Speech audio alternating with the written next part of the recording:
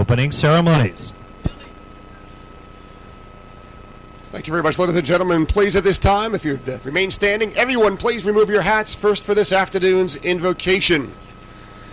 Heavenly Father, we thank you for allowing us to gather here this afternoon in a very special and historic event at the Bethel Motor Speedway, truly united by the love of stock car racing. We are a family here this afternoon, and of course we pray for your guidance. Send guardian angels around our drivers, crew members, and our race fans, helping make this event possible. We also ask, Heavenly Father, that you reserve a special place in heaven for a beloved family member here at the Bethel Motor Speedway, Clarissa Hopkins, whose life was tragically taken from us several days ago in a highway motorcycle accident.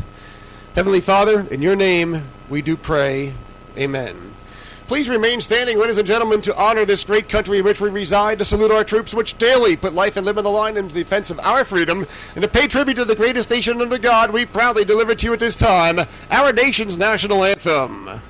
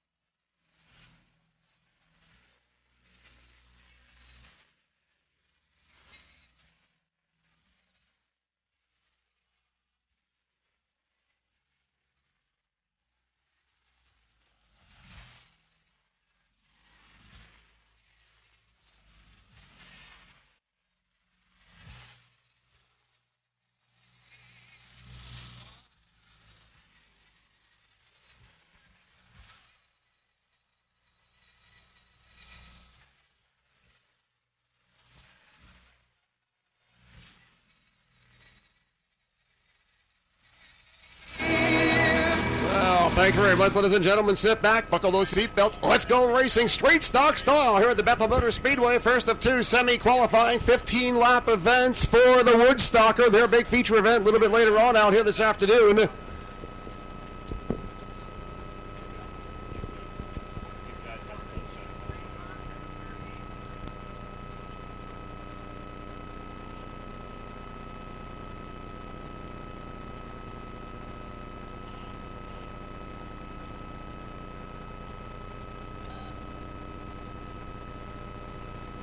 Alrighty, we're ready to go. First of two 15-lap semis. The 54 of Amber Van Doren will be from the pole position. That is a previous qualifier. She'll get the number one spot. She also, by the way, is current point leader here on a Saturday night basis at Bethel. To the right side of Amber, piloting car number 12 out of White Sulphur Springs, New York. This is the 12 car of Josh Wilbur. Starting from third, the 89 out of Callicoon, New York, is Ryan Brackner. Outside row number 2, going away in spot number 4, behind the wheel of the 83 car from Staten Island, New York. This is Matt Guadagno. Starting from 5th out of Narrowsburg, New York, the 357 Kyle Welsh. 6th spot, the 17R car from Kingston, New York, the popular Jessica Rickey. Starting from 7th out of Monticello, New York, the number 1 Larry O'Donnell. Outside row number 4, piloting the X car from Uniondale, this is Josh Towner. And the final starting spot, driving out of Middletown, the 21 junior Little Joel Burns. That's right, we affectionately have nicknamed him the Amish Rabbi down there at Middletown. That all comes from his banquet apparel that we see him usually in the month of January or February in. 15-lap semi-qualifier. 2 of them on the deck here this afternoon. Top 4 get the redraw for the top 8 starting spots in the first ever Woodstocker here at the beautiful Bethel Motor Speedway.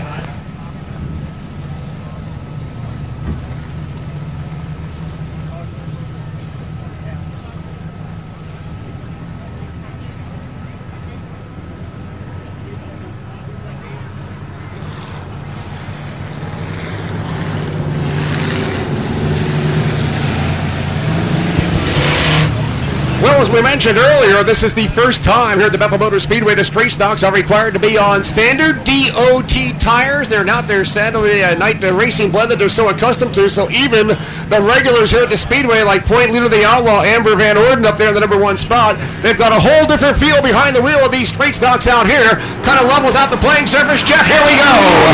Alrighty, straight stock qualifier number 1 is underway, and Amber Van Doren will grab the early lead down the back straightaway. Here comes Josh Wilbur. Wilbur tucks it down in line right now, but making tracks up through the pack. Kyle Welsh out of Narrowsburg. Welsh takes the high road. Van Orden, the Outlaw, takes the first lap now under her belt. Welsh last year was the big winner at the Accord Gobbler event on the dirt down the back straightaway. Keep your eye on the 357. Josh Wilbur stepped out of line for just a split second. He tried to tuck it back in line. Wilbur's car is plowing madly, goes way wide, losing 2 spots as a side-by-side battle between Ryan Brackner and the 357 of Welsh now continue for the number 2 spot. Welsh got it cooking on the outside lane down the back straightaway. He's now up to 2nd after starting back in 5th. Wilbur on the hot seat for the draw right now. He is in the number 4 spot. 1 notch back is Larry O'Donnell on a Monticello in the number 1 car. They'll all go to the Woodstocker out here this afternoon. Top 4 cars get the redraw as the Outlaw waving bye-bye right now with about a 3-car length gap. Point leader Amber Van Orden on a turn number 4. A father and son daughter racing team here at Bethel on a Saturday night. Amber Van Orden charging into the corner with the lead down the back straightaway. Kyle Welsh, after slicing through half the field, trying to catch the leader. Wadongo back there, the 83 car tucks it down to the inside. Here comes Toner on the high side. LJ, the rooftop shuffler in the engine shop 21 car. Look out for the 17 of Jessica Ricky. She's in trouble. 17R going around. Jessica Ricky bringing out the yellow.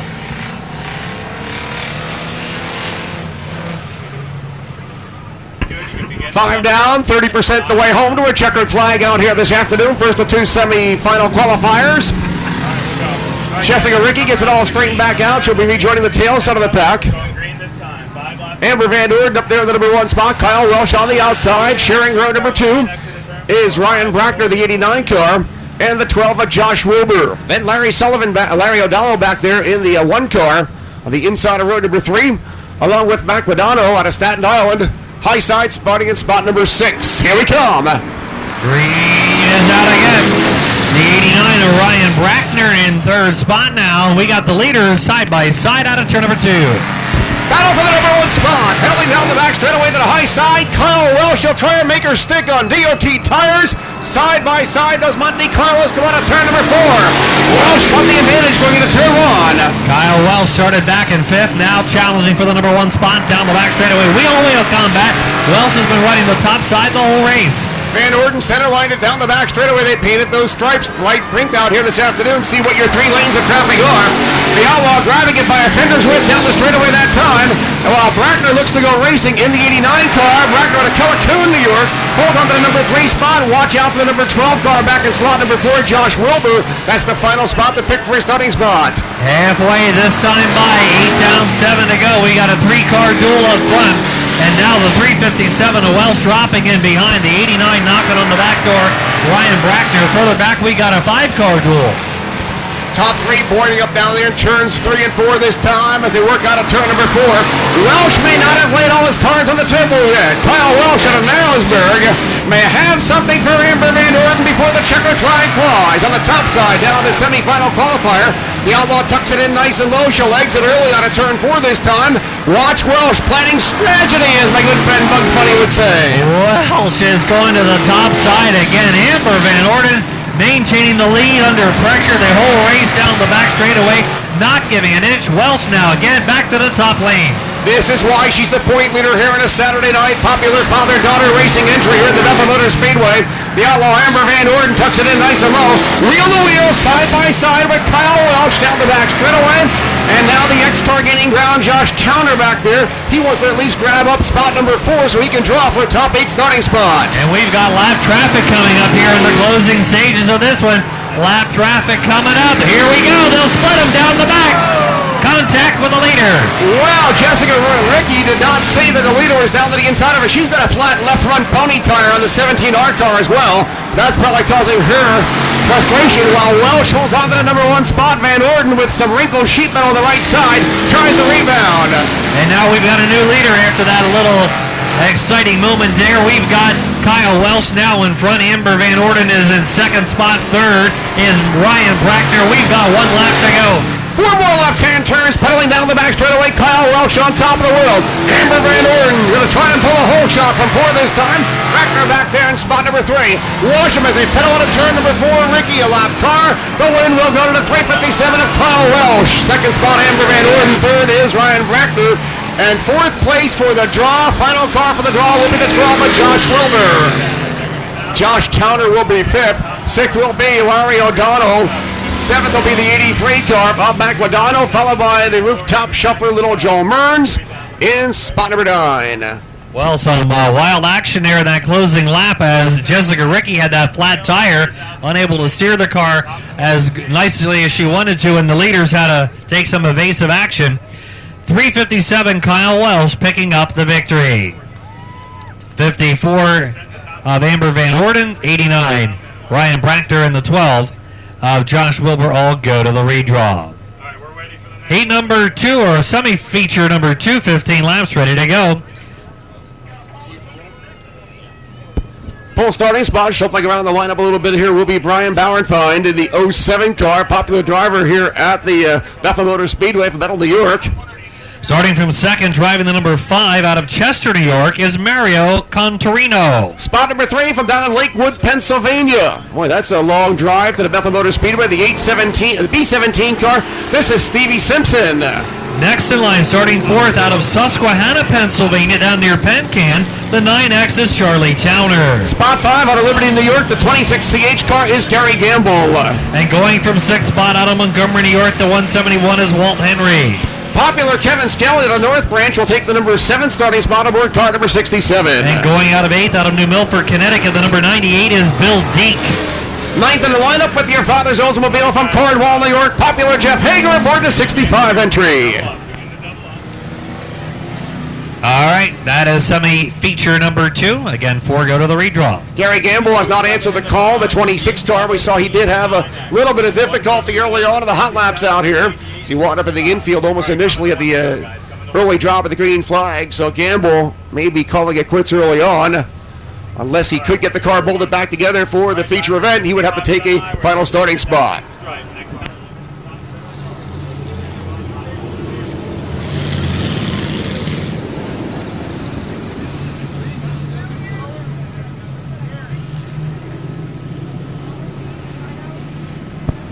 All right, Brian Bauerfeind out of Calicut, New York, up front, ready to bring him down to the green. Street stock qualifier number 2.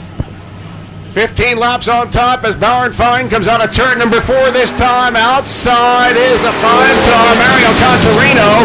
Contorino's got some experience on dirt down there at Orange County as well. Dropping back at the drop of the green flag as the inside line takes off. Down the back straightaway now, here comes the 67 working on the inside, Kevin Skelly. Look where he's out already, he's in second. Skelly has had a lot of success here at the Bethel Motor Speedway in that type of race car. No doubt he's going for the gusto right now. Down to the inside of Bauernfeind he goes, and new race leader is Kevin Skelly in the 67 now. Kevin Skelly starting mid-pack. He's already up into the number 1 spot early in this one. 13 times a feature winner, former track champion here at the Bethel Motor Speedway as top 3 take off. Battle is on for spot number 4 right now. Contorino is down to the inside, and Walt Henry out of Montgomery. Henry takes the high road down the back straightaway. Walt Henry now putting the pressure on, working on the outside lane on Mario Contorino down the front straightaway. Top 3 drivers checking out right now. The rest of the pack side by side. They rub some fenders for the number 4 place. Remember, top 4 get to redraw for the top 8 starting spots. So that 4th place right now, kind of a hot seat position. Henry onto the outside, Contorino down low. He'll drag race him out of turn number 4. Yes, indeed. That is an important spot as they battle for that last redraw spot. Heading into the corner, Charlie Towner, the 9X, enjoying the great battle ahead of him as they work down the backstretch. Well, picked up a feature win last night here at the Bethel Motor Speedway, so the tires are probably still warm on that 171 car. As he is now in the number 4 spot, he will drop the top 8 restart. Contorino back to spot number 5. Down the back they go. Meanwhile, Skelly way out in front of the pack with a huge lead battle now for the number 2 position as they exit turn 4.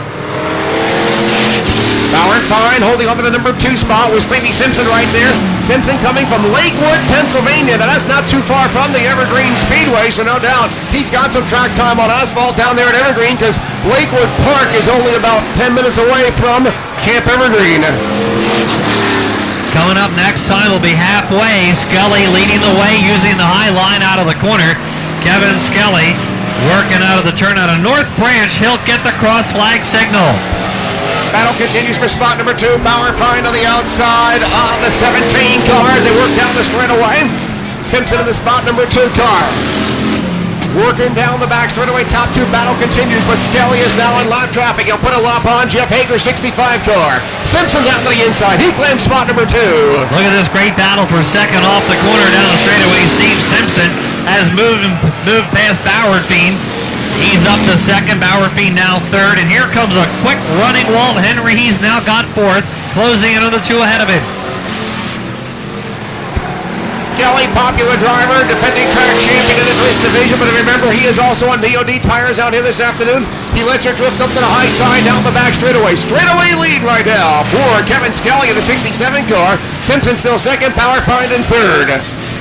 Now we got a 3-car battle coming out of the corner amongst cars that are in a redraw spot right now. Again, everybody here in this event is qualified, racing for those redraw positions now down the backstretch.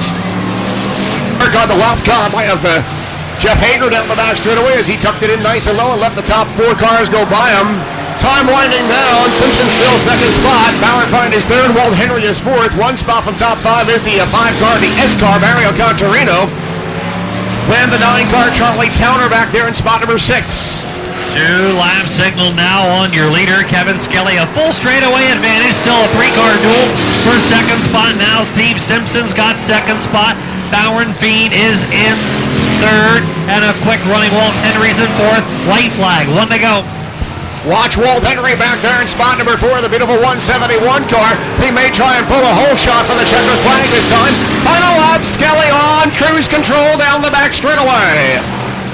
Checkered flag waving this time off the corner. Kevin Skelly will take home the checker in our second semi. Second across the line looks like it will be Steve Simpson, followed by Brian Bauerfein and 171 of Walt Henry. Henry will be fourth. Mario Contarino then in spot number 5. Sixth will then be the 9 car, Charlie Towner. 7th is the 98 car, Billy Deek. Then followed by the 65 of Mike Hager. All right, qualifying heat races completed, or qualifying semis completed for the street stocks.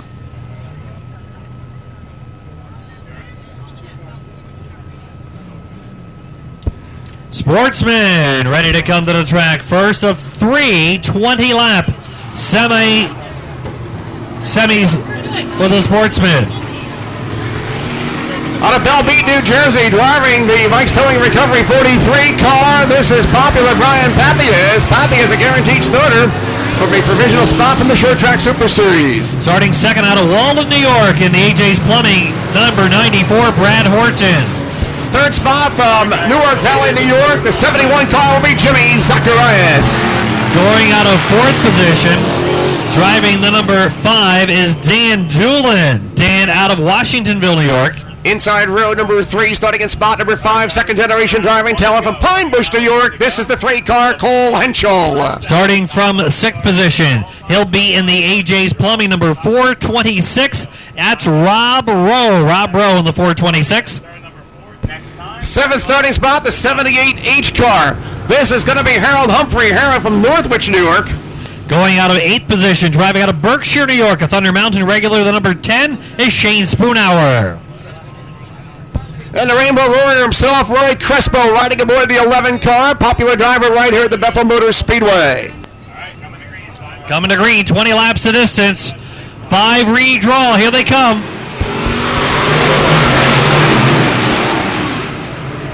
5 will qualify for the feature and go to the redraw. Down the back straightaway, Papias has the lead. Papias will show the way by a whisker out of turn number 4 this time. Zacharias lets her drift up the outside. Here comes Cole Henschel. 3 wide out of turn number 4. Oh, baby, baby. Watch Horton go to the high side. That's Brad Horton. down the back straightaway. He'll try the inside lane now. Look out, Zacharias now, battling with Horton and Humphrey. 5 cars to redraw in the hot seat right now is Harold Humphrey back there in the 78H car. He looks down to the inside. 3 wide as well for spot number 4 down the backstretch. Here comes the number 5 car, Danny Doolin. Danny Doolin on the gas now, battling with Horton. He gets by him now inside of Harold Humphrey. Doolin and Humphrey make the move into the turn. Danny Doolin taking over spot number 4. Humphrey back there in spot 5. Brad Horton rides in spot number 6. Rob Rowe is 7th.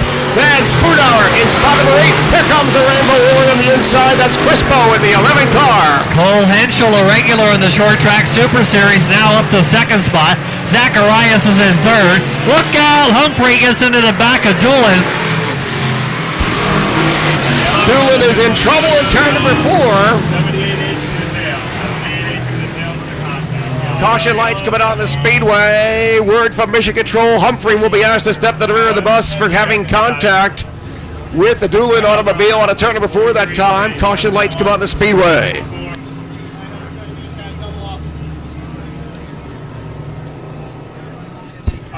Well, the 78 of Humphrey is going to go to the back of the field. Tough break for the 5 of Doolin. Looks like he's got a right rear flat. Dan Doolin's out of Washingtonville, regular here at Bethel.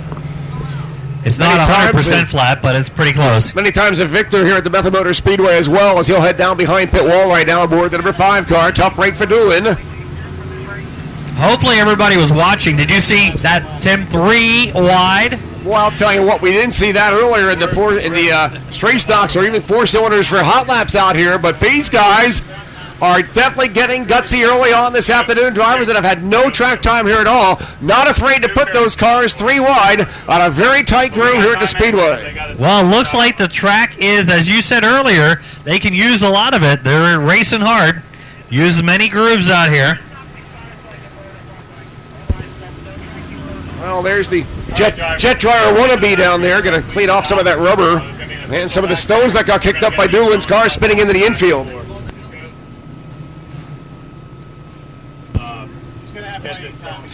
Dusty Dryer in the jet dryer wannabe out there, and he'll push the dirt back down to the inside. That was kicked up by Doolin's spinning race car. We'll bring him to a halt down the back straightaway.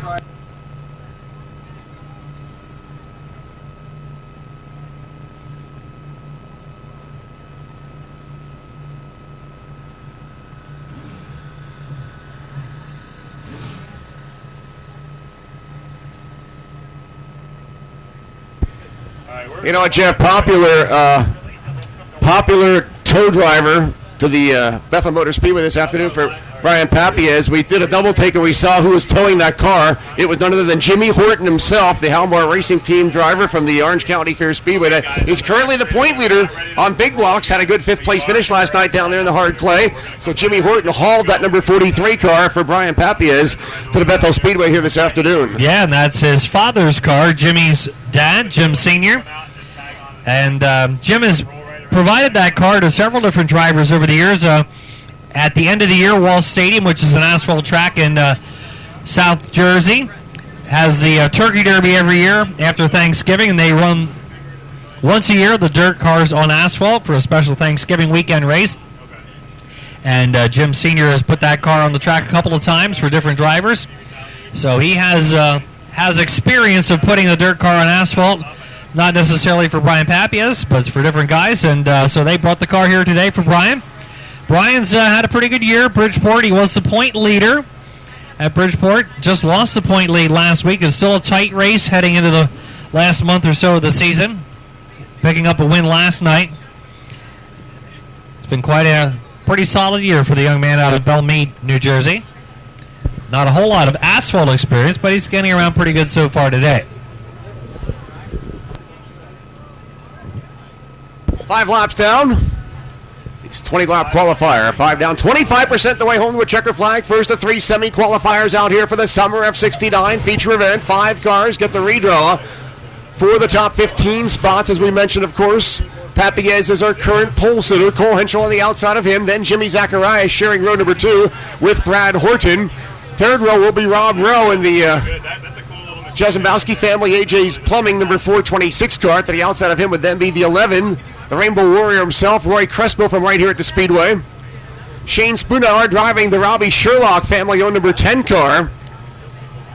Then along with the 5 of Dan Doolin and the 78 car of Harold Humphrey. Yeah, Humphrey, champion in his career at the Afton Motorsports Park. Feature winner there. Getting some asphalt time here.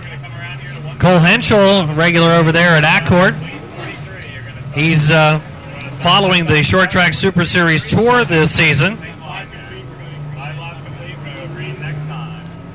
5 down, 15 on tap right now for the first of 3 qualifiers out here. The semifinal qualifiers for the Summer of '69 Showdown. History in the making at the Bethel Motor Speedway. Cole Henschel currently 4th in points. And Shane Spoonhour is 3rd in series points. Again, everybody getting the same points today, but they are chasing points on the Short Track Super Series. Here we go. Out of 4 they ride this time, and Papias lets that car get real wide out of 4 that time to try and block Cole Henschel. Henschel came down, but right there sat Zacharias. Trouble on the backside again between Humphrey and Doolin. Yellow, yellow, yellow.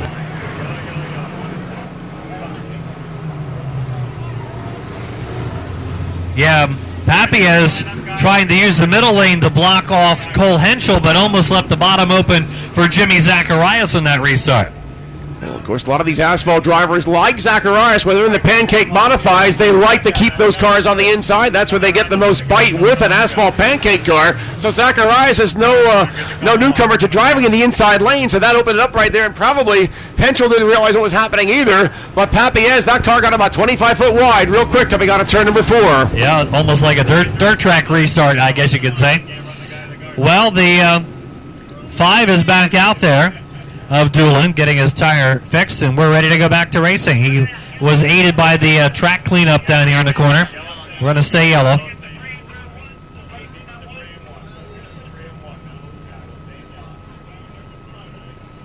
Yellow, the speedway being reported down in turn number 1. A piece of debris on the speedway.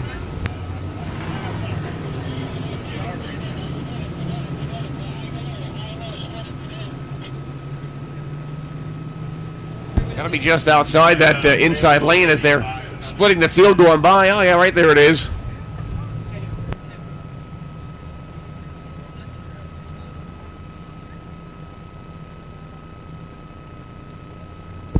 Good afternoon to the lovely Jillian Kirkpatrick. Taking in action from the grandstands this afternoon. The prom queen will be taking in action not from the racing seat, but from the grandstand seat. Caution back out. Debris has been picked up. It's worth about 2.5 cents at the recyclable stand. Yes, thank you very much, track crew. Papias and Henschel again. Watch a classic restart. The battle is on. We're going back to green flag excitement here this Sunday afternoon. Motoring into the turn. Look out, 3 wide. And here comes Rob Rowe on the inside. He's looking for second. That was an all-baby move if there ever was one. But he's battling with the 426 car. Rob Rowe, the AJ's Plumbing car, into the number 2 spot. Zacharias now 3rd. Horton is way up into the ballpark right now. Here comes Spoonhour. Brad Horton off the guardrail on the back straightaway. The yellow lights are on.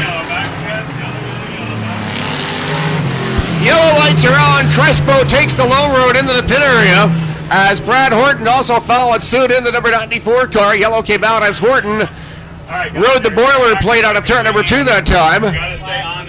Boy, the battling is hot and heavy out here this afternoon. Everybody wants a chance at that $6,900 first place paycheck in the Sportsman Summer of '69 Classic. Did you notice, though, Jeff, that on that last restart, the 43 car, Papias, was a little more conservative coming out of turn number 4. That maybe just may have gone away on him. That may have been the reason that the thing got so wide last time. Yeah, he was a little more conservative, but nobody else was. Wow, what a restart that was. They were 3 wide down in the corner, bouncing off of one another a little bit, and unfortunately, Brad Horton ended up bouncing off the guardrail. One car was down on the apron there and kicked up a little debris. How about the move for Rob Rowe? Rob Rowe, teammate with Frank Jarzembowski today. He's out there in the 426. He made that daring move down low inside. Picked up second, getting by Cole Henschel and by Jimmy Zacharias. He's now in second. First-time visitor from down at the Orange County Speedway, Rob Rowe, normally drives his own number 20R car, the R&R towing car. Forged a deal with the Jarzembowski family this morning, picked up the ride of that 426 mount. Very popular car also down at Orange County. A beautiful job they did in the vinyl shop on that mount, as is all the Jarzembowski racers in 2017. Crossover sign being given. Go back to battling next time. 6 laps have been scored, 6 down, 14 remain.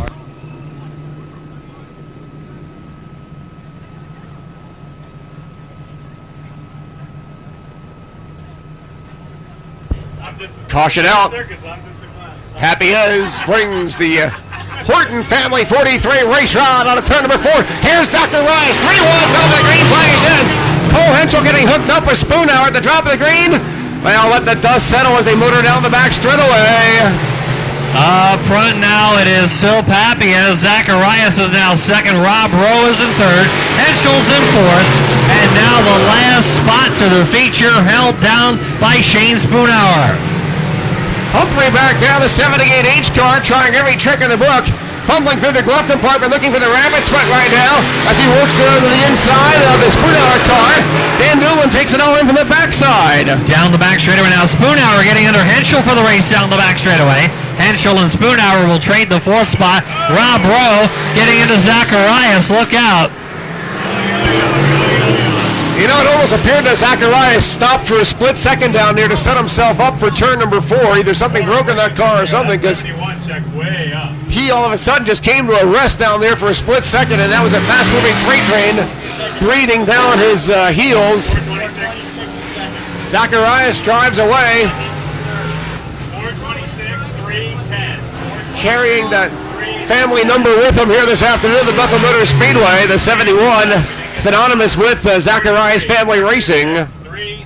Hey, 50-50 continues to be sold throughout the grandstand, the entire campus of the Bethel Motor Speedway today. We see the 50-50 gal come by, get on $1 and give her a holler, get into the big fan giveaway.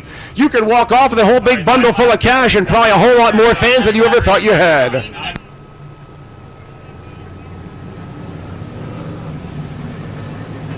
Well, 9 laps have been put to the history books right now. A lap shy of the halfway point.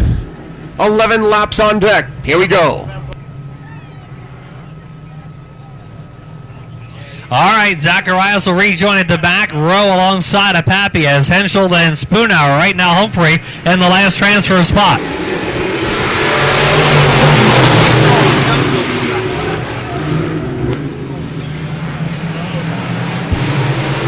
Papias back in command of the drive right now. Humphrey puts a nose down to the inside. Zacharias in trouble. Doolin spins to avoid contact. Yellow, yellow, yellow.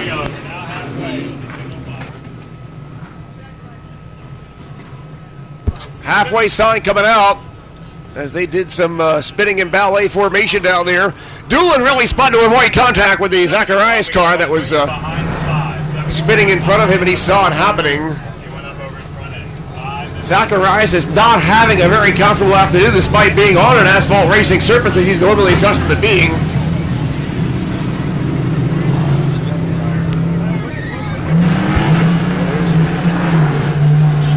Bring Dusty Dryer back out, the jet dryer wannabe.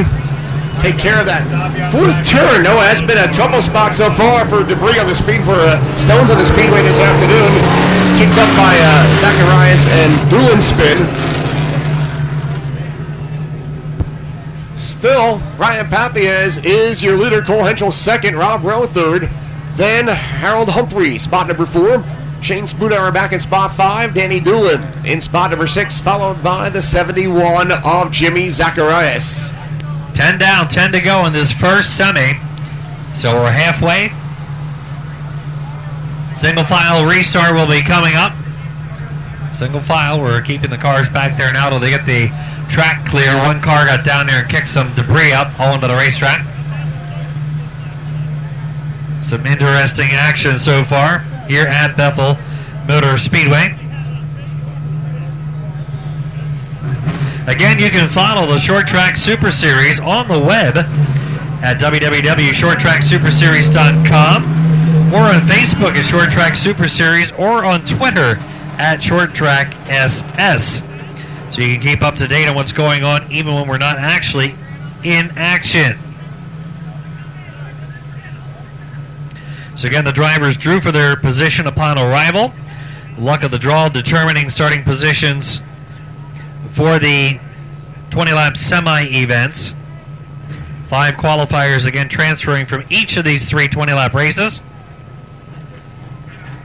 All qualified cars from the semis will go to the redraw. That'll be 15. Positions 6 and 9 locked into tonight's feature from qualifying events run last night.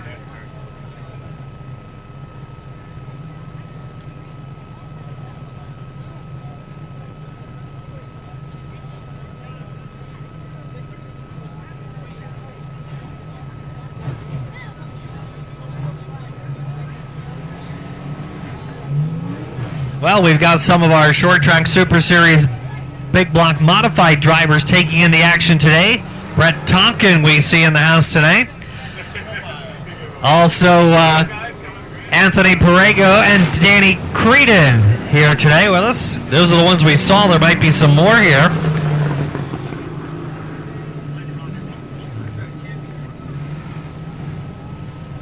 Restart, 10 in, 10 to go. Let's see if we can finish this. Well, single file past the halfway notch right now. First of 3 semi-final qualifiers for the Sportsman. Here comes Papiez. Center lines it from turn number 4. We go back to green flag racing. Back to green into the turn. Zacharias back out of the pits down the back straightaway. Papiez got the lead. Rowe battling Henschel for second. Rob Rowe picks the left front way up off the ground, and Newland's in trouble, but can't keep a good man down. Walk it off, as they say in my favorite movie, over the hedge. He puts it back there in the second to last spot. Right now, Shane Spoonhour holding down the last transfer spot. Spoonhour, then Doolin and Zacharias. Zacharias not up to speed like he once was after being involved in a couple of scrapes. And Zacharias in trouble again in turn number 4. Yellow for Zacharias. Boy, that seems to be the trouble spot on the speedway for Zacharias the entire afternoon so far. About the 3rd or 4th time he's had trouble down yonder in turn number 4.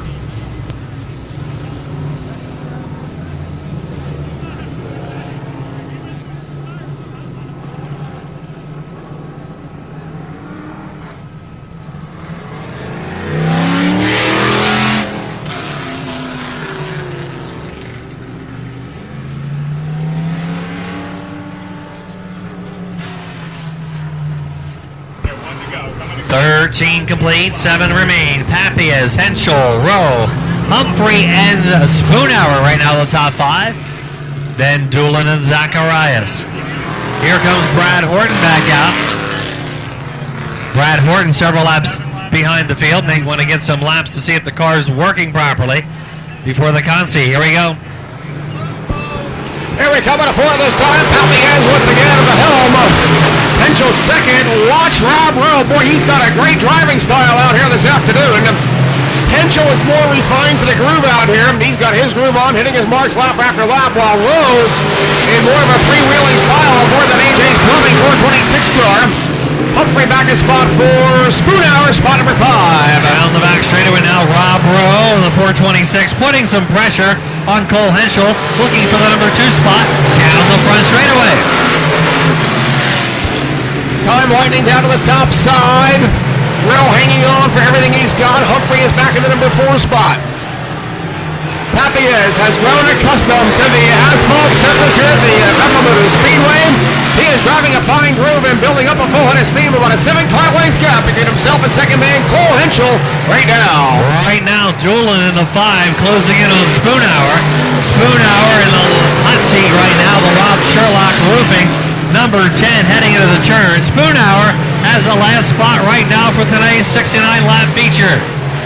Actually, a good battle going on back there for that final spot on the speedway between Brad Horton and Jimmy Zacharias. They're out of this event as far as qualifying and picking for the top 5, but they're putting on quite a show at the end of the pack. White flag, 1 lap to go. Final lap here for Brian Papias. Papias setting the pace. One more time around. Out of turn number 4, they'll see the black and white this time out of Belmead, New Jersey. Driving the Mike Stoney Recovery 43 car. This is Brian Papias. Cole Henschel second. Rob Rowe third. Harold Humphrey fourth. James Budar fifth. Dan Newland sixth. Seventh would then be the 71 of Zacharias. Brad Horton will be credited with 8, several laps down. All right, 43, Brian Papias winning. The 3, Cole Henschel second. 426, Rob Rowe is third. 78H, Harold Humphrey fourth. And the 10, Shane Spoonhour, coming home in 5th position. We're ready for semi number 2. Pole position out of Madisonville, New York, in the James O'Hara Construction 06 is Larry Mecker. Larry Meckick in the 06. Outside row number 1 from Cassville, New York. In the Picture Perfect Pals, number 73 Pete car. This is Craig Pritchard. Starting from 3rd, driving in the 22E from Matamoros, a regular here, is Eric Moon. Outside row number 2 from Highland Lakes, New York, in the 5L Enterprises, number 80 car. This is the Iceman, Dominic Roselli. Starting from 5th position, driving in the JBM Truck Repair, number 9 from Pine Bush, track regular here is Kyle Redner. From Middletown, New York, first time back behind the wheel of a stock car in about 7 or 8 years. Outside row number 3, number 26 car, Frankie J. Frank Jazembowski. 7th on the grid, driving in the perfect exteriors, number S1 from Florida, New York, that's Milton Mann. Outside, spot number 8, the O car from Pine Bush, New York, the premium property maintenance sponsor mount. This is Mikey Talmadge. And the final starting spot, driving car number 46, the Davis Welding Express. He's an Accord regular, Nick Plumstead. Nick Plumstead was second last night, so he has got the 9th position. He's a guaranteed starter.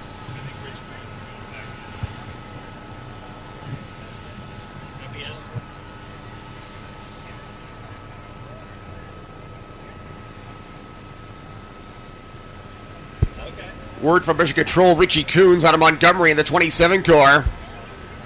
Maybe put at the tail side of this also, this qualifier in spot number 10. Popular driver for the balance of his career here at Bethel Motor Speedway. Had a lot of time earlier on in his career down in Orange County. Also turned into a traveling man in 2017. We've seen his name in the rosters, not only at Mahoning Valley, but also down at Evergreen back in 2016.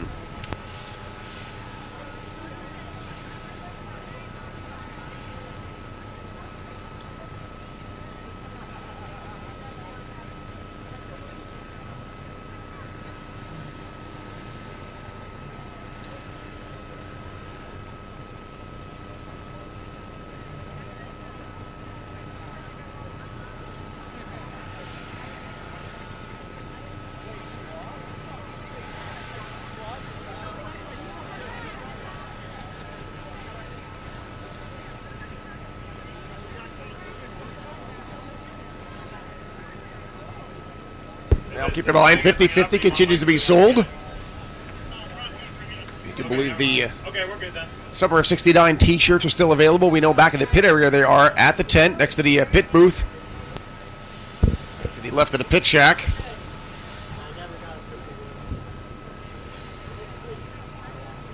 Cleaning off the surface out there in turn number 2 before we invite this second semifinal qualifier out to the playground. Got to send a shout out, of course, to the concession stands here at the Bethel Motor Speedway. Boy, I'll tell you what, some of the best darn racetrack food I've ever tasted, and I've been around a long time, so we've eaten a lot.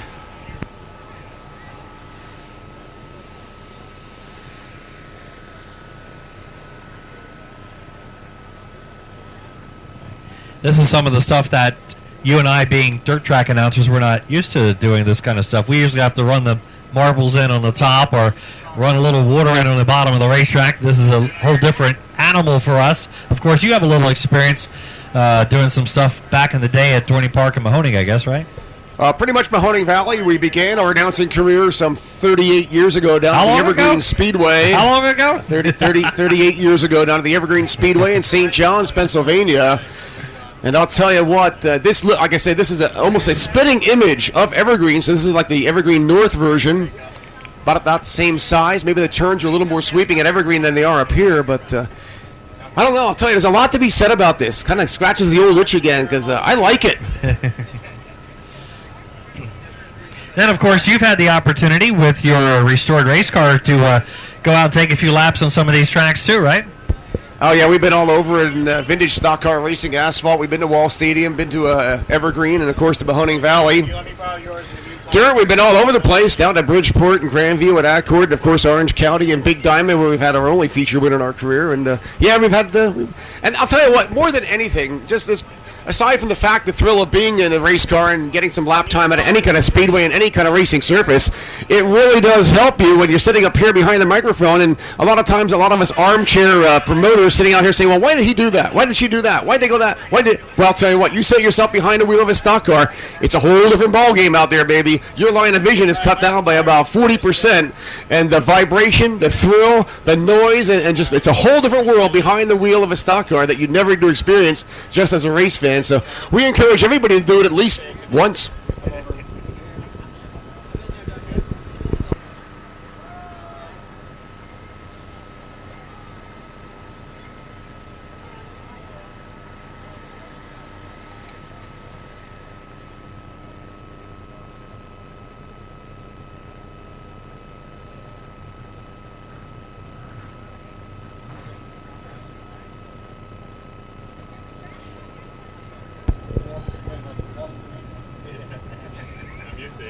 Second qualifying heat event coming out to the playground right now. Here's Mekic.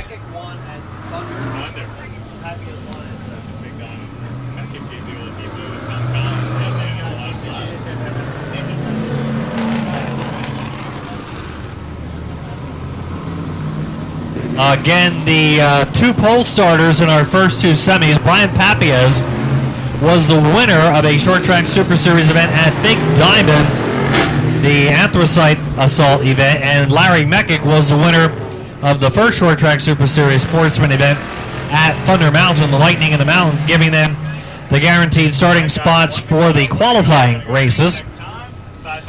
And Nick Plumstead and Ed Donkenhausen were finishers here last night, picking up guaranteed starting spots directly into the feature today from last night's event here.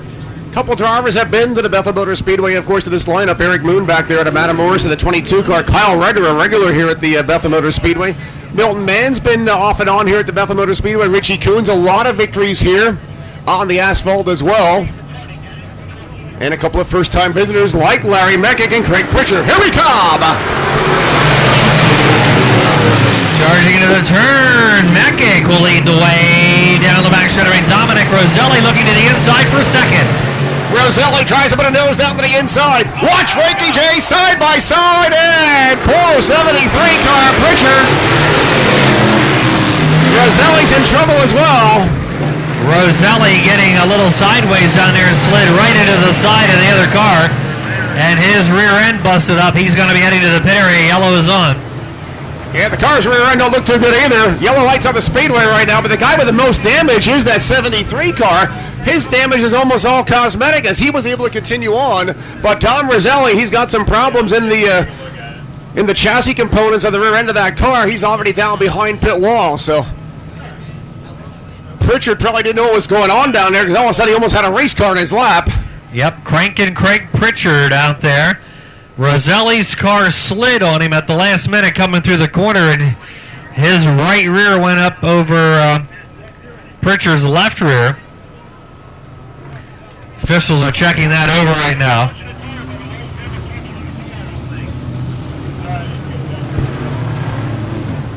Well, the doctor gives him clean bill of health, tells him to roll away. Could use a Band-Aid or two, but other than that, the car is freewheeling, nothing rolling against the tire or anything. So Pritchard, we're able to rejoin right now the picture-perfect Pools, number 73 P car.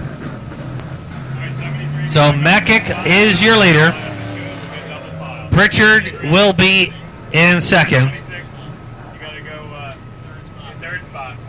26, Jarzembowski is in third.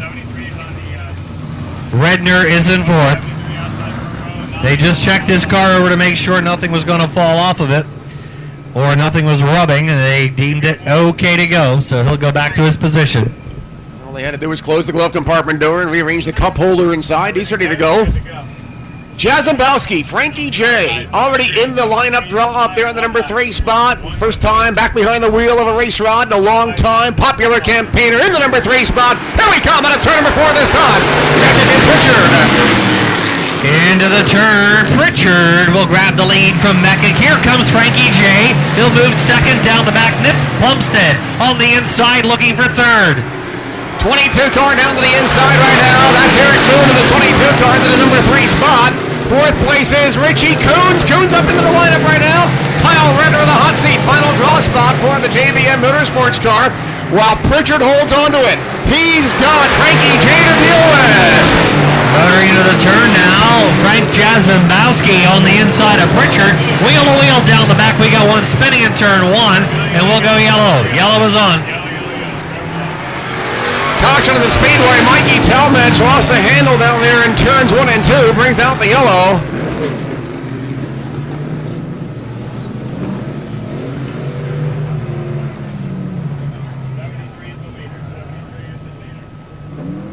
Well, when the yellow came out, we won't caution. We won't score that lap, so that puts the 73 back in the number 1 spot right now. Craig Pritchard in the picture-perfect Pools number 73 car. How about the job that Frankie Jazombowski's doing out here this Sunday afternoon? Well, I'll tell you what, dusted off the racing helmet. I can almost guarantee you his racing suit still fit him because I don't think he gained at least an ounce of weight over the years. You know, most of us kind of tack on a couple of progy weight. Not Frankie J, I'll tell you what. He looks about the same weight he was when he was 16 years old. He is a primed racing driver out here this afternoon, and he made some good moves. Almost had that lead in the hip pocket when the yellow lights came on. Talmadge is off the playboard right now. Eric Moon in row number 2 along with Richie Coons, Kyle Redner, and Larry Meckick in row number 4. And then Milton Mann by himself back there on the inside, spot number 7. All right, here we go. Frankie J outside of Crank and Craig Pritchard. Here we go.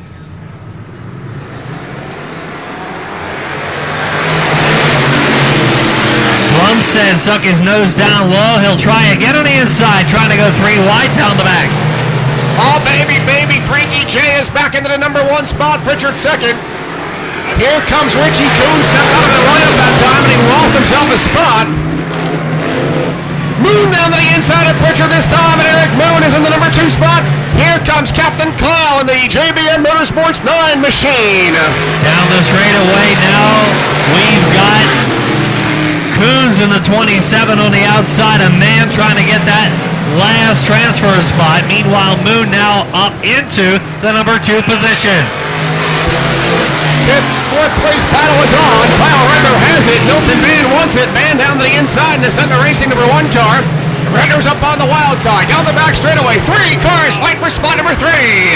Trying to go. They will go 3 wide out of turn number 4. Here comes Mann up the inside, and Mann goes to 3rd. Mann doesn't need a number 1 car. Down the back straightaway. Kyle Redner, 2nd generation driver on the outside. Tucks it in nice and low this time. They'll swap lanes. The drag race is on for spot number 3 again.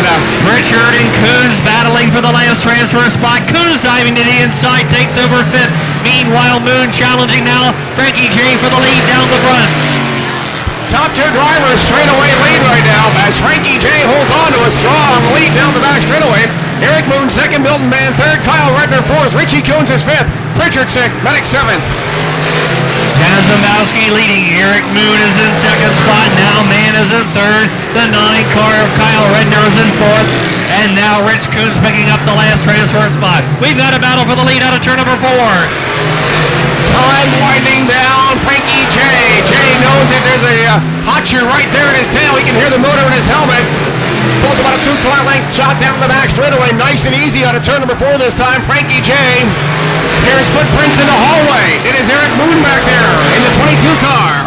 Eric Moon starting this event in mid-pack. Dropped back a little bit on the early laps, but he's moving right in on Frankie J. Meanwhile, Mann battling hard now with a 9 of Kyle Redner down the front straightaway, battling for third. Richard Coons having things all his own way out of Montgomery, New York. Back there by himself in spot number 5. Battle is on for spot 6. Pritchard grabs the number 6 spot. Mechanic is 7th.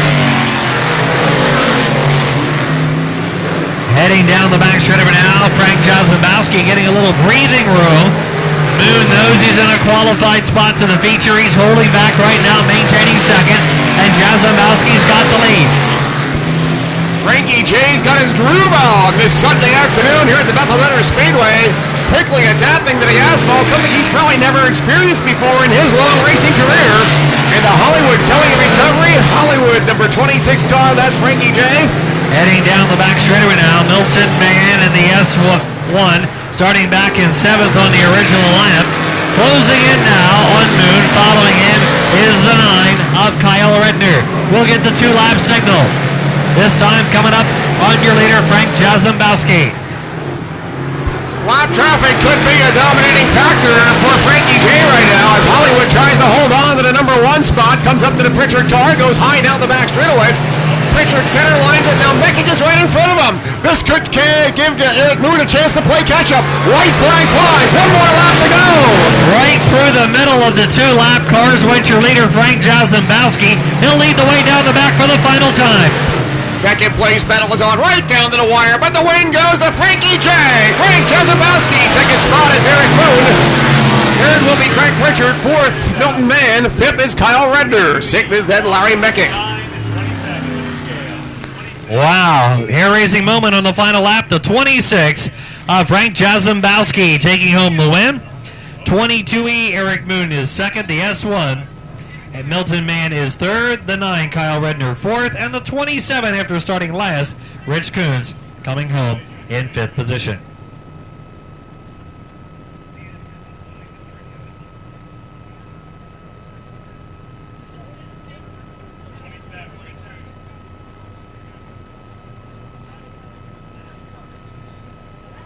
Heat race or semi-event number 3. Pole position will be the 117 at the Eggers Automotive entry out of Woodcliff Lake. That's Billy Eggers. Outside row number 1, coming all the way down from Danbury, Connecticut, piloting that 21X car, it's Al Archieri. Starting from 3rd position, driving out of Milford, Pennsylvania, regular in Orange County, driving the number 96, Chris Racer. From Motisville, New York, regular with the Thunder Mountain Speedway this year. Middletown was his home track last year, the 20X car. This is Corey Cormier. Starting from 5th position, driving in the Friend Construction number 50X regular in Devil's Bowl from Fletcher, Vermont, it's Joey Roberts. Outside row number 3, calling spot number 6 is home. Aboard car number 6X from Hurley, New York, this is Jackie Brown Jr. Starting from 7th position, driving car number 7 will be Mike Sabia. Easton, Connecticut for Mike Sabia.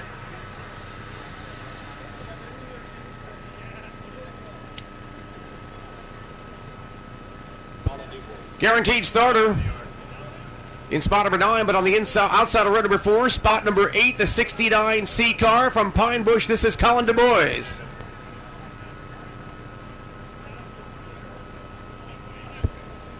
Ninth spot again will be the 11X car, Eddie Dockenhausen, coming down from Connecticut. Guaranteed starter after a great finish here last night. Picking up the checkered flag last night here at the Bethel Motor Speedway.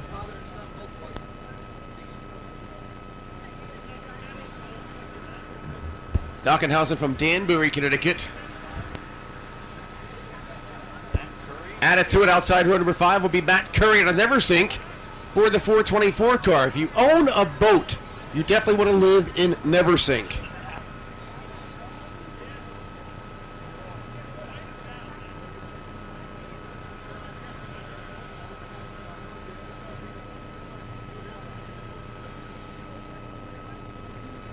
Starting lineup for this, the 3rd semi-final qualifier, 20-lap qualifying event. Top 5 qualify. Top 5 will get the opportunity to redraw for the top 15 starting spots in the Summer of 69 Lap Classic. All going through the pit area right now for 3rd qualifier to take its place on the speedway. Coming up after that 3rd final Sportsman qualifier, we'll move into the 4-cylinder qualifying heat events. There'll be 8-lap heat events. I think we have a pair of those on the tote board right now.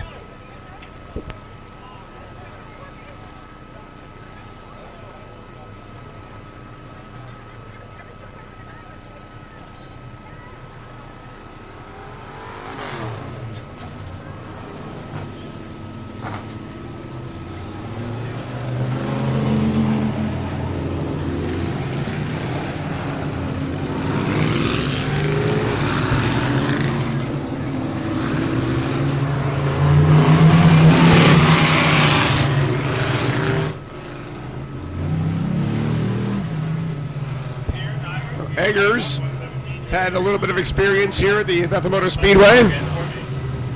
So has the 21X car of Archie Erie.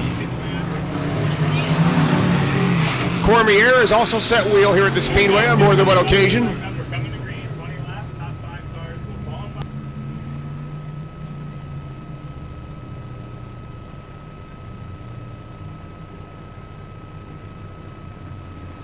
Alrighty, here they come.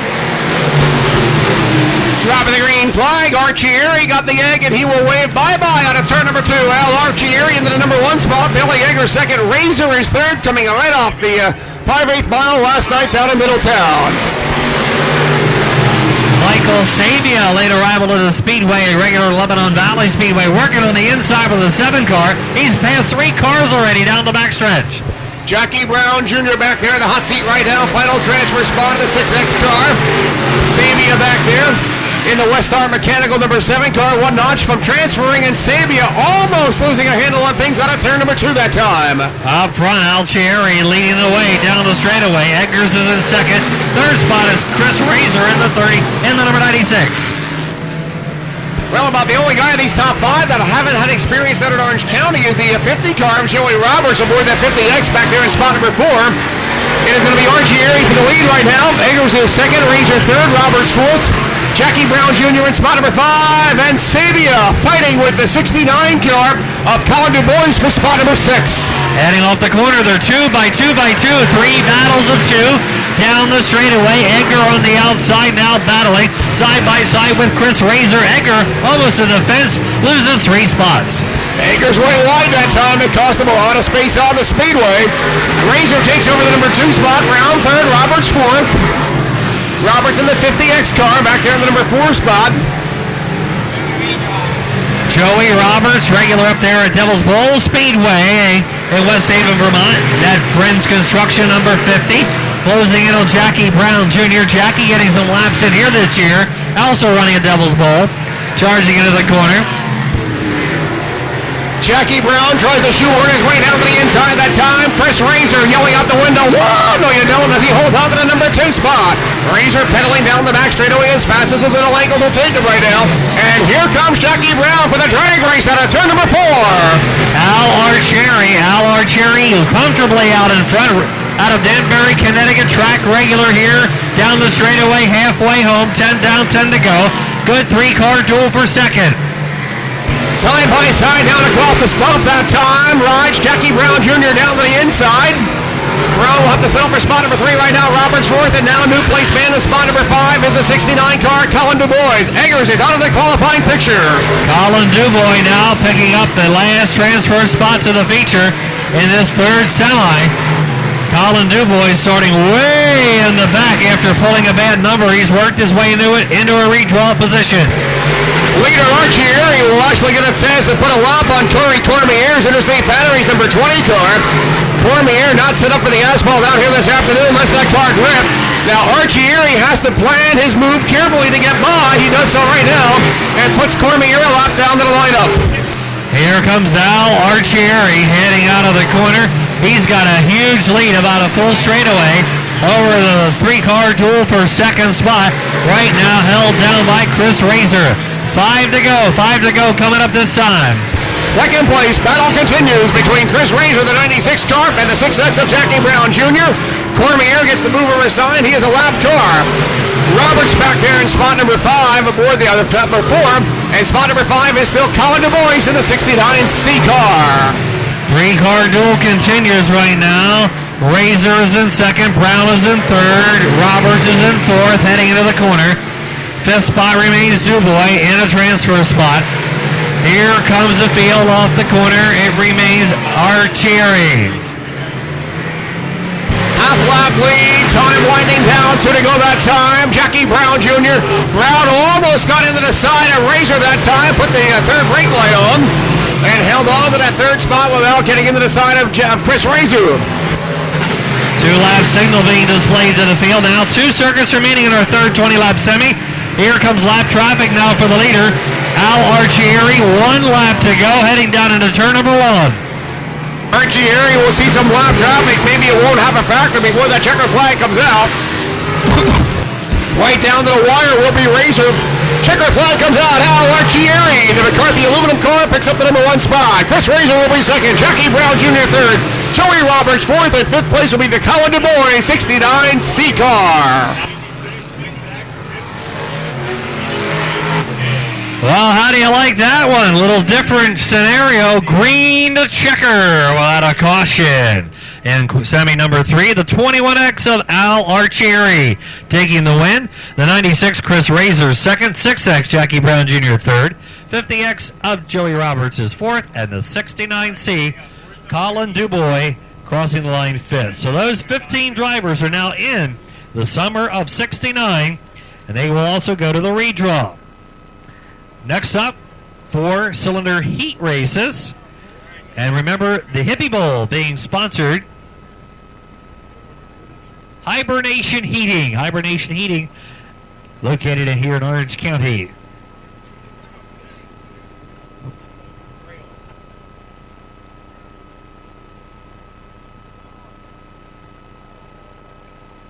Eight-lap qualifying heat events for the 4 cylinders. Pair of qualifiers on the grid right now. The first of 2 of them have been called to the line. They'll all qualify. Heads up, of course, start. That means the winner of this one goes to the pole for the Hippie Bowl. Brought to us again by Hibernation Heating. From down in Orange County area, they say service Orange County, Sullivan, and Ulster counties. A big thank you to Hibernation Heating for making it happen out here this afternoon at the Bethel Motor Speedway, becoming a primary sponsor for the Hippie Bowl.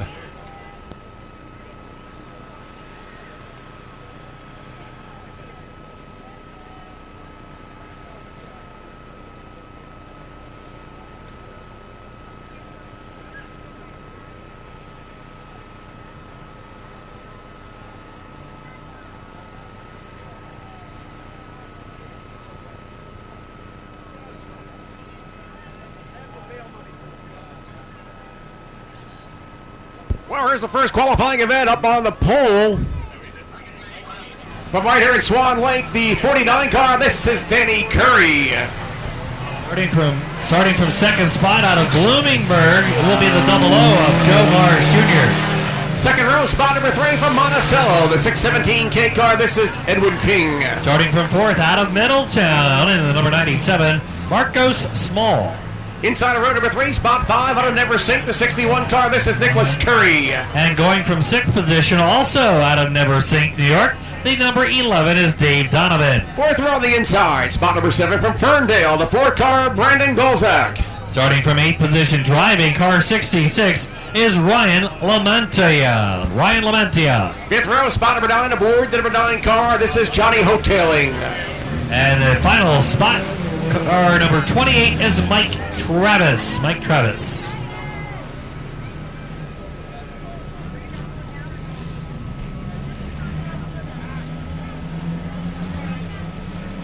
Oh, 06 of Marisol Torrens out of Monticello added to your lineup.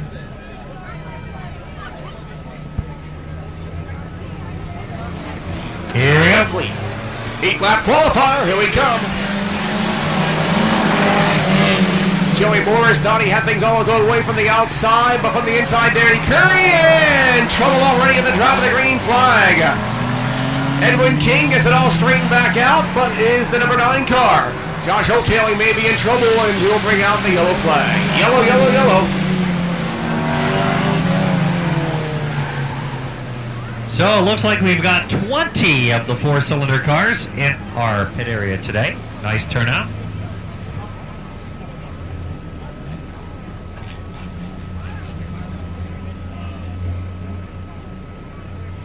So 3 divisions on the docket for today. The street stocks, the 4-cylinders, and the dirt Sportsman here at Bethel Motor Speedway. And again, we thank all of you for coming out. Everybody here in the grandstand, everybody in the pit area, all the race teams here today.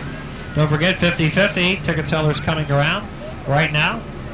Tim and I have our tickets, or as Leon always likes to say, our losing tickets.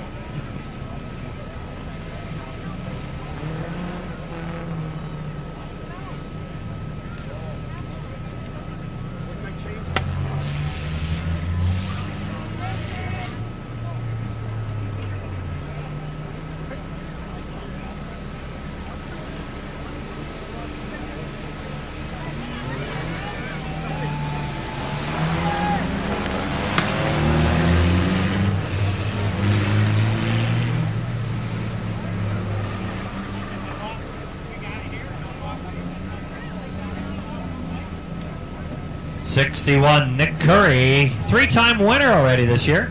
He's out there. Ready to go back to green. Here we come on a 4 this time. Down to the inside. Rides Danny Curry again.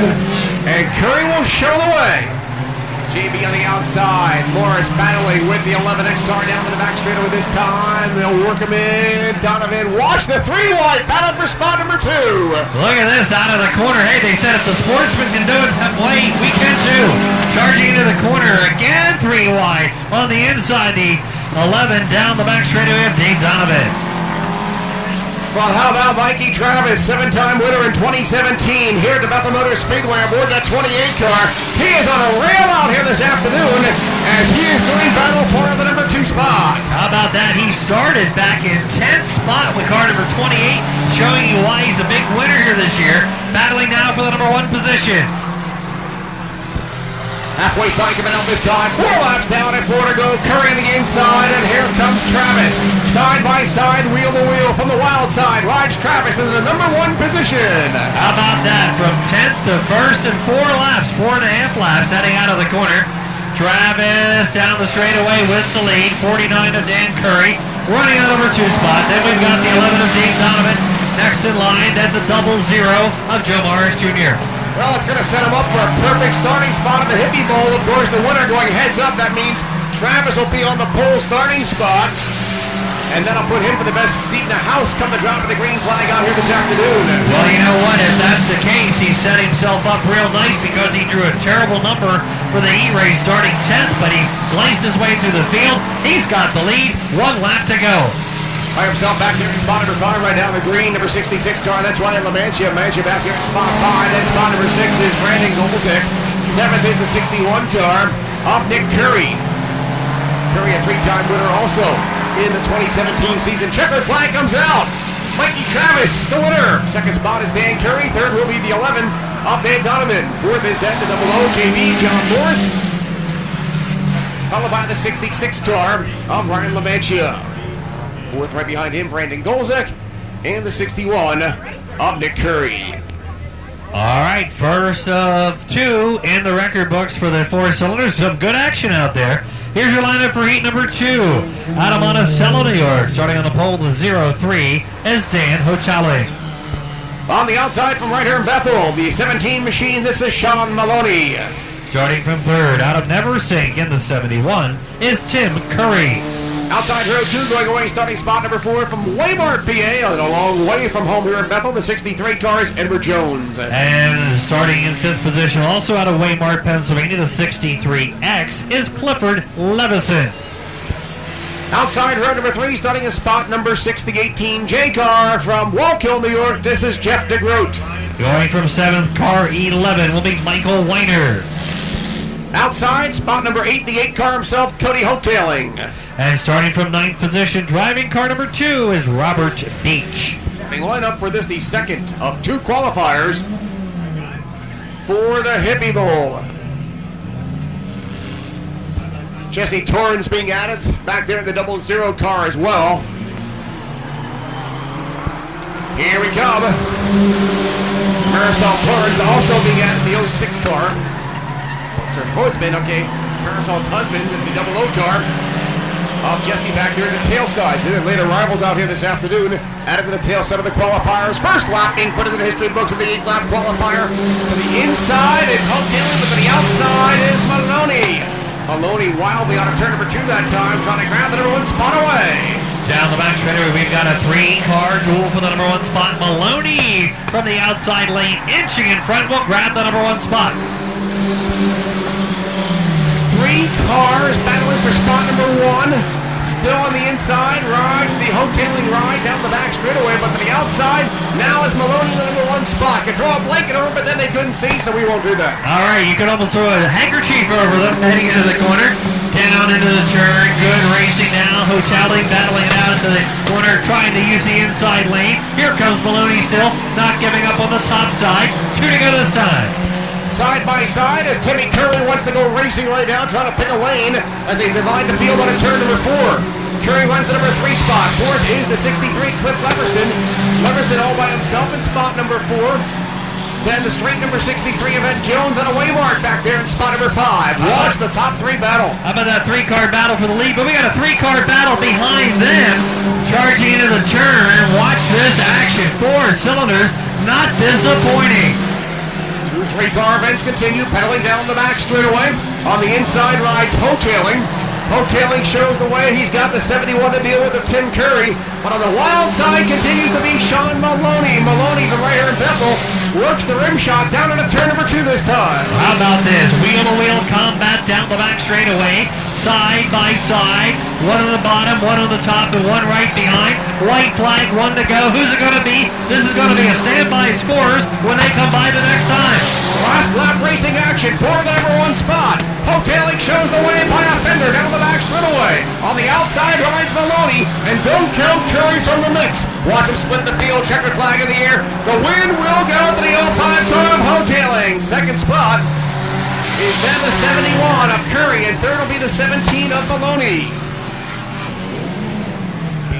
Fourth then was the number 8 car, Cody Hotailing. Fifth is the 63 of Ed Jones, followed by the 63 of Clifford Levison. All right, how about that? 4 cylinders now qualified for the Hippie Bowl, sponsored again by Hibernation Heating of Orange County. So thanks again to Hibernation Heating, sponsors of the Hippie Bowl. 4 cylinders are qualified. They're ready to go in their feature event a little bit later on. Well, a pair of 15-lap consolation events will call last chance qualifiers. That always sounds a little bit better. 15 laps, top 3 cars get the starting spot in the 69-lap classic out here this afternoon. Calling them out to the Speedway. First of 2 consies. Danny Doolin's going to go away on the inside of the front row, starting in spot number 1, piloting car number 5.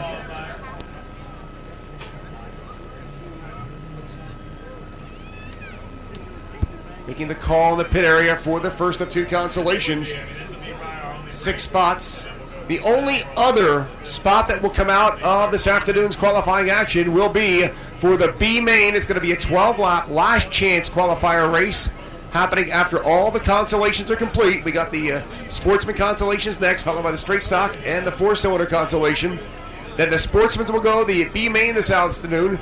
12 laps and just 1 final spot to the Summer of '69 feature event.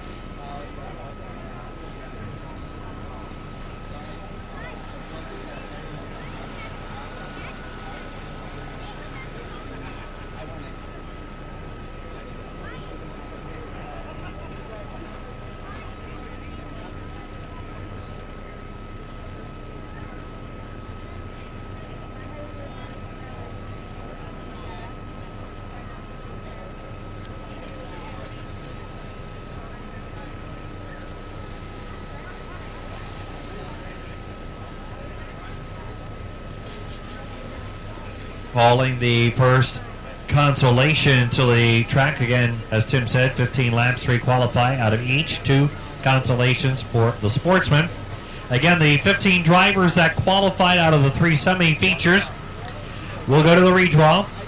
Starting position 6 and 9 are already taken after 2 drivers qualified last night, Nick Plumstead and Ed Dockenhausen. So they will redraw around them. So that means 17 drivers are already in to tonight's feature.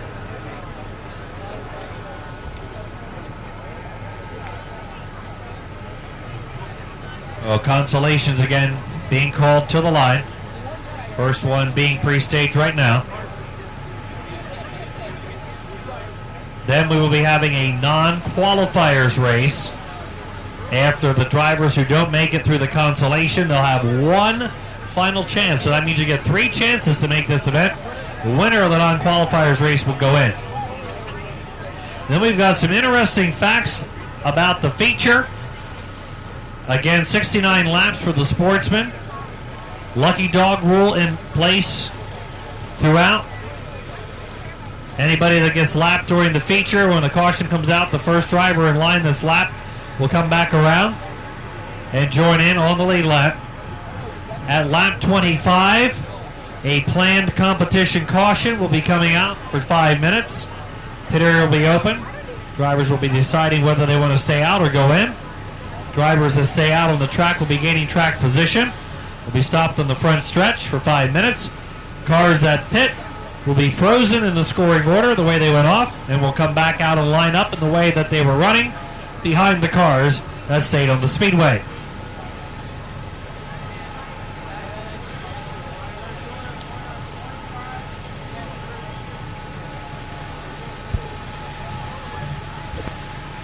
After the halfway point, we will go to single file restarts.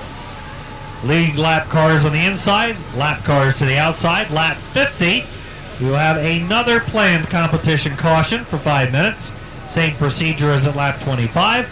And then we will go from 50 through 69 to see who wins $6,900. Capture this afternoon's memories and DVD. Shanty Hill Productions, of course, taping all the action out here this afternoon at the Bethel Motor Speedway. Stop upstairs here, see Tanya. She can give you an order form. They'll stamp out those DVDs in record form, and for $20 you can capture this afternoon's events in DVD format. She'll mail them right out to your doorstep. Postman rings the bell, invite him in, have him take a seat and watch the action. Tell him what he missed. And thank him for delivering your Shanty Hill Productions DVD.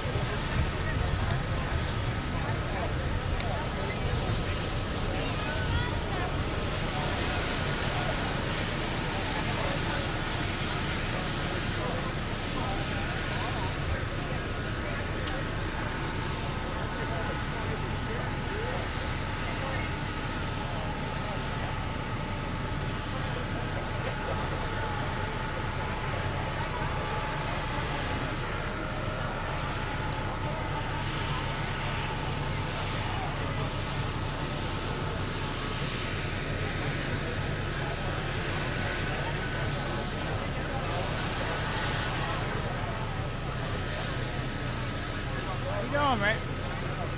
Hanging in there.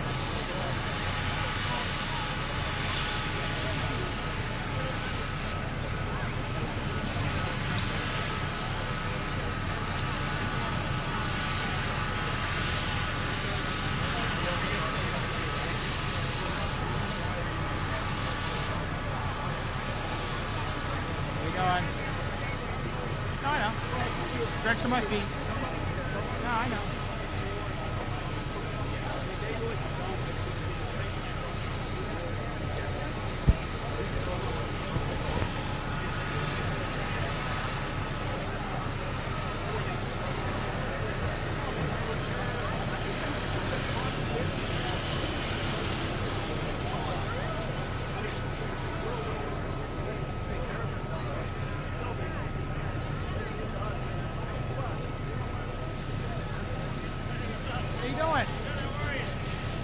Hanging in there.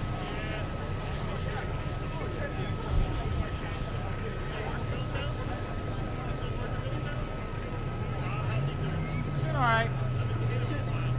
Hey, doing all right. Didn't have a hospital for a little while, but. All right, Tim, consolation number 1 moving out on the speedway.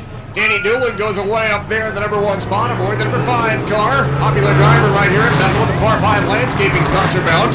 Outside of him, the 117 is Billy Eggers. Second row spot between the 06 car, that's Larry Meckick. Outside of him, the number 94, Brad Horton. Third row spot number 5, the 424 car is going to be Matt Curry. And the final starter, the number 80, is the Iceman, Dominic Roselli. 6 cars. 15 laps, top 3 finishers get the starting spot in the Summer of '69 feature event. First of 2 consolations. And the 3 cars that don't make it will join the 3 cars from the next consolation and go into the last chance qualifier for 1 available spot. So 3 chances to qualify today. Isn't too bad. Here we go. Here we come. Do a little show away. Green flag flies down the straightaway. Heading out of the curve. Meckick and Horton get together. Lose a couple of spots down the back straightaway. Doolin's got the lead. Into the 3rd spot right now. The hot seat is Matt Curry aboard the 424 car. Doolin, Eggers, and Curry, top 3 drivers. Watch Roselli go to work in slot number 4. Down the back straightaway, Dominic Roselli now up into the number 4 spot, chasing after the 424 of Matt Curry. Hang on, Horton. Back there in the number 5 spot. Brad Horton got around Meckick's ill-handling race car. Horton's got a long way to go and a little time to get there aboard the EJ's plumbing car. Only 3 cars go to the big hits. Doolin leads the way. 2nd spot is Eggers. 3rd down the back straightaway is Curry. Dominic Roselli putting on the pressure. Dominic only got to run about 1 lap in his heat before he got in that tangle. Curry and Eggers came together just for a second. Slap skid rails momentarily. Watch Roselli wearing the beads off the rosary right now as he works down the back straightaway in spot number 4. Roselli starting to dirt track it out there. Oh, the bottom lane is open. Edgar got high. Roselli goes to 3rd. Curry into the number 2 spot. Now Curry goes to work on double D down the back straightaway. Matt Curry, what a great drive from spot number 5. Here comes Roselli. Almost that same move again. Roselli got in a little hot. Backed off of it. Now inside of Doolin heading into turn number 1. He'll take 2nd. And Doolin's car breaking up like a pinball machine down the back straightaway. Going to lose himself a chance to get into the 69 lap feature. Here's Eggers into the number 3 spot right now. Doolin out of the mix in spot number 4. Tough break for Doolin. Dan Doolin had the number 1 spot for this event, but it sounds like the motor's not running smoothly. He's now out of a qualifying spot. Halfway sign coming out that time. 8 laps down, 7 to go. As they pedal down through turns number 1 and 2. Curry with about an 8-car length lead on the Iceman down the back straightaway. Eggers back into the lineup in spot number 3. Doolin 4th, Horton is 5th. Here comes Curry setting the pace. 2nd spot right now is Roselli, who started back in last. And right now Eggers holding down the last transfer position. Danny Doolin's car not operating up to par. Somebody may have left a spark plug wire or 2 off on that mount, because it sounds like he's running on about 3.5 cylinders. He's out of the lineup right now and dashes his efforts for getting a starting spot in the feature. Brad Horton, meanwhile, wearing the rubber off the 94 car, back in spot number 5. Horton had a pretty good run going in his heat. Oh, Roselli's got problems. Roselli braking here on the front. Dom Roselli just immediately, drastically slowed down the front straightaway. We don't know what happened to him, unfortunately. Well, the Iceman has melted, that's for sure. Top break aboard the 5 Now Enterprises number 80 car. Dom Roselli, long-time campaigner down there at the Orange County Spear Speedway on a Saturday night before he gave the racing goggles over to his son. 5 Now Enterprises used to be a big part of the Saturday night racing operation down there. First time we had a chance to see Dom Roselli in a couple of years at the Speedway. We don't know if something locked up on that car or what happened. He came to a pretty quick halt coming down the front stretch. So it's not locked up. He signaled to the tow truck driver he wants to just get pushed in. So the 424 leading the way, Matt Curry. He started in the last row. He and Roselli started 5th and 6th. They were running 1st and 2nd. We made that mention out here earlier that Roselli rebuilds a mean Burt transmission. He rebuilt my vintage car transmission a couple of years back. It does a good job on Burt tranny rebuild. So if you got a Burt transmission in your Nissan or something you want to get rebuilt, you might want to see the Iceman. He could do a real good job for you. So we're down to 4 cars. 3 go to the feature. Again, the other cars that don't qualify go into the last chance qualifier. So the guys get 3 shots at making the feature today. The last chance qualifier will take 1.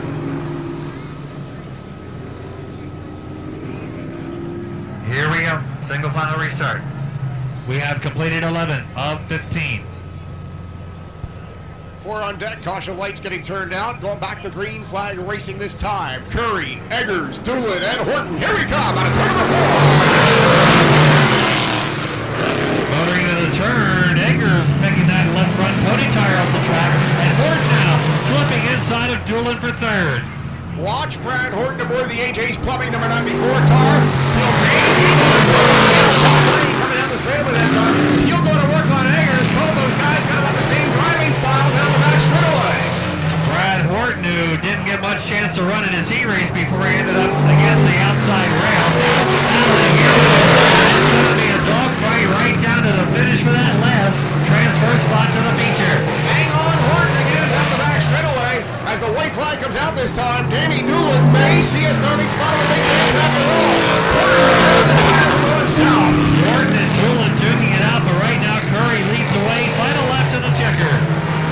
Checkered flag coming out, going to the summer of 69. The 424 Matt Curry, the 117 of Billy Ayers. And the red car, double B, Danny Newland. Well, I'll tell you what, Tim, these qualifying events certainly have not been short of excitement and drama. I'll tell you what. Well, you know what happened? These guys were watching those four-cylinders out there, and they said if they can go 2, 3, 4 wide, so can we. And they're trying to do it, and by darn, they're doing it successfully out here. Great qualifying consolation event. 3 more cars into the lineup for the summer of 69. Second qualifier on the blacktop right now. Craig Pritchard should be on the pole starting spot aboard that 73P car. Outside the number 71, Jimmy Zacharias. Mike Sabia out of Westfield, Connecticut aboard that number 7S car. Goes inside row number 2. Outside the 0 is Michael Talmage. Roy Crespo aboard the 11 car is scheduled to go on the inside of row number 3 and 5th spot, but I don't think that Pritchard is answering the call. That's going to move everybody up 1 notch. And the final starting spot, the number 20, Corey Cormier. Corey, the point leader on the Short Track Super Series Sportsman Tour. So both Pritchard and Talmadge not answering the call. A 4-car shootout for 3 tickets to the big dance out here this afternoon. A $6,900 to win Summer of 69 feature. Here we come.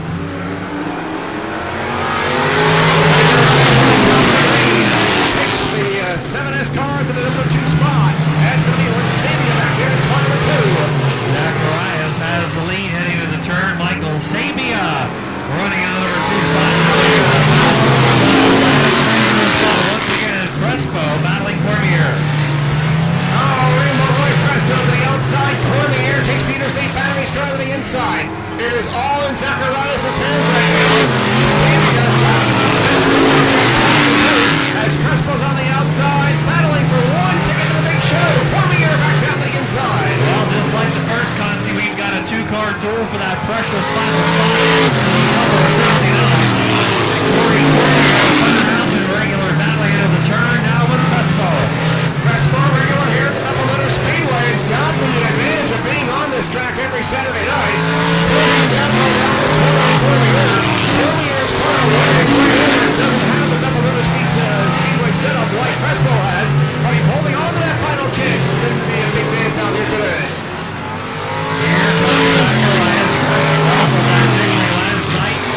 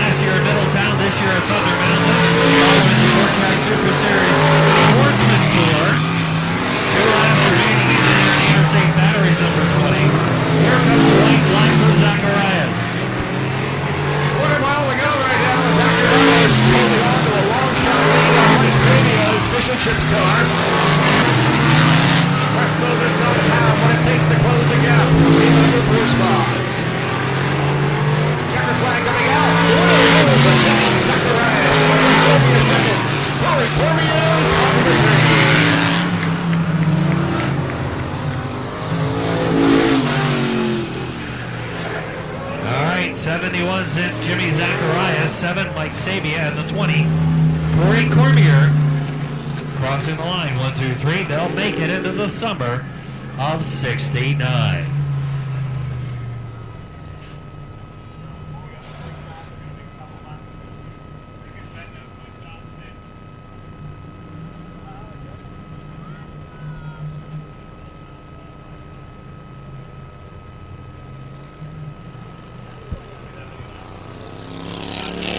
Got now, of course, with the car roster that we have in the pit area out here this afternoon, there'll be no need for a street stock consolation or a 4-cylinder consolation.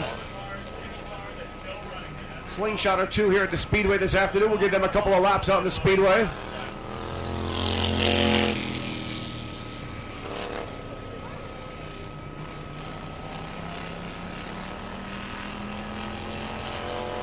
Tell you what, Jeff, even for a little slingshot, that left front tire is way up off the ground as he navigates the turns here this afternoon. Couple of laps for the slingshot here in attendance.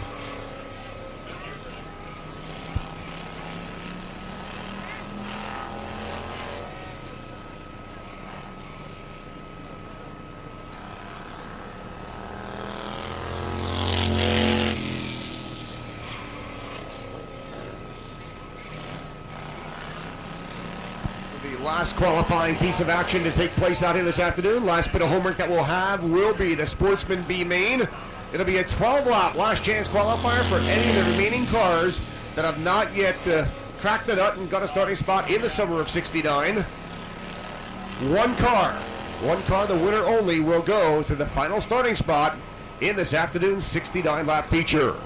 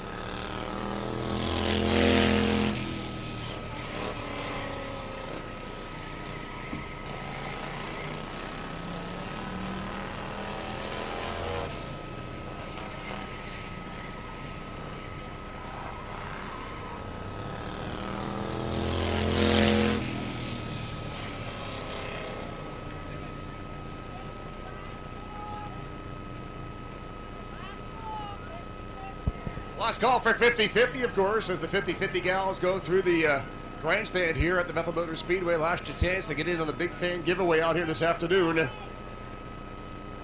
$1 all it takes to get in on it. Want to throw a $5 bill into the pot, get an extra ticket. Want to throw a $10 bill into the pot, you'll get a couple of extra tickets on top of that.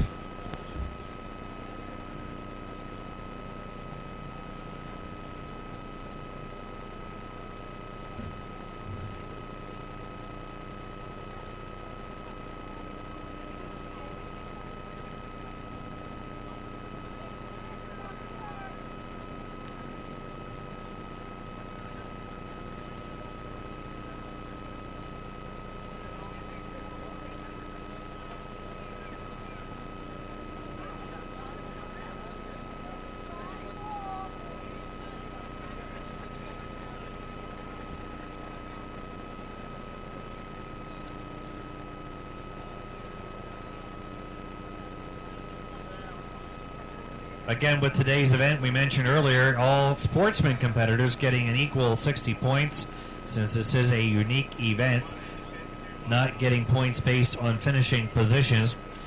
But Corey Cormier, the point leader on the tour, when we get to Afton Motorsports Park for the American Racer Cup Short Track Super National Weekend in October. Larry Meckick, second in points, Shane Spoonhour, third. Cole Henschel, fourth in points. All of them are here today. Phil Vigneri, fifth, and Leo Fotopoulos, sixth, not here today. So they won't be getting their 60 points. The Corey Cormier, Larry Meckick, Shane Spoonhour, Cole Henschel, the top four in the standings are here. So they'll be the ones duking it out for the title.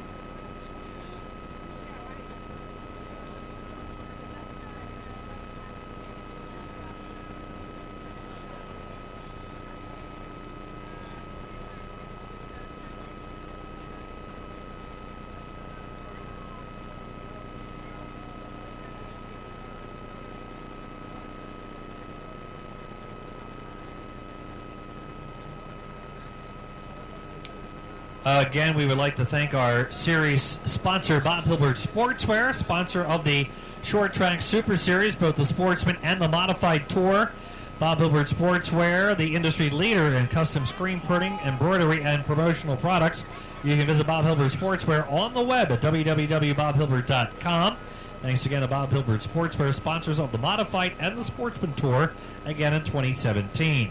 Again, American Racer, the official tire of the Short Track Super Series, and VP Racing Fuel, the official fuel supplier of the Short Track Super Series.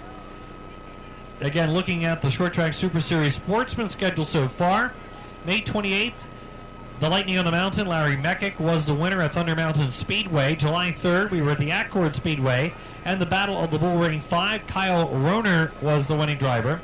July 16th, we were at the Big Diamond Speedway for the Anthracite Assault, and that was won by Brian Papiez.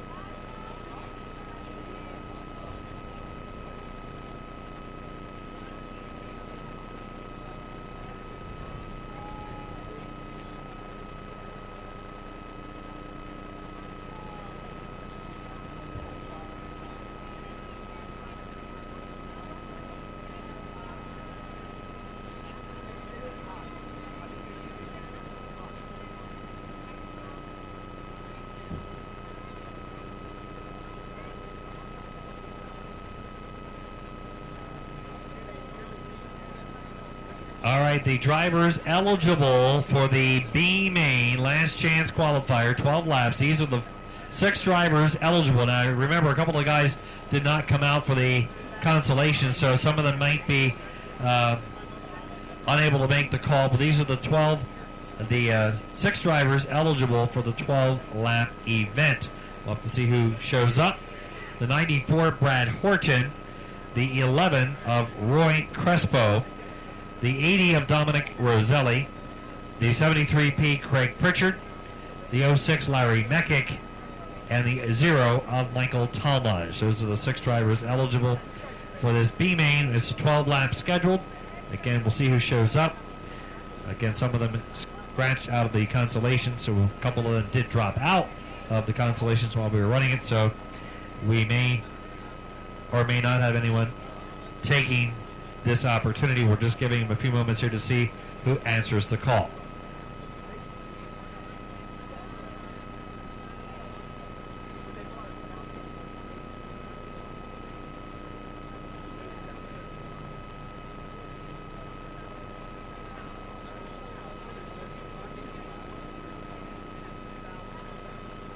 Keep in mind, of course, this afternoon, the richest paying race in the history of the Bethel Motors Speedway, the Summer of 69, $6,900 to win, $150 just to take the green out here this afternoon. So this final transfer spot being offered to any one of these 6 drivers is at least a $150 ticket.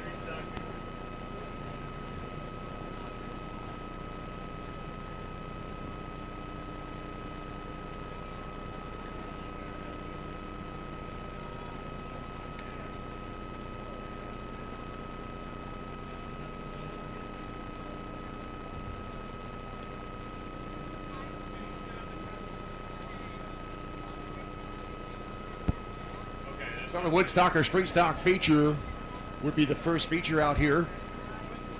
40 laps and $1,069 to win. The biggest paycheck ever for the Street Stock feature here at the Bethel Motor Speedway.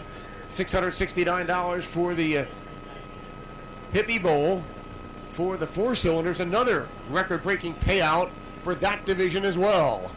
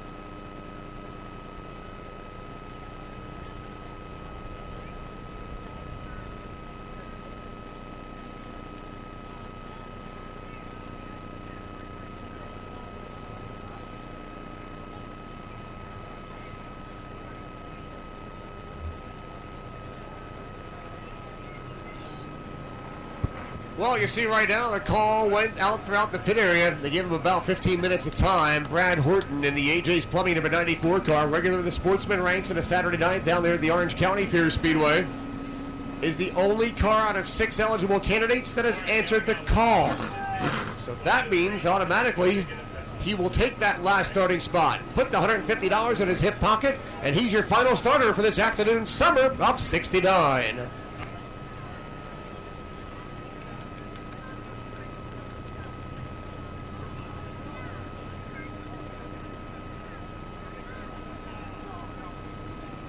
We can take a lap on cruise control. We'll make it official.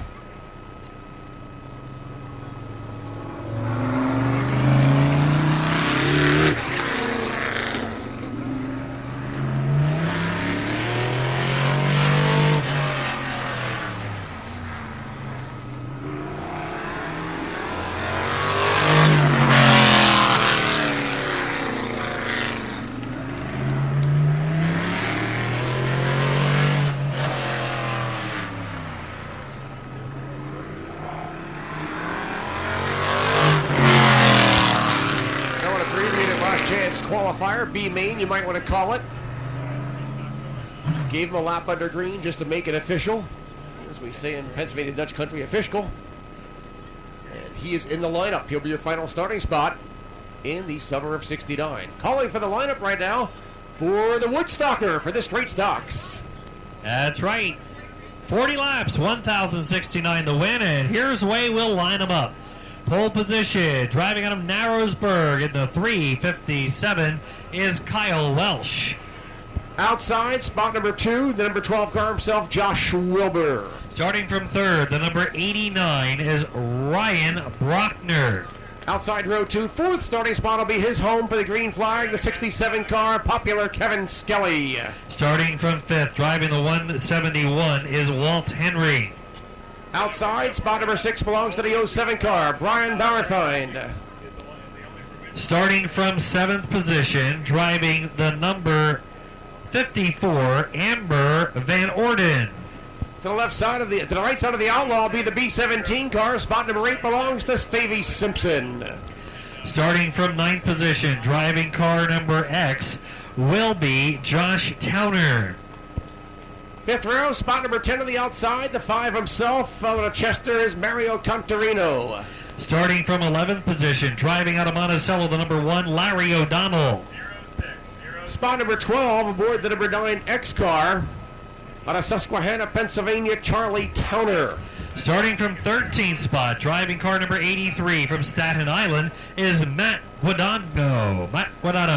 Out of New Milford, Connecticut, will ride Billy Deek aboard car number 98, starting in spot number 14. 15th starting position, driving out of Middletown, the number 21 junior is Joel Mearns. To the right side of him, from Cornwall, New York, aboard the 65 car, this is Jeff Hager. 17th position, driving in the 17R from Kingston will be Jessica Rickey. Eligible start in starting spot number 18. Had trouble in the hot laps out here this afternoon from Liberty, New York. The 26 CH car, Gary Gamble.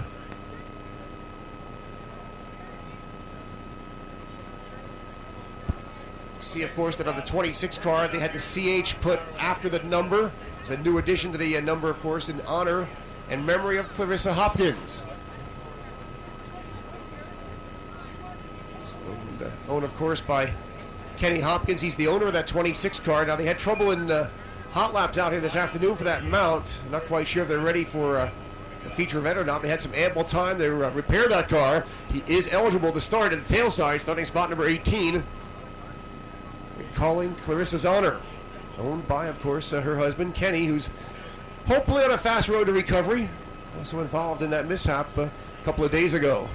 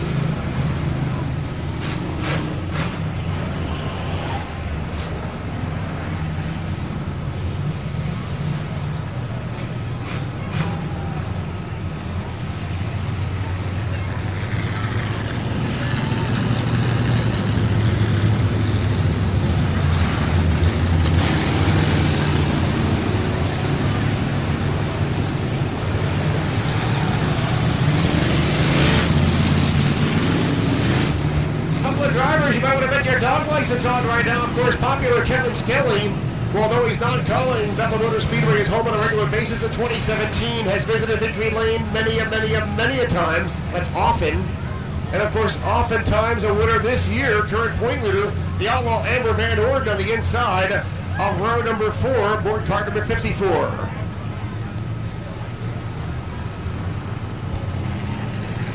Kyle Welsh had a couple of wins, also very popular in the former 4-cylinder class that he raced in, as he moved up the race into the full-car street stock race here at the Speedway.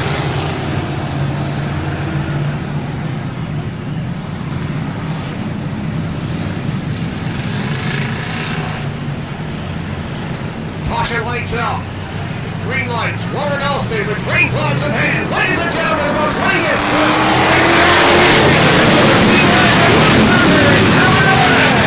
Here we go. 40 laps of action for the street stocks. Kyle Welsh running near the lead as they rocket into turn 3 and 4. Scully on the outside makes the 3-wide lead for Spot.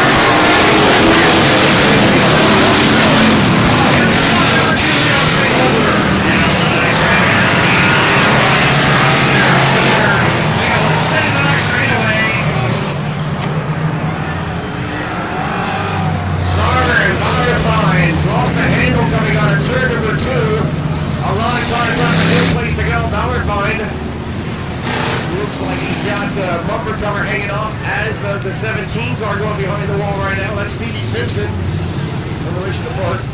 No.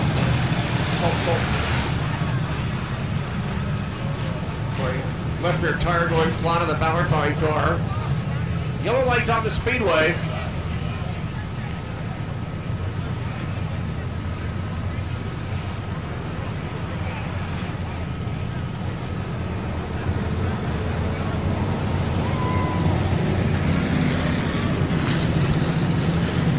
Top 2 cars look familiar. That's because Welsh bought that car in spot number 1 from Kevin Skelly. This is Kevin Skelly's former car. Skelly may pull up alongside and say, hey, I think I left something in the glove compartment, and then maybe reach over and pull a couple of plug wires off or something.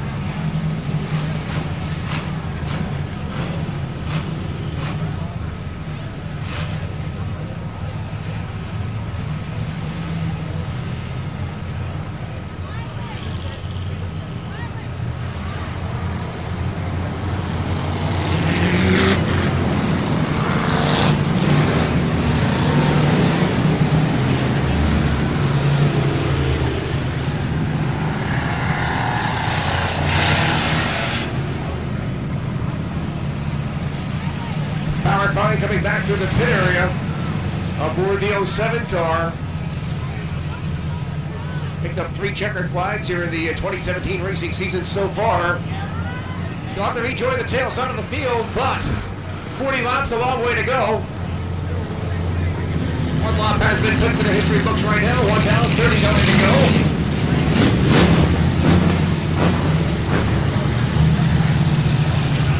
Amber Van Orden has moved up 1 notch since the drop of the green flag. Skelly has moved up 3 notches. Number 2 spot.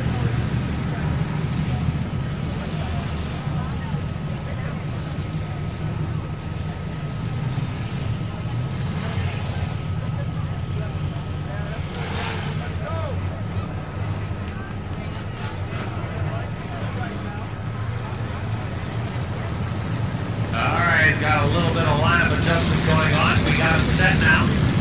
Look out. Kevin Welsh, the leader. Second spot right now is the 67 of Kevin Skelly. Pair of heading back to green. Ryan Brotner is in third. 1 lap has been completed. Here we come. Welsh will show the way. Kyle on the inside, Kevin on the outside, and the drop of the green flag. Already, Kevin Skelly drops it down to the outside and grabs the number 1 spot away. He yells, "Na na na na na!" out the back window. Skelly now grabbing lead from Welsh. Right out of the turn. 2x2 racing behind them. Josh Wilmer now on the outside.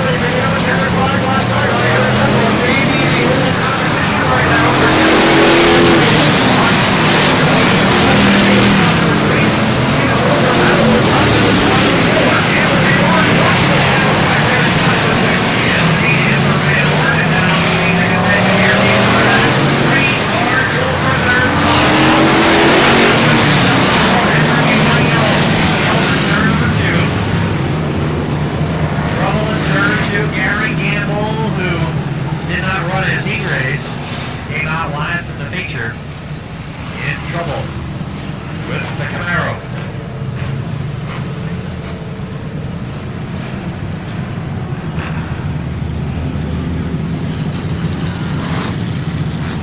So again, we'll fix the Kenny Hopkins load number 26 car back to the tail side right now. 5 laps have been scored, Robert down, with $1,069 to win Woodstocker.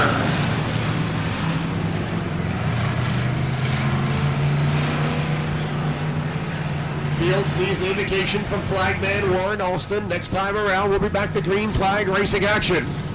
Big paycheck, big money on the wire. Outside invaders versus the home track regulars, but they're all on DOD tires this afternoon. Something that the regulars here at Bethel are not used to. Skelly the leader. His old car is on the outside. Kyle Welsh, here we come. Motoring back to green, heading into the turn. Skelly leading the way down the back straightaway. Henry now battling with the 89 of Ryan Brockner down the back straightaway. 2x2 into the turn. Walt Henry on the inside. Brockner gets hung out to dry that time. And Wilbur comes down to the inside of the 12 car. Paul Wilbur, your 5th place man in the lineup. Now Amber Van Orden, he takes it to the rim shot. Down on turn number 2. Rides the high side. Down the back straightaway. Amber Van Orden now working on the outside. 3 wide off the corner. Amber Van Orden on the outside, gaining a couple of spots into the turn. Josh Towner will take a shortcut down over the ripples in turn number 1 and 2 that time. Towner doing battle with Wilbur down the back straightaway for spot number 6. Look at this action further back in the packs now. Josh Towner, the X-Car, losing a couple of spots. And Amber Van Orden now moving in to challenge the 89 of Ryan Brockner for 4. With an elbow space now among the top 4 campaigners as Amber Van Orden takes the 54 car to the inside. Here's the Outlaw to battle with Brockner for spot number 4. Heading down the back straightaway now. Kevin Welsh not letting the leader get away from him. Kevin Skelly keeping him in his eyesight right now down the front stretch as they get into the lap traffic. Kyle Welsh is just trying to get up the one side of Kevin Skelly and yell out the window, hey, you want to buy her back? Down the back straightaway now, lap traffic coming up. We saw this play out in the qualifier. Down the straightaway they come. Skelly to the inside, Welsh to the inside. Not far behind now, and third is Walt Henry. Jessica Ricky is the last put on her. The 17 machine down the back straightaway rides Walt Henry. Nothing in front of him, nothing behind him. Pulls on to the number 3 spot. Van Orden 4th, Brockner 5th. 3 wide down the back straightaway with the lap tar on the inside. It's Towner on the outside of Peanut Wilbur. Wilbur in the 12, and on the outside is Towner in the X-Car. Battling to the turn, and now the 83 throws his hat into the ring. Matt Guadano. That started way back there in 13th. Battle continues for the number 6 spot. Top 2 drivers now going to eye up the back markers down the back straightaway. Skelly about to put Jeff Hager a lap down to the lineup. Movement sign being offered. Contarino in the TJ Motorsports car. Charging into the turn, more lap traffic for Skelly. He gets by 1 car, putting a little distance between himself and Kyle Welsh down the back. But heavier traffic is coming up right now. Lap traffic may be the factor in this event, but Skelly is a dominant factor in lap traffic as well. Got a lot of history of lap traffic driving here at the Bethel Motor Speedway. Typically came out on top as he keeps a mark on the lead down the back straightaway. Welsh still second, Walt Henry is third, Van Orden 4th, Brockner 5th, Wilbur spot number 6. All right, we're getting closer to the halfway mark now. We've got 16 laps completed. Leaders now reaching the back end of the field, and it's going to be nail-biting time now for the leaders. Heavy traffic. Lap traffic already coming up to the tail side. Sullivan about to go a lap down. Lap traffic going to be the factor, and trouble with the number 9 car out of turn number 2 that time. Heading into the turn, Skelly now running his way through. He switched to the bottom lane. Welsh is right there with him. The further back now is Henry losing to the top 2 in lap traffic. But heavy traffic now for Skelly. He's got to pick his way through. They're about to put the rooftop shuffler a lap down the back straightaway. A little Joel Murn sees the leaders come by, moves up out of harm's way right now. Skelly continues to dominate. Welsh is second. Farther back in third is Walt Henry.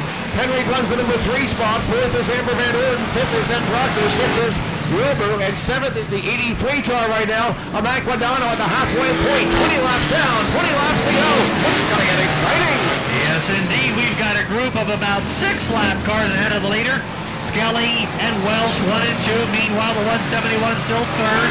That is Henry. Fourth spot is Amber Van Orden in the 54. And then the 89 is in fifth. That is Ryan Brockner.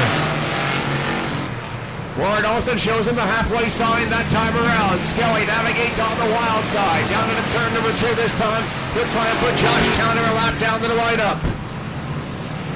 Working on the outside now. The lap traffic is lined up on the bottom. But some places are too wide. Here comes Skelly into the turn. Working the high line. Welsh trying to keep pace with him, but he's losing him down the backstretch. Leader almost pitched into the guardrail. Walt Henry rolls onto the number 3 spot. Amber Van Orden is fourth. Leader Kevin Skelly in the 67 car holds on to the lead. 2 lap cars between him and Kyle Welsh in spot number 2. Third is Henry. Fourth is Van Orden. Fifth is Brockner. Skelly almost ended up in the guardrail on the back straightaway. 3 wide lap traffic now in front of second place. That is the 357 of Kyle Welsh down the front straightaway. Skelly now working the high side of lap traffic down the backstretch. Amber Van Orden, the outlaw, to the outside. Side-by-side battle for spot number 3. They'll split the field on a 2. Van Orden gets caught behind a lap car. Bottom side's wide open. Here comes Walt Henry, a feature winner last night. He takes over spot number 3. Entertaining action as the leader tries to work his way through traffic, and a 2-car duel for third between Henry and Orden. Van Orden into the turn. Inside lane wide open for Walt Henry. Van Orden going to try to pull a ram over the head this time on the top side of his 40-lap feature event. Here's Henry on the inside on turn number 4. Charging into the turn down the back straightaway now. We've got that battle for third spot between the 171 Henry and the 54 of Amber Van Orden charging into turn 3. Meanwhile, the leaders are going into 1 and 2. It's still Kevin Skelly.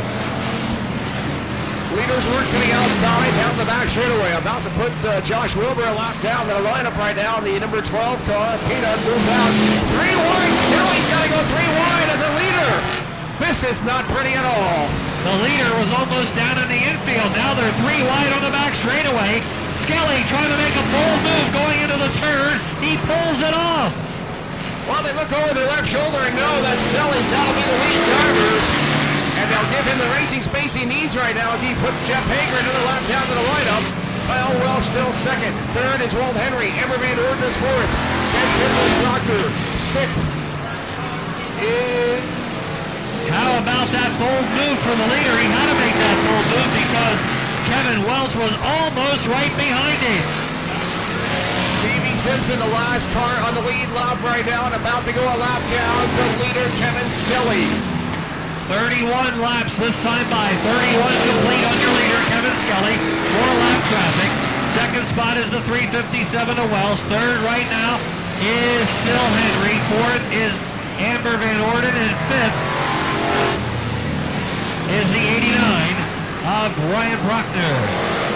Brockner rides the number 5 spot. Converino is 6. Simpson is spot number 7. Now he goes a lap down to the lineup. Here's Skelly down to the inside.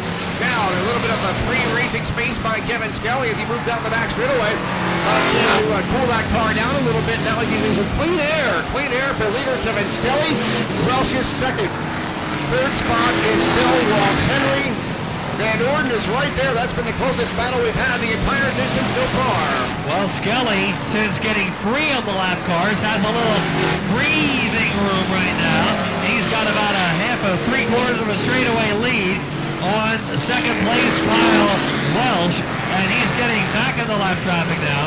5 laps to go this time by on your leader. Heavy traffic in turn 4. Again, spot number 3 battle continues. They take the inside line as they motor down the back straightaway. Henry still third. Outlaw Van Orden right there in spot number 4. Welcome up on a gang on the lap cars again. Skelly caught in 3 lap cars down the back straightaway. He tries to divide the field and go 3 wide. Here's Skelly 3 wide as the move over sign being given. How about that? Another daring move for the 67 of Kevin Skelly. He went through the middle of 2 lap cars. Kevin Walsh unable to keep pace now as Skelly makes those daring moves in traffic. Three-wide battle for a lap traffic as Blocker goes around the top side of the wall. The leader is now lapped into the top 5. We only have 4 cars, I believe, remaining on the lead lap. Here comes Skelly. 2 to go. 2 to go. 2 to go now. Kevin Skelly, 3 straight away ahead of him right now. The 2 to go sign coming out as he holds on to the number 1 spot. The race within the race has been the battle through lap traffic here this afternoon at Bethel Motor Speedway. Skelly the leader. Straightaway lead ahead of Kyle Welsh. White flag comes out. 4 more left-hand turns. Final lap in our Woodstocker. $1,069 on the line. Heading down the back straightaway for the final time. It is Kevin Skelly. Checkered flag and accept the flag. Ladies and gentlemen, history has been made at the Bethel Motor Speedway. Make that check payable to Kevin Skelly. Kyle Welsh is second. Third spot will be Walt Henry in the number 171. Fourth place, the 54 car of Amber Van Orden.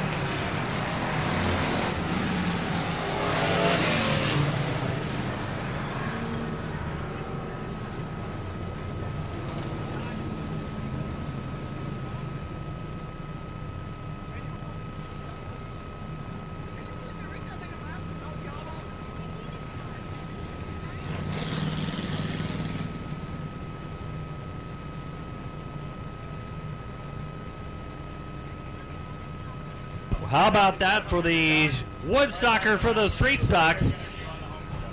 We had a super long stretch of green. I think Mike's got some Reuters cramp up here. Great job by the street stocks. How about giving it all a great hand? That was a good job.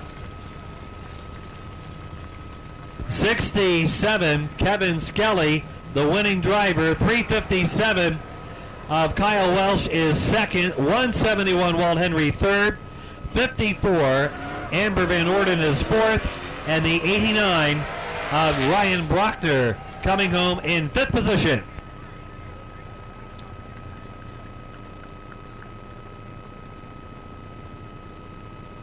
Well, at that point, Kevin Skelly don't need those DOT tires anymore. Might as well wear off the last bit of tread he had on him.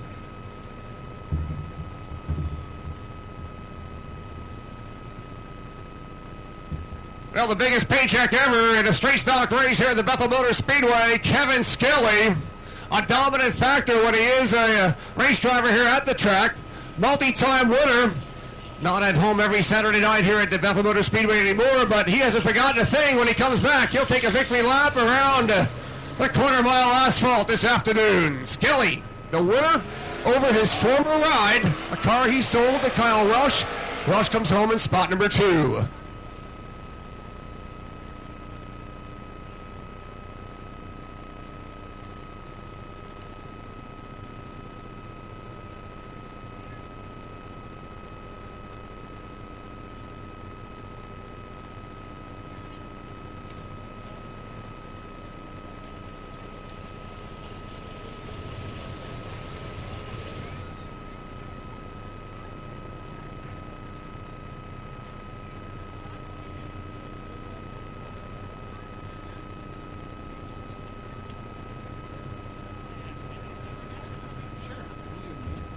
So Skelly can breathe a sigh of relief right now and take his time as he gets set to exit the office, drops the window net down. We call it the Venetian blind. Ladies and gentlemen, winning the richest street stock race ever in the history of the Bethel Motor Speedway, Kevin Skelly, the winner of the Woodstocker.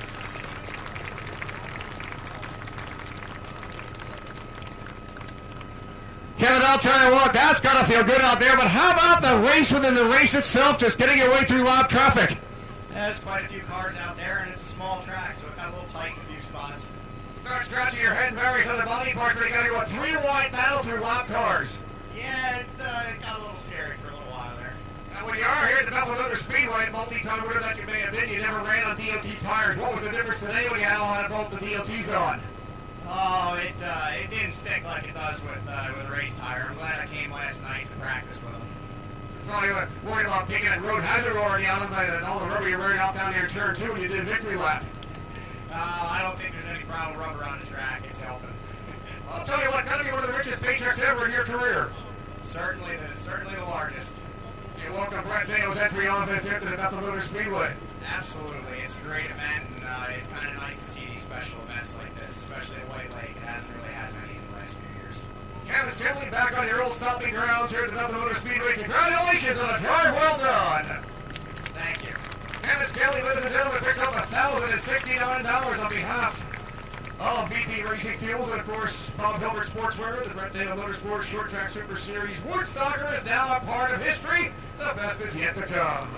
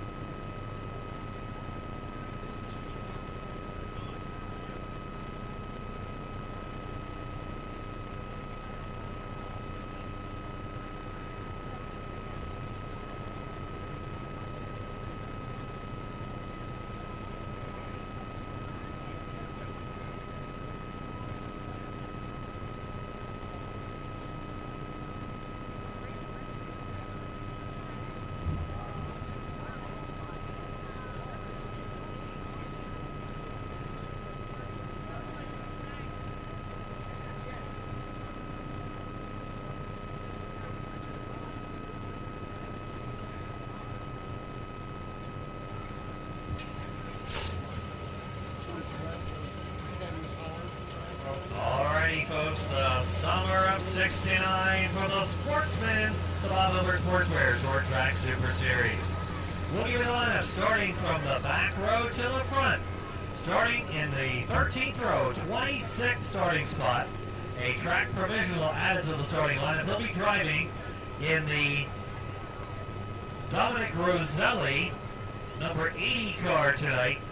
Regular here at the Speedway out of Goshen, New York, will be Jeff Richardson. To the left side of him, of course, Jeff had problems last night blowing up the power play here at the Speedway, but certainly one of the top drivers on a regular basis, getting that provisional starting spot on the outside. Now on the inside of him, starting at spot number 25 from Madisonville, New York. Regular at the Thunder Mountain Speedway, the 06 car is going to be Larry Meckick. On the outside of the 12th row, 24th spot, out of Walden, New York, in the AJ's Neighbors and Walden starting to get some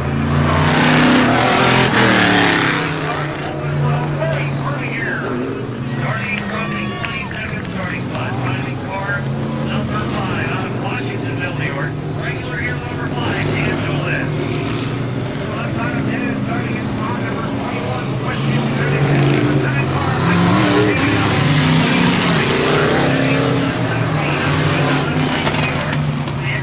Number 117, Billy Eggers.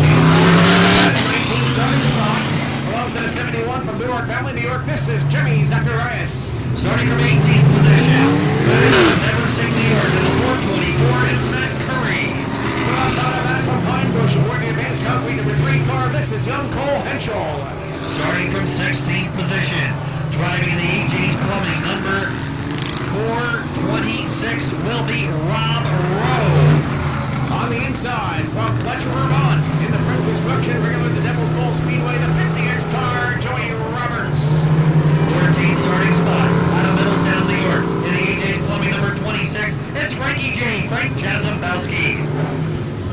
On the inside, from Norwich, New York, in the regular at the Afton Motor Speedway, the 78H car, this is Harold Humphrey. Starting from 12th position, driving car number 69C, out of Pine Bush, New York, he's the Daredevil, Colin Dubois.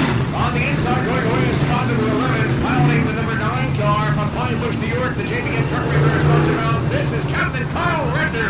10th position, outside row 5, driving in the 22E, a regular here at Bethel, out of Matamoros, will be Eric Moon.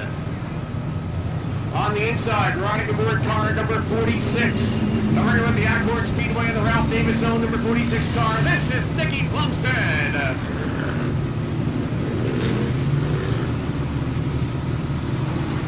Starting from 8th position, driving car number 96. Out of Milford, Pennsylvania, Middletown regular Chris Racer. To the left side of Chris, aboard car number 21X in the 7th starting spot. This is Al Archieri. Starting from 6th position, a guaranteed starter from here at the Speedway, driving out of Danbury, Connecticut, the ABS Property Maintenance 11X is Ed Dockenhausen. On the inside, in the number 43 car from Belmead, New Jersey, this is Brian Papiez. Fourth starting spot, driving in the 6X track regular here, out of Berlin, New York, Jackie Brown Jr. To the left side, from Florida, New York, in the Sedina Racing number S1 car, Milton Mann. Starting outside row number 1, driving out of Montgomery, New York, former regular here in the West Point Tours, number 27, Rich Coons. And your pole sitter, calling Thunder Mountain Speedway, his home track this year from Berkshire, New York, in the Rob Sherlock Roofing number 10 car, Shane Spooner.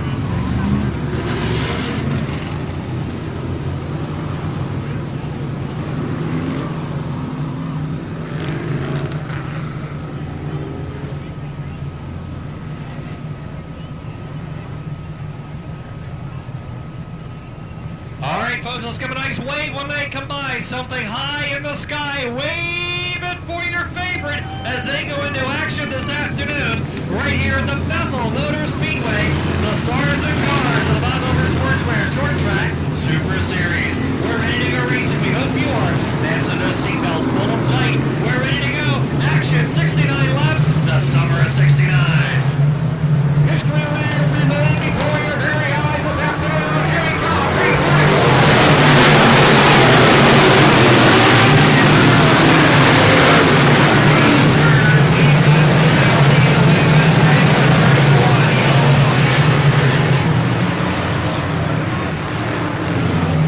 Trouble on the top of the green flag. Danny Newland got mixed up with Brad Horton's the Benoni car already. Horton with a flat right rear racing sneaker on that mount. Will cost him a trip behind pit wall of the AJ's Plumbing car.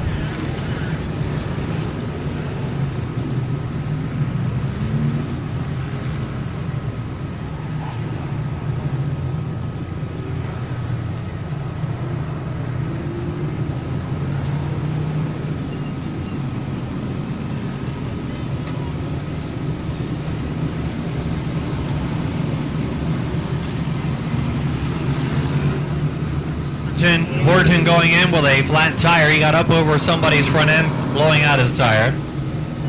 He got in with the last chance dash. Larry Meckick getting in as a series provisional in the 06. He's top 5 in the short track Super Series points. Larry Meckick, our 25th place starter, and Jeff Richardson getting in as a track provisional, driving the Don Roselli car. So we've got 2 added starters, 26 starting in today's summer of 69. Again, $6,900 going to the winner, the highest paying sportsman event of the season anywhere this year on the short track Super Series right here before your very eyes. Keep in mind again, Jeff Richardson, a regular hot shoe here on a Saturday night basis, did get a backup ride in the number 80 car, the Roselli race car.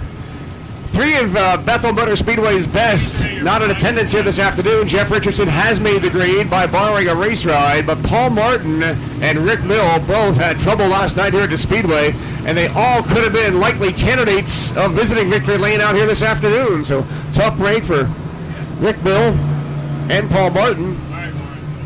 Lucky break for the number 80 now of Jeff Richardson, picking up a ride, not in his normal car, but on his normal Speedway.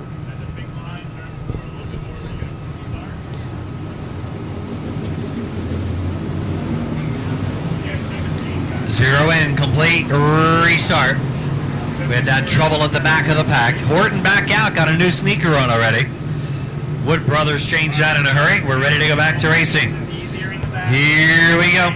Well, at least we know what he did with the $150 green flag starting. Now she went and bought a race tire real quick. Here we come on a turn number 4. Oh, trouble and Richie Kidman in front of the green flag.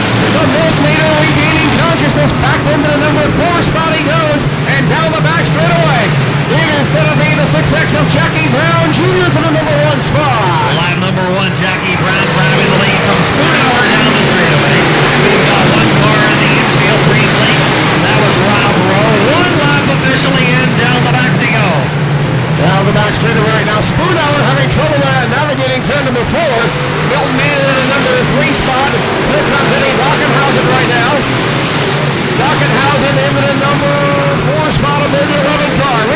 his pick.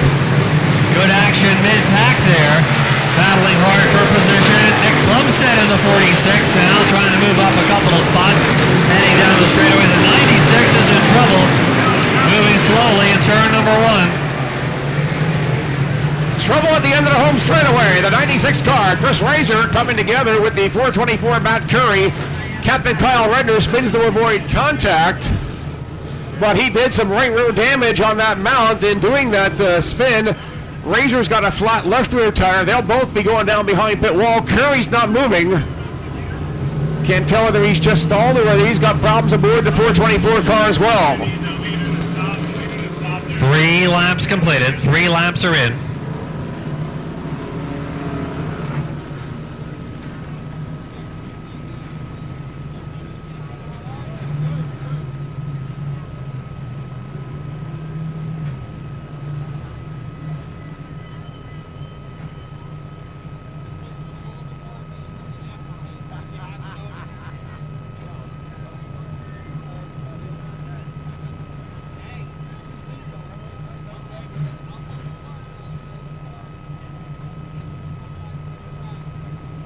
So we'll warm up down there in turn 3 and 4 right now. Give him a chance to remove Matt Curry's car. We lost the 9 to the pits at Redner. 9 is going pit side of Kyle Redner. Looks like he might have more than a flat tire. A little damage on the back of his car. 424 Curry with some hefty left side damage on his car. The front axle bent and the left front wheel bent back in alongside the engine.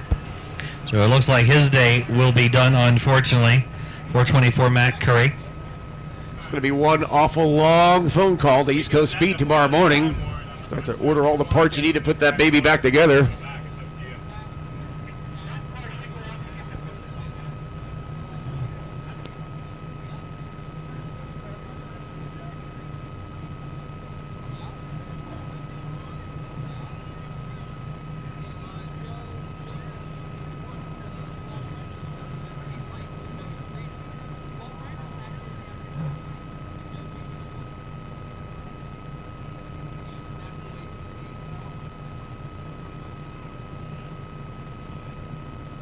We are being told that the 1 is leaking some fluids. So I believe they're going to be sending him to the pits to be attended to by his crew.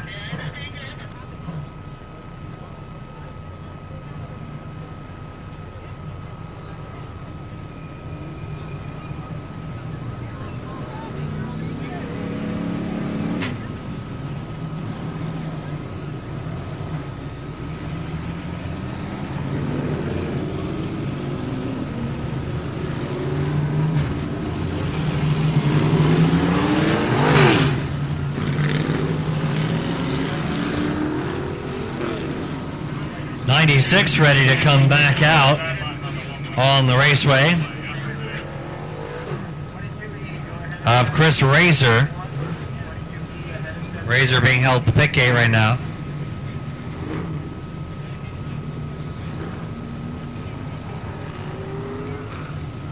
So they double check the 1 there. Nothing underneath the car after he pulled away, so he'll stay out. Initially reported that there was something leaking off of his car, but after he moved away, when they had the field stop down there was nothing underneath the car when he pulled away, so he's good to go. Well, you know, Jeff, it wouldn't be uncommon in a long-distance race like this that they'd probably fill those fuel cells way up to the top, and then even maybe a little bit more if they could. There is a vent on the top of those fuel cells. It usually loops around and it goes out to the bottom of the car, so very well that some of that fluid could have been making its way up through the vent and out the fuel cell. After you run a couple of laps, though, you burn off a couple of pints, and of course, now you don't have that problem existing anymore.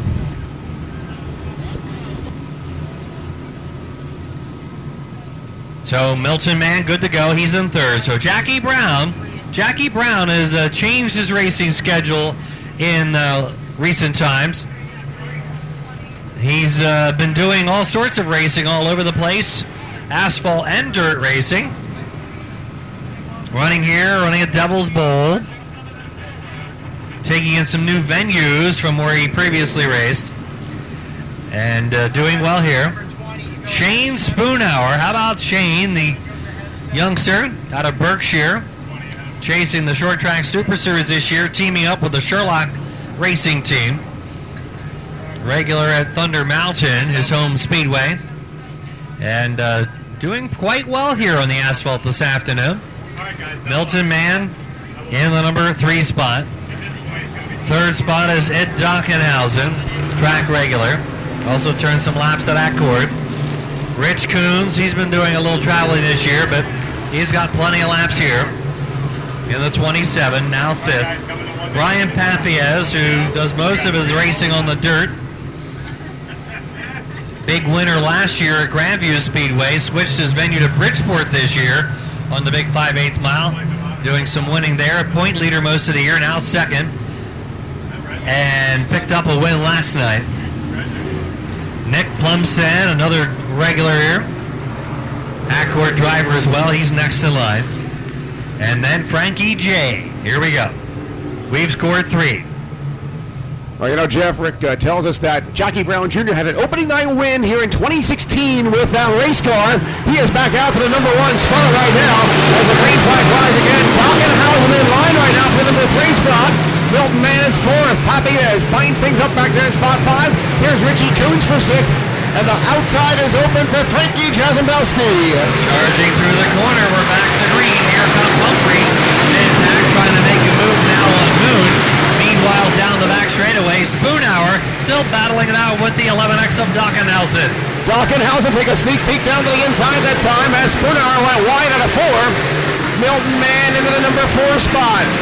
Papiez in spot 5, but it's all Jackie Brown Jr., the 6X car, up into the number 1 spot. Way wide out of 4 that time, but he holds on to it. Here comes Dockenhausen and the S1 of Man, putting the pressure on now on the 10 car rather, of Spoonhour for the number 2 spot. Milton Mann tries to shoehorn his way down to the inside, back in the number 4 spot. Caution lights on the speedway. Yellow, yellow, yellow.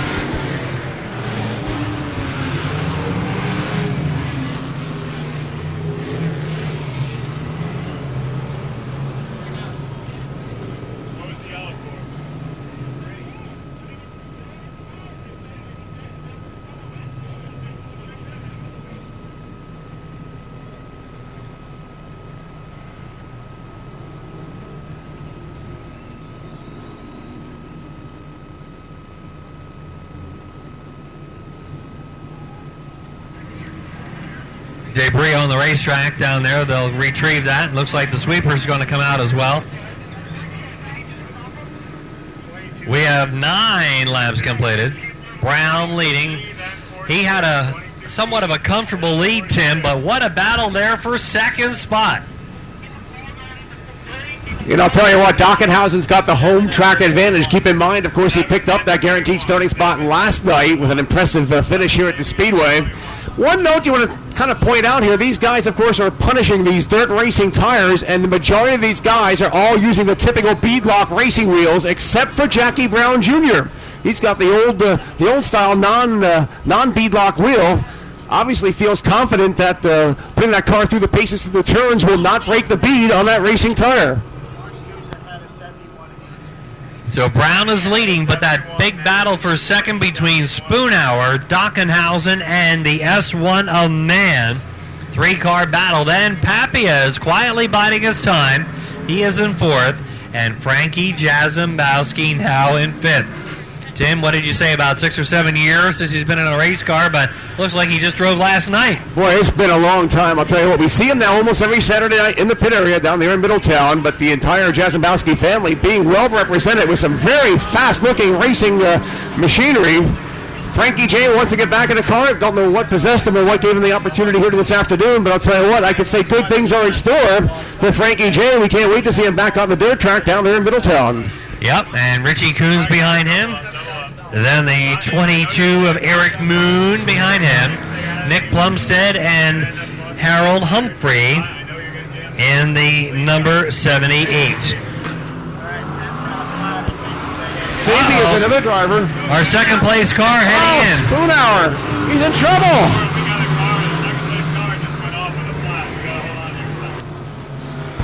So Shane Spoonhour pit bound after an impressive 9 laps. Running up there in the top 2. All right, we got to give him some time here.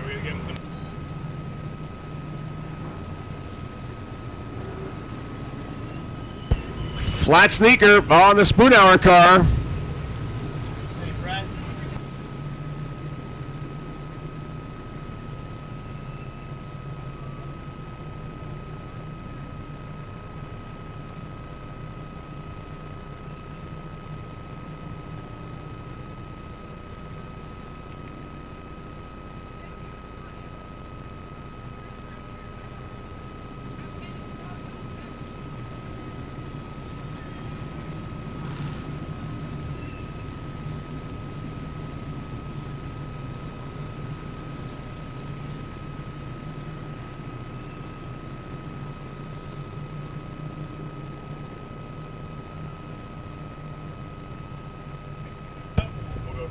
Field gets the indication this time by 1 lap. We'll be back to business on the speedway, waiting for Spoonhour to return aboard the Sherlock Roofing number 10 car.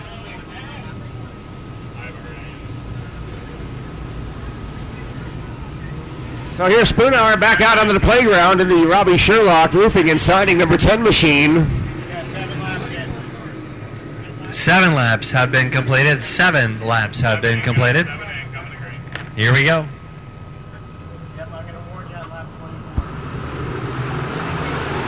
Jackie Brown back into the number 1 spot, but he's got a home track regular right there in his heels right now. Dockenhausen swaps it down to the inside. Here comes Eddie Dockenhausen down the back straightaway. Whoa, the door got slammed right there in his heels. Here comes Mann, then we've got Papiez, and now Frank Jarzembowski. Jarzembowski now moving into contention. He's into the top 5. Top 5 sort themselves out down the back straightaway. Richie Coons back there in the number 6 spot. Eric Wood back there. Eric Moon in the number 22 car, spot number 7. On the outside, they'll ride for number 46. That's Nicky Plumstead. Here comes lap traffic now for your leader, Jackie Brown. Running in second spot is Dockenhausen. Mann is in third. Fourth spot now is Jarzembowski as he got by the 43 of Pappy as we got one on the front. Trouble on a turn number 4. Chris Razor around sideways.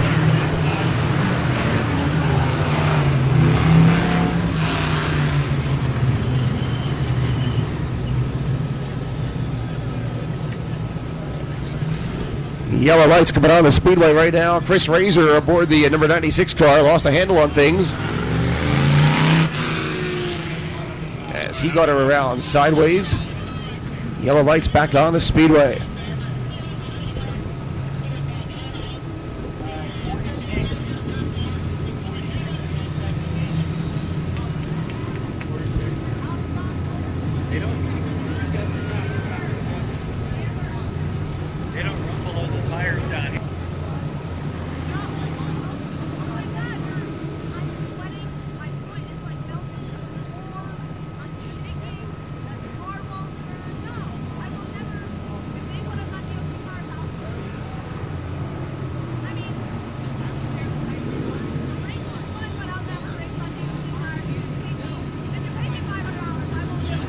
Brown leader, Dockenhausen now second. Third is Mann. Fourth is now Jarzembowski. Frankie J started in 14th position, and he's now in 4th. 14th to 4th for Jarzembowski. Papiez is in 5th. Zacharias heading pit side. 6th spot is Coons. 7th is Moon. 8th is Plumstead. 9th is Humphrey. And 10th is Mike Sabia. Sabia is in 10th. He started in 21st position. So while there's all sorts of action going on all over the racetrack, some guys have quietly been making their way toward the front early on. We have scored 10 laps so far.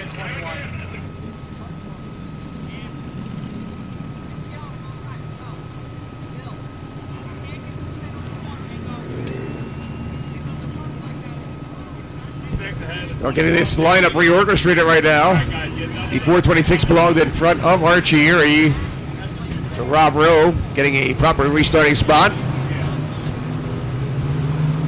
Brad Horton coming back out onto the racing surface aboard that AJ's plumbing car.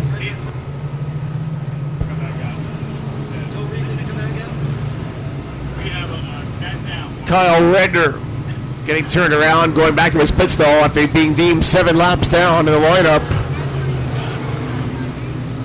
Zacharias back out into the playground as well, aboard his 71 car. Crossover sign being given this time. We'll look for the green flag. Here we come on a turn number 4. We go racing. Jackie Brown Jr. tucks it in nice and low. Watch Dockenhausen. He'll try and go lower down the back straightaway. Dockenhausen glues himself to the tail side of Jackie Brown's 6X car. Jasenbowski, who was 4th, now up to 3rd, heading into the corner.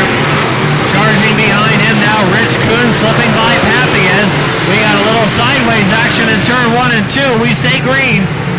Humphrey off the playground, down the back straightaway, brings it back up on all fours right now, does not bring out the yellow. Round the leader, Dockenhausen 2nd, Jasenbowski 3rd, Milton Van 4th, Richie Coons is 5th. Then Papiez at spot number 6, 7th is Eric Moon. Here comes Mann being challenged by Coons, then Papiez. Following him into the corner is Moon, then Plumstead, and Michael Sabia. So Richie Coons wins that 3-car drag race, but now Jackie Brown Jr. already sees the back markers in the picture. They're about to put Brad Hoyting's 94-car lap down. They bind him up, roll him up coming out of turn number 4. Field almost at a standstill. Dockenhausen, this could be his chance to make the move on race leader Jackie Brown. Here comes Frankie J. 3-car duel under a blanket and heavy lap traffic ahead of the leaders. We got about 12 lap cars, and here comes Frankie J. outside of Dockenhausen. Now Jackie Brown Jr. caught behind Chris Razor's car. There's trouble with Brown, and he's in trouble. Yellow, yellow, yellow as Jackie Brown Jr. got hooked up with Chris Razor's 96 car. Richie Coons is also in trouble. I think Meckick may also have a tire going down to the 06 car. Wow, what a turn of events as Jackie Brown Jr. goes from the penthouse to the outhouse in turn number 2. Tough break as they got caught in lap traffic. We talked about this in the straight stock feature. The biggest challenge this afternoon will be the navigation through lap traffic.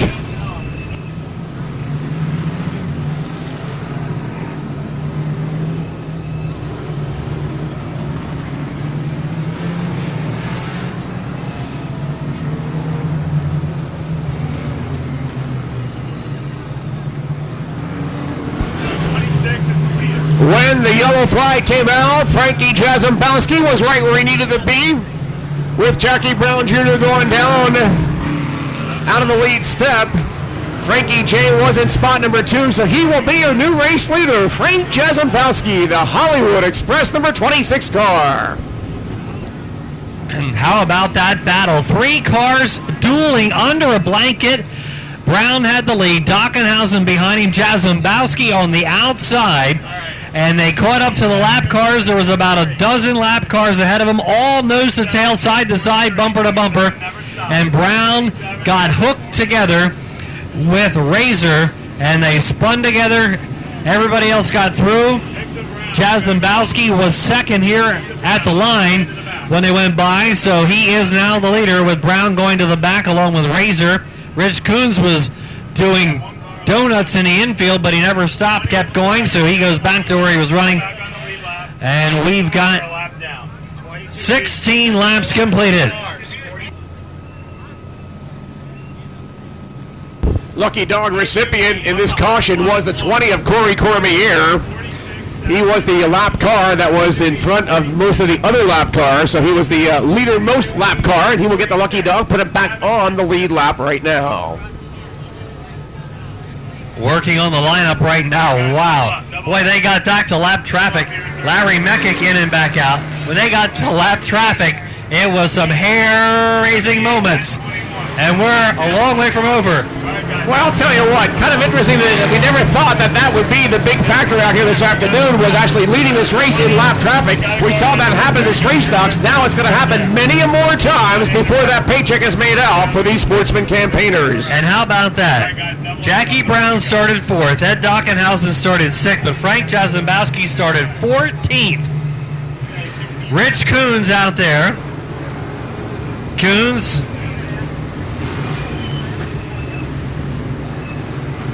He started outside row 1. He's in the 3rd spot now. Papiez quietly in 4th. Then Mann. Then Moon. Plumstead. Then Roberts. We're ready to go. Here we come. Frankie J. center lines it down on a turn number 4 this time, and he secures his way across the green flag. We're back to racing action this afternoon for the summer of '69. Whoa, they scramble in 1 and 2. Jackie Brown takes a shortcut down through the infield and manhandles his way back onto the playground. Al Cherry heads to the pit area. We say green, and we got a tangle in turn 4. Dubois and Mekik, yellow is on.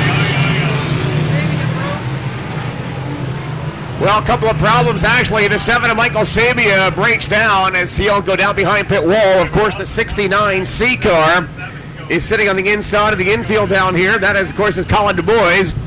And the 22 of Eric Moon also in trouble as he's on the inside down there between 1 and 2. So trouble all over the racetrack right now. Moon drives away. Looks like Colin Dubois may need a lap, may need a hook up down there in the infield, get himself down behind pit wall. Tough break for Colin Dubois. Actually the reason for the yellow flag right now.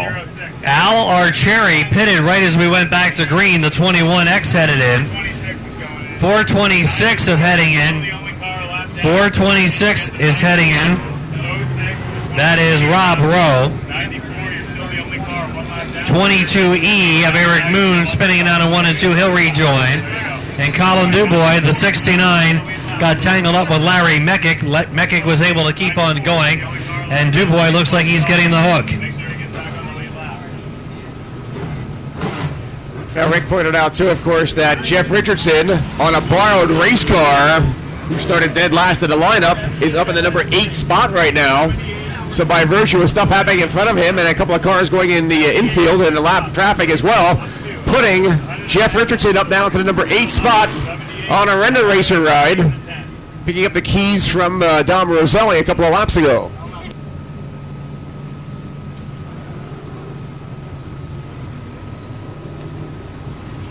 Yeah, how about Richardson in a strange car, the Roselli car, into the top 10. Spoonhour, remember he made a pit stop for a tire. That was early, maybe about lap 5. We're on lap 17 now. And he's into the top 10. Looks like Cole Henschel is pitting. Henschel's going in with a 3. So we've completed 17, getting close to that lap 25 competition caution. Drivers will have to decide if they want to stay out, like the tires they have, like the track position they have, or if they want to get new rubber. Some guys that may have been in already might decide to stay out. The other guys might have to go in. That could change the complexion of the race. So with those 2 upcoming mandatory cautions, if a driver has already changed a tire, he no doubt will stay out on the speedway. That will advance his running order. Drivers going back behind pit wall have to come back out and start to the tail side of that running order as they went into the pit area, though.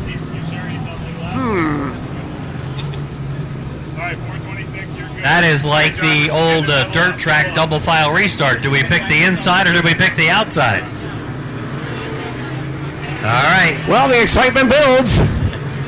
Frankie J., first time back in a race car in years, came to the Bethel Motor Speedway this afternoon and is cutting through the pack like a hot knife through butter right now.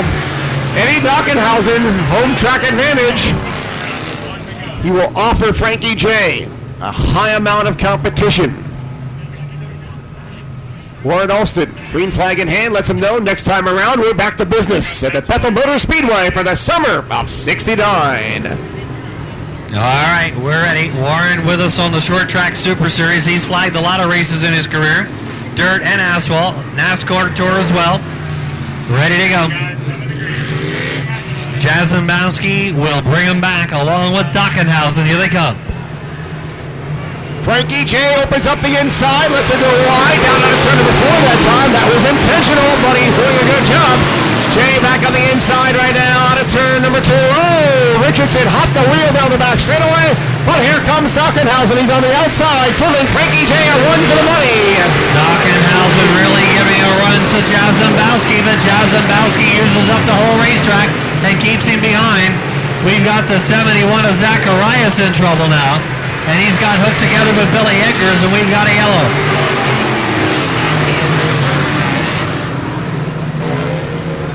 Yellow, yellow, yellow. Out of turn number 2, Zacharias again. It's almost like the rear is locking and stopping.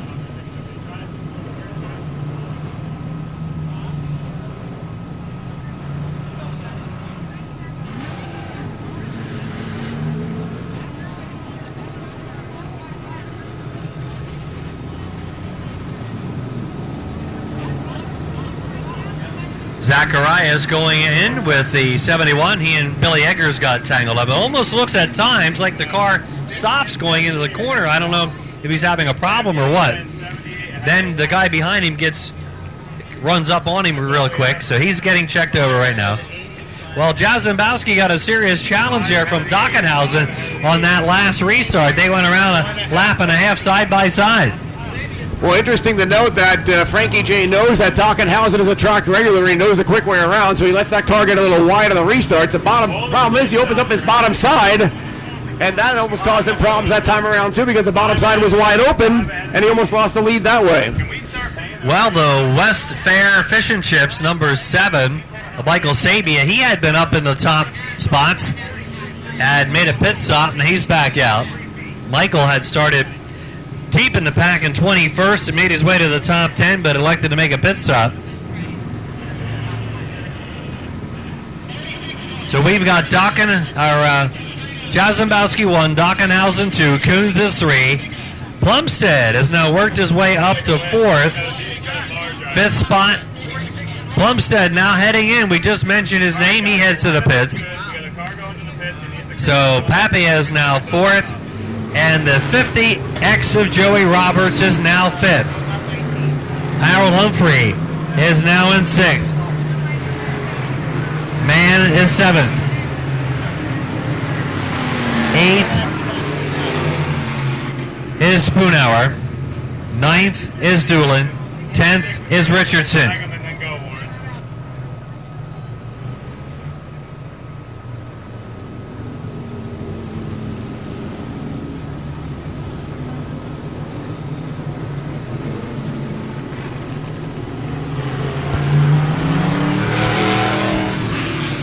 Caution lights out. Frankie J lets Dockenhausen know he's going to be center lining it for the restart. But Richie Coons is going to keep his eye on the inside that time. Watch Coons already down low as the green flag flies. We go back to racing speeds. Frankie J hauls it off the turn 1 and 2. Dockenhausen way wide on a 2 and down the back straightaway. Here comes Papiez. Papiez making it bid now. Coons and Papiez bumped together. Here comes Dockenhausen now battling for the lead with Frankie J.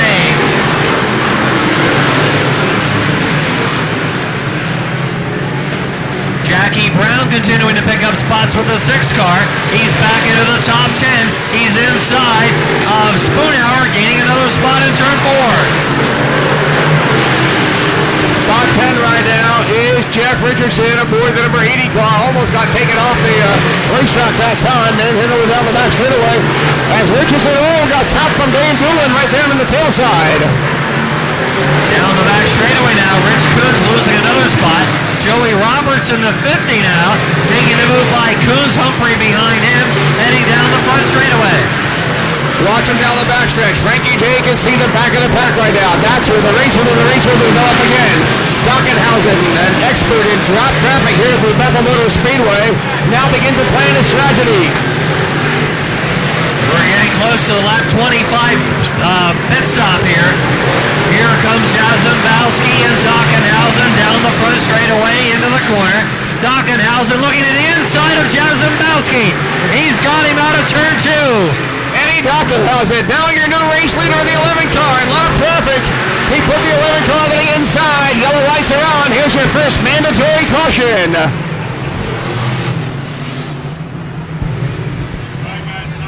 Well, a lap before, lap 25, the mandatory caution comes out of the speedway, 5-minute caution. But before that happened, Eddie Dockenhausen used the inside line to his advantage and put the 11 car into the number 1 position.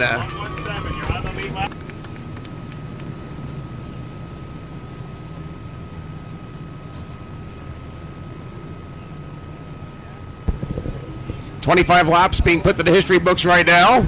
5-minute caution. All right, 50 or 43? Having the option right now of pitting or not pitting. 43, 50. 43, Still a long way to go. 43, 50, 70, 10. See Spoonhour opts to go pit side. All right, guys.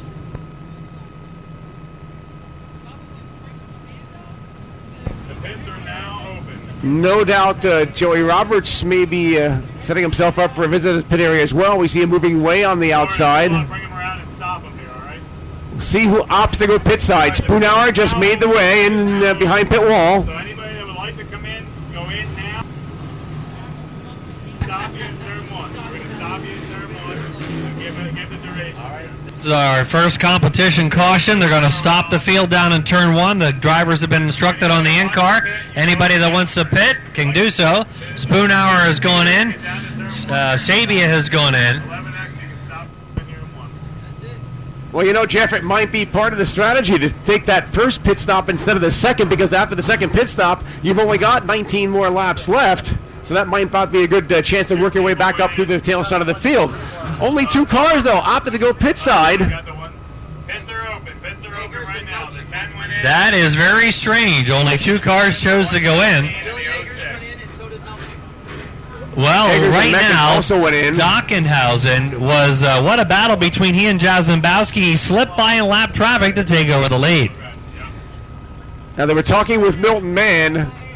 They think that the right rear tire was starting to go down on that car. Although, of course, these guys haven't put a whole lot of air pressure in the right rear, because that baby's going to grow quite a bit under green flag racing conditions. The heat in that tire causes, of course, the air pressure to rise. So whether that was an intentional flat or not, we don't know. And the other car is balancing out a whole lot more air pressure from our vantage point than did the Milton Mann race rod. Mann took the Sedita number 1 car behind pit stall right now. In the middle of our 5-lap competition caution.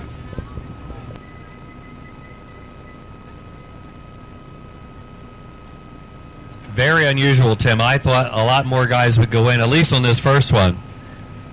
But apparently track position is very vital, so they are not chancing it. Obviously, they can't look at their own tires, so that's why I thought maybe they would duck in and have the crew look at their tires, and that way it would be easier for them to make the decision at the second stoppage on lap 50.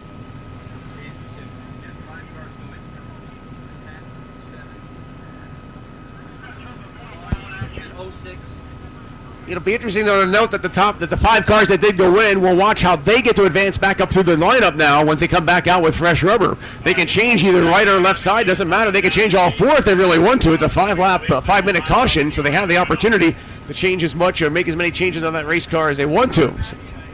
So right now, Dockenhausen is the leader.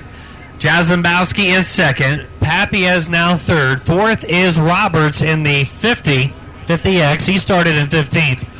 And then the 27 of Coons. They're the top 5. Humphreys is next in the 78, the Afton Motorsports Park driver. And look who's right behind him now.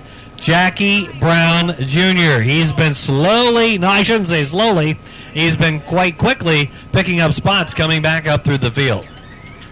Well, he's got a mission to settle, of course, out there. He wants to get back up to the top side because that's where he was when the plug got pulled on him by getting involved with Chris Razor's car. Razor's right there behind him in the shadow right now. Certainly was not an intentional mishap over there in turn number 2, which caused Jackie Brown to lose the lead. Ample time, though, to work your way back up to the top side. We'll see if the Hurley New York Hot Shoe can do that in the number 6X car. Limited time here at the Bethel Motor Speedway. As Rick pointed out earlier, though, he had an opening night win back in the 2016 racing season. So he knows the quick way around, but none of these drivers know how these cars will perform under 69 laps of grueling feature event action, because cautions do not count. All right, Warren.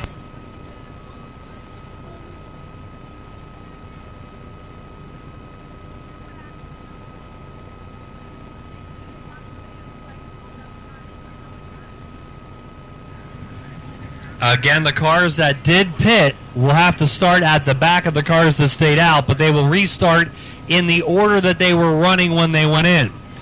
So, as an example, if they were running in 5th, 7th, 12th, 17th, and 18th, that's the way they will line up at the back of the field of the cars that stayed on the racetrack. So we only have one car left now. Just as a way of avoiding a rush in and rush out of the pits. There's no need to rush. They have the 5 minutes of time, and they will line up in the way they were running when they went in, the way then they come back out on the track. And again, don't forget our next short track Super Series events when we get back to dirt track racing. The short track Super Series sponsored by Bob Hilber Sportswear. Coming up on Tuesday night, August the 15th, that's just around the corner. The Stampede at Toga, presented by Recovery Sports Grill at the Albany Saratoga Speedway in Malta, New York. Big block, small block modifieds, 50 laps, 5,000 to win. We'll also have the King of Light Sportsman, that's 602 Sportsman, Tuesday night, August 15th in Malta at Albany Saratoga. And the next event on the South region, Tuesday night, August the 29th, the Blast at the Beach 4, presented by K&B Auto at the Georgetown Delaware Speedway. Big block, small block modifieds, 35 laps, 5,500 to win, along with the 602 Sportsman, the Delmarva Chargers, and the Delaware Super Trucks. One race left to go for the Short Track Super Series Sportsman. That will be on Friday evening, October 6th, a long way off, Friday, October 6th, at the Afton Motorsports Park, opening night of Short Track Super Nationals weekend. That'll be Friday evening, October 6th. We'll crown the champion. Again, you can follow us on the web at www.shorttracksuperseries.com, Facebook at Short Track Super Series, or on Twitter at Short Track SS.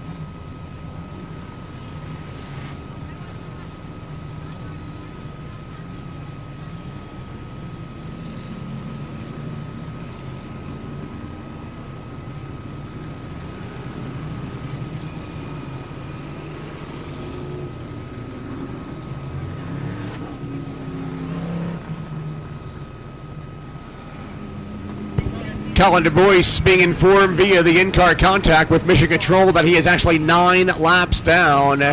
He will have to return to the pit area.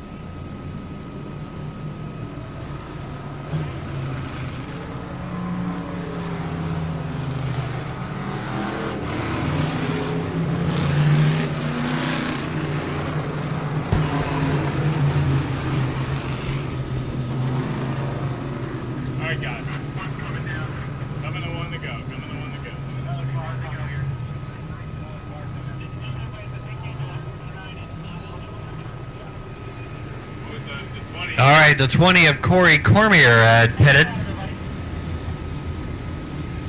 Here he comes.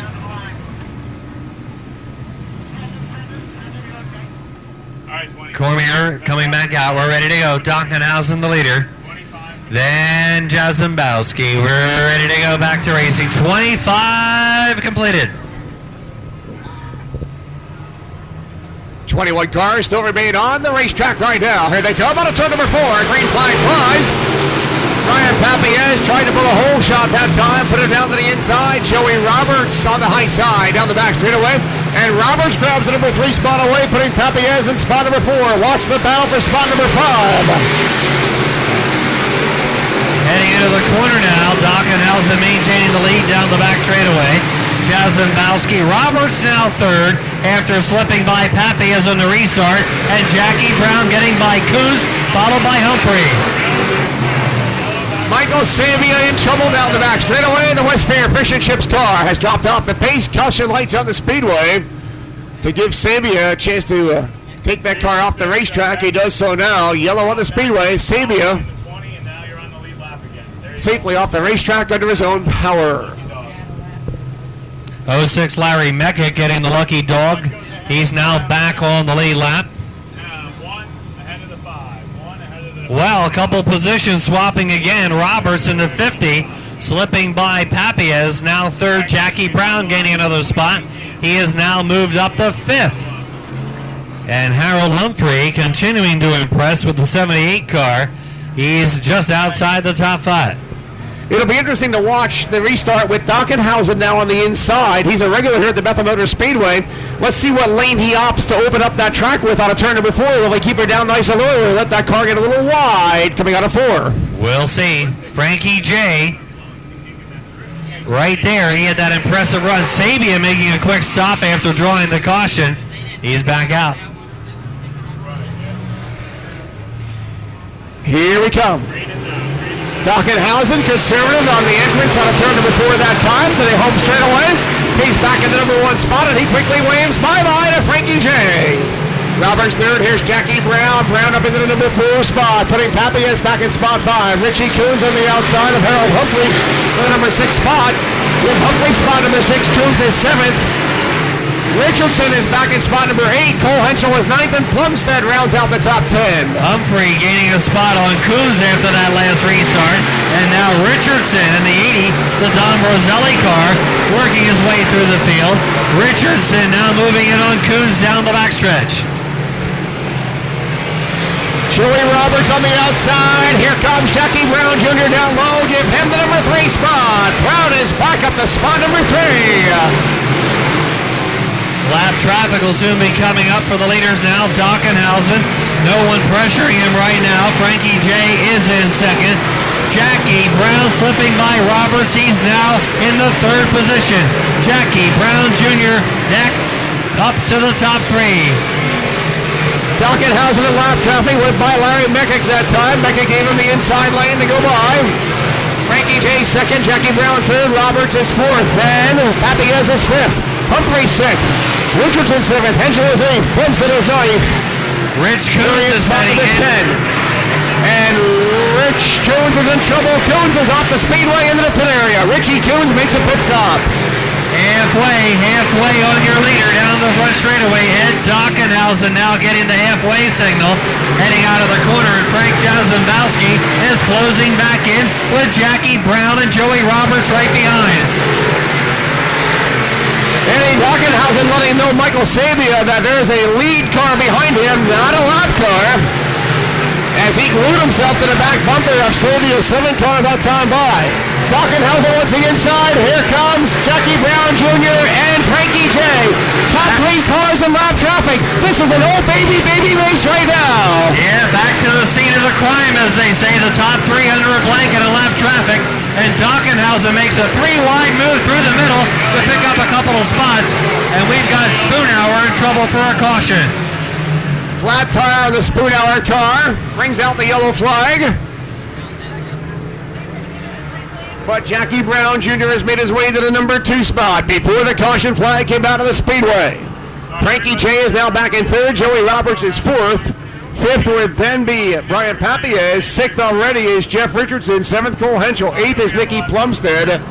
9th is then Curry. And 10th is Milton Mann.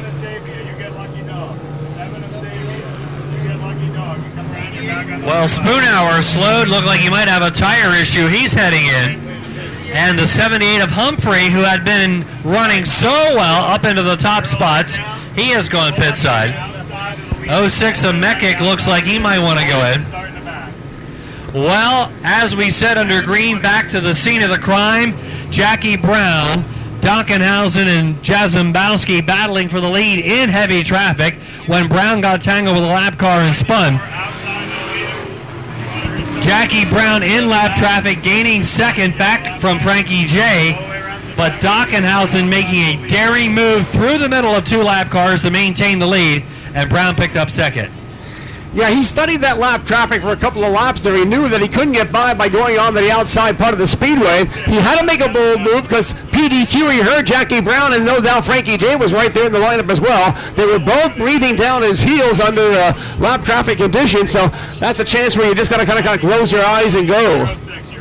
Well, you know what's interesting is the three guys that are up front, they have possibly been abusing their equipment or their tires, running so hard, running so strong.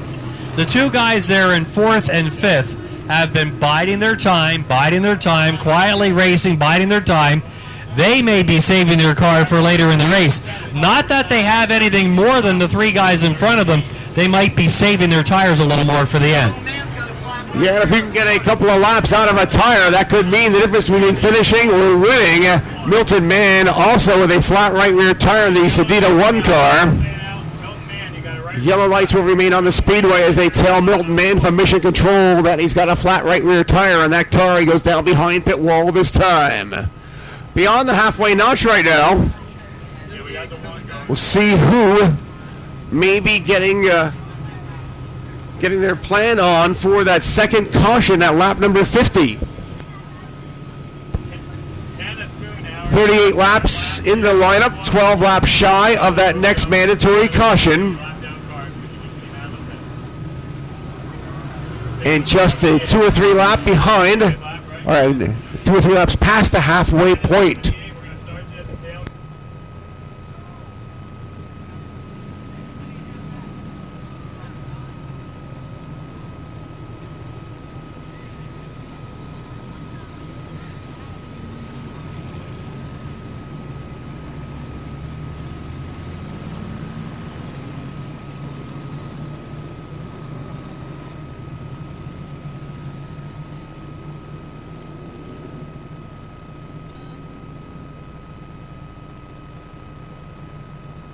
So Spoonhour back out with a 10 and Humphrey back out with a 78. We're past halfway, so we go to a single file restart now. Single file restart. Dockenhausen, Brown, Jarzembowski, Roberts, and Papiez. Richardson, Henschel, Plumstead, Rowe, and Moon. Here we go. 38 complete. Here we come, back under green flag conditions this afternoon for the summer of '69. Dockenhausen will show the way. Single file, they run down the back straightaway right now. Jackie Brown Jr., he has not put all his cards on the table just yet. Milton Mann slowing down the straightaway. And he better get going, PDQ, because here comes the freight train. Milton Mann back out of the pits just in the nick of time, but he's now going to be running ahead of the leaders. Down the straightaway, Dockenhausen, Brown in second. Brown not challenging Dockenhausen right now. Might be just biding his time, waiting for a little bit later in the race. Jackie Brown Jr. seeing lap traffic maybe in the picture in a couple of laps from now will save his car and watch the lane of traffic that Dockenhausen uses as he enters the back markers right about now. Spoonhour getting in contact with Brad Horton's 94 car. Now Dockenhausen off the racetrack. Almost knocking him out of first place. Dockenhausen manhandler back onto the racing surface. Danny Doolin down the back straightaway. He goes into the pit area. Wow, that almost was disaster for the leader. Dockenhausen got tangled with a lap car, knocking him off the edge of the racetrack, but he keeps on going. Down the back straightaway now, we've got Dockenhausen, Brown, and Jarzembowski in lap traffic along with Joey Roberts.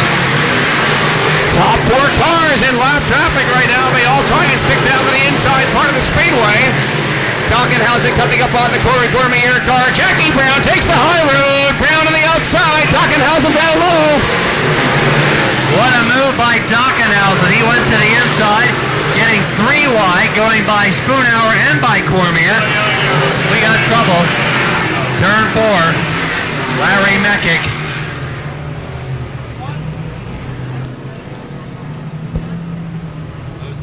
Meckick, flat left rear tire on the 06 car. Brings out the yellow right now. 45 laps have been put to the history books right now. 45 down, 5 laps shy of the second and final mandatory caution. The competition caution, as we call it.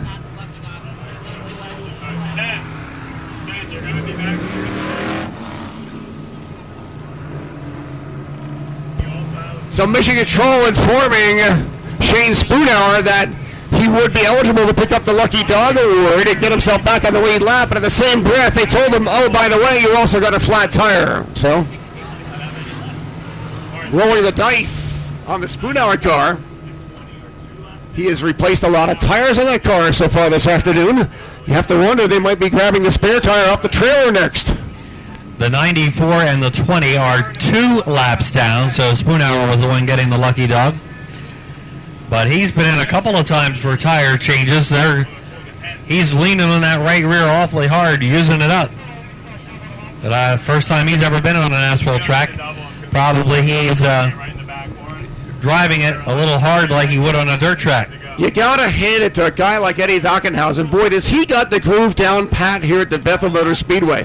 That car works through the turns. It does not lean over at all. It's like the thing is just glued right down to the speedway. Imagine the amount of left rear weight that car is carrying for that thing to do that through the turns. And, of course, he almost had disaster. Earlier in the race, Jackie Brown, when he was leading, he had disaster. Dockenhausen was half off the racetrack here on the front stretch a few laps ago. Almost getting tangled up with a lap car. He managed to get back on the track before we got to turn number 1 and managed to keep the lead because Jackie Brown got up alongside of him, but then he made that daring 3-wide move to split the lap cars and maintain the lead. Well, he's trying to keep some heat in those big racing tires right now as he wiggles that car around a little bit, grabs a handful of wheel, doesn't want to put too much punishment on those racing tires to keep heat in them, but he knows he's got to keep a certain amount in them because he's got the freight train breathing down his heels right now. Here we come on a turn number 4. Jackie Brown looked to the inside that time. Dockenhausen back on the lead step. 45 laps in as we go back to green down the back straightaway. The top 4 all together now. Pappy is feeling some pressure from Richardson and Cole Henschel. Frankie J works back there in spot number 3. Joey Roberts 4th. Watch Jeff Richardson down to the inside of Papias down the back straightaway. Give Jeff Richardson spot number 5.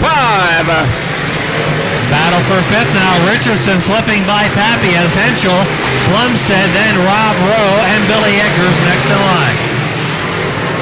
Top 4 cars just buying their time right now. They know they're going to have a big amount of homework to do when they get caught up in lap traffic. Jackie Brown tried to take a sneak peek down to the inside that time. It did not work. Dockenhausen maintains the lead. Here they come on Larry Meckick's 06 car. Meckick drifts to the outside. Dockenhausen holds on to the lead.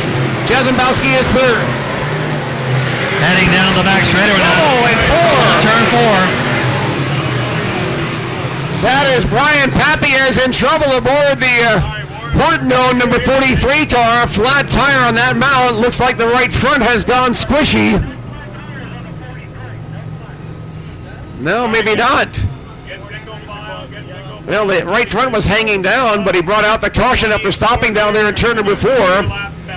Brian Papias, who was running up there, now heads down behind pit wall. So Papias might have some other problems on that because a quick look at that car, all 4 tires still have the right amount of oxygen in them. All right, Papias, we don't know what happened. It wasn't a flat. He stopped and brought out the yellow. 49 laps in. Officials are calling this the competition caution. We're not going to go just 1 lap and throw the yellow again. So this is the competition caution. Drivers have been told on the radio, this is now pits are open. We're going to stop them down here in turn number 1. This is our second planned competition caution. 49 laps down, 20 laps remain. Pits open, Sabia going pit bound, as is Larry Meckick. Mecca had nothing but handling problems all afternoon aboard that 06 car, not used to the asphalt racing surface beneath his wheels. We'll roll him up down here at the end of the straightaway. Anybody who wants to make their pit stop, here's their final offer to do so.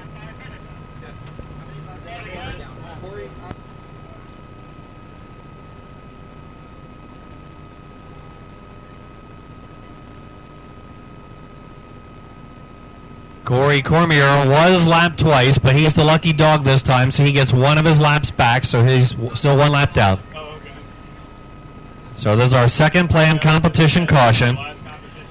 So looks like, again, nobody's opting to go pit side other than 2 or 3 cars. Everybody up front is staying there. We've seen some drivers with tire issues, others none. And as you can see, the different setups in the car, as you said, Dockenhausen's car so smooth, just glued to the track. Others leaning a little bit and twisting. So it's interesting to see how this will play out. But we'll go from here to the end.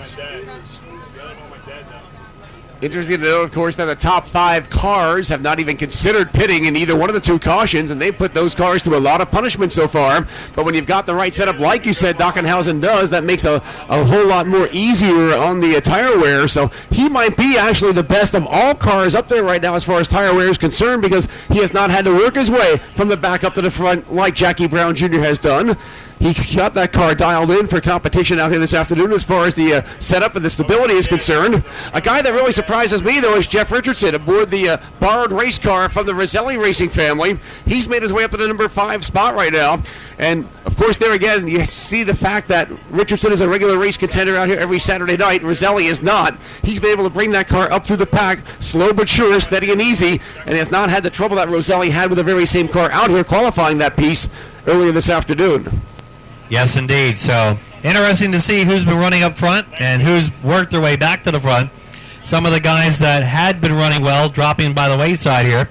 Cole Henschel, one of our tour regulars in the advanced concrete race car. He's just outside the top 5 now with car number 3. 2 more minutes still to go. So far, so good. Interesting to see how this will play out. Again, a massive payoff set here for the drivers. 43 done.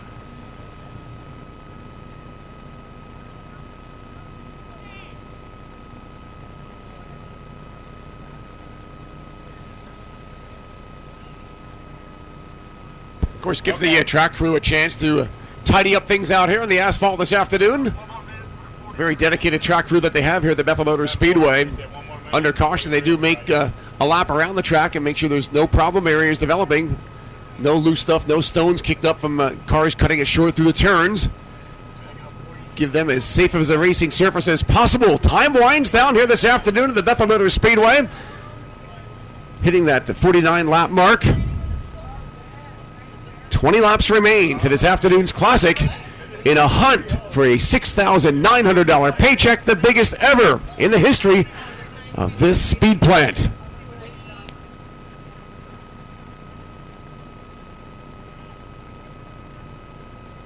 You know, while we have this brief break before we go back into the last segment here, Tim, again, we cannot say thank you enough to everybody who came out today on behalf of all the fine folks here at Bethel Motor Speedway and all of us on behalf of the Short Track Super Series. It's been a pleasure to be a part of this event here today. All the folks who are regulars here and all of those folks who joined us today who may have never been here. And it's certainly a pleasure to be here today, and we certainly thank each and every person that walked through the gate today, race team or fan, for being a part of this on this beautiful Sunday afternoon. Well, they certainly made it all happen for us out here at Bethel Motor Speedway today, like you said. And, of course, history being made. This is the richest payoff for all 3 divisions out here at one time here on the Speedway. A bold move, of course, was made over the winter months when Brett Dale took the offer to bring the Short Track Super Series to the Bethel Motor Speedway. He knew it couldn't be a regular Short Track Super Series competition event because so many of the guys are bound and determined to stay on dirt. They weren't going to make the move into the asphalt racing surface. They get a certain amount of points for showing up, of course, and the track points as well. But what a move on behalf of Brett Dale to try and take this act on the road and switch surfaces. Absolutely. Brett's one who's up for a challenge every now and again. Well, so he's tried on dirt, he's tried on asphalt. You think he want to try on ice? I don't know. We'll have to wait and see. You know, he originally comes from New York State, so we'll have to see. He lives in Delaware now, so he might like the beach better. Well, ice racing is popular up here in New York, and we even announced an indoor ice race over the winter months in January down there in Reading, Pennsylvania. That was exciting. Maybe since Brett lives at the beach, we'll be racing on the beach come a few years from now. There we go. The beach ball 50. It's 80. Oh, we got one in.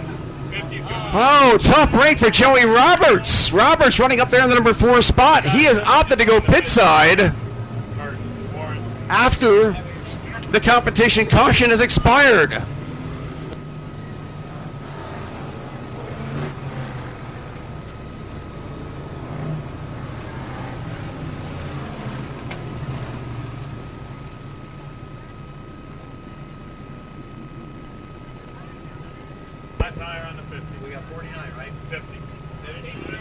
Well, they tell us that the tire going down on the Roberts car, couldn't see it from our vantage point, but a flat tire has taken Roberts out of the top 4 this afternoon.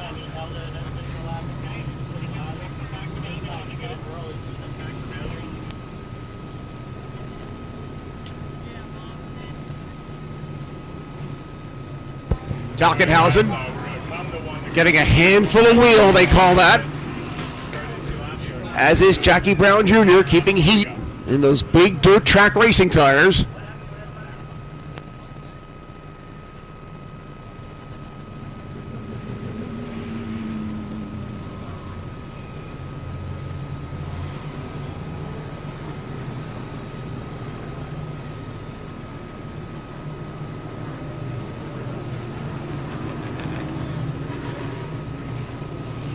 Alrighty, single file restart. Final segment of the event. Here we go.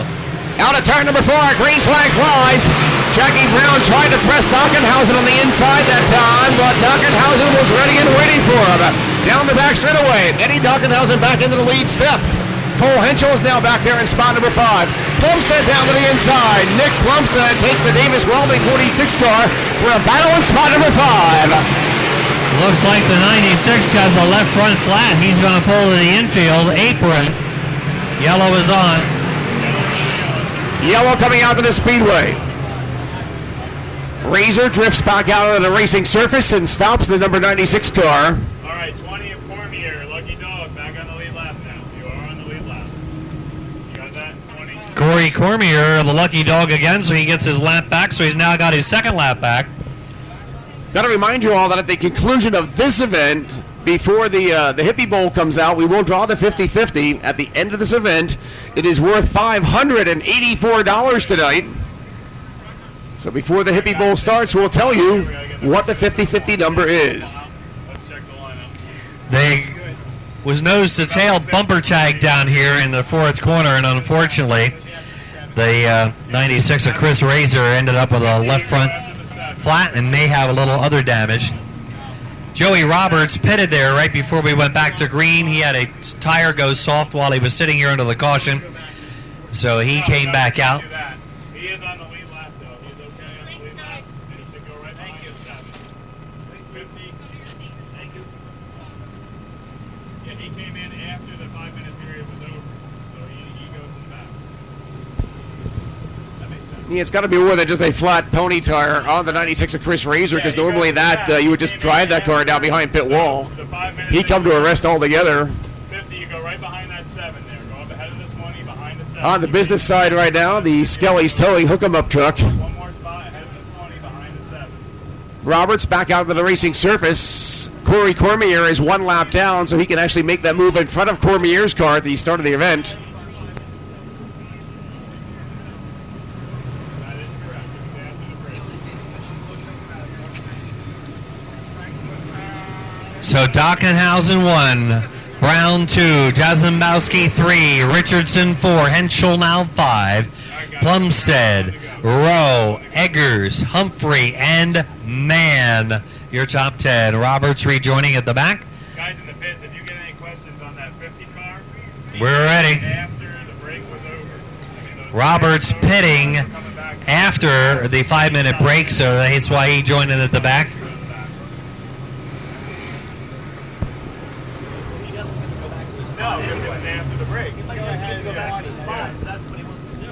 Surprising fact, though, we've only lost 10 cars to the lineup since the initial drop of the green flag. We've already had 50 grueling laps of green flag racing action here this afternoon. And we are green right now again for the final 19 laps for a $6,900 paycheck. Charging into the corner, heading down the back straightaway. Back underway. Humphrey and Mann battling for position on the back straightaway, heading into the corner.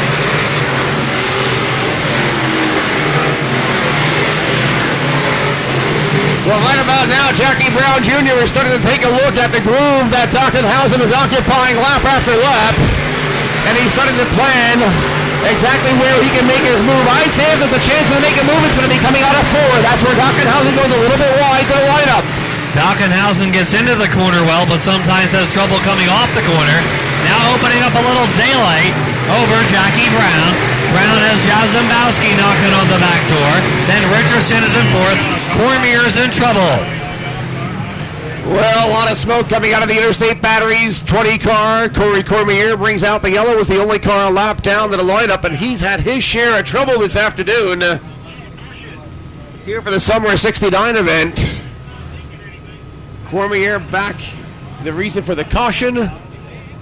54 laps have been scored. 15 laps.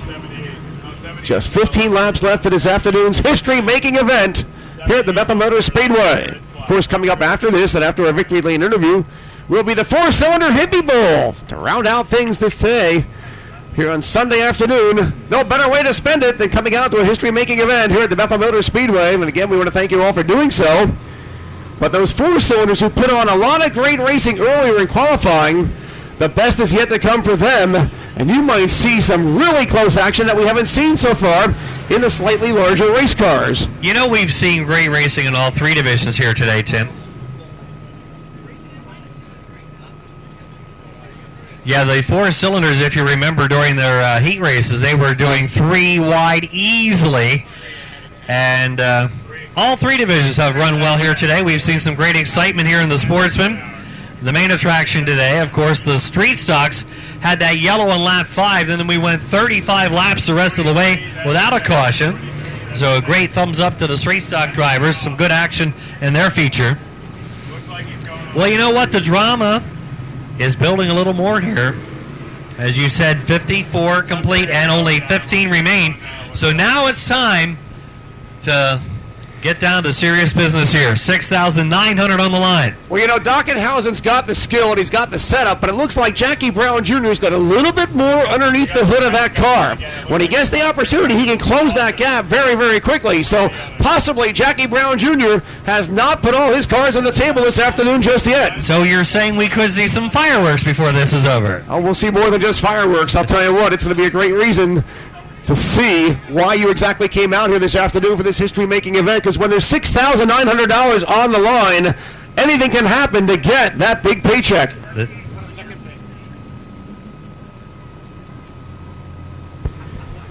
Just conferring with Brett Dale, second place is a $3,000 paycheck. Hey, not too shabby for second place for Bethel Motor Speedway, but a difference of $3,900. That could make a race driver do a lot of crazy things.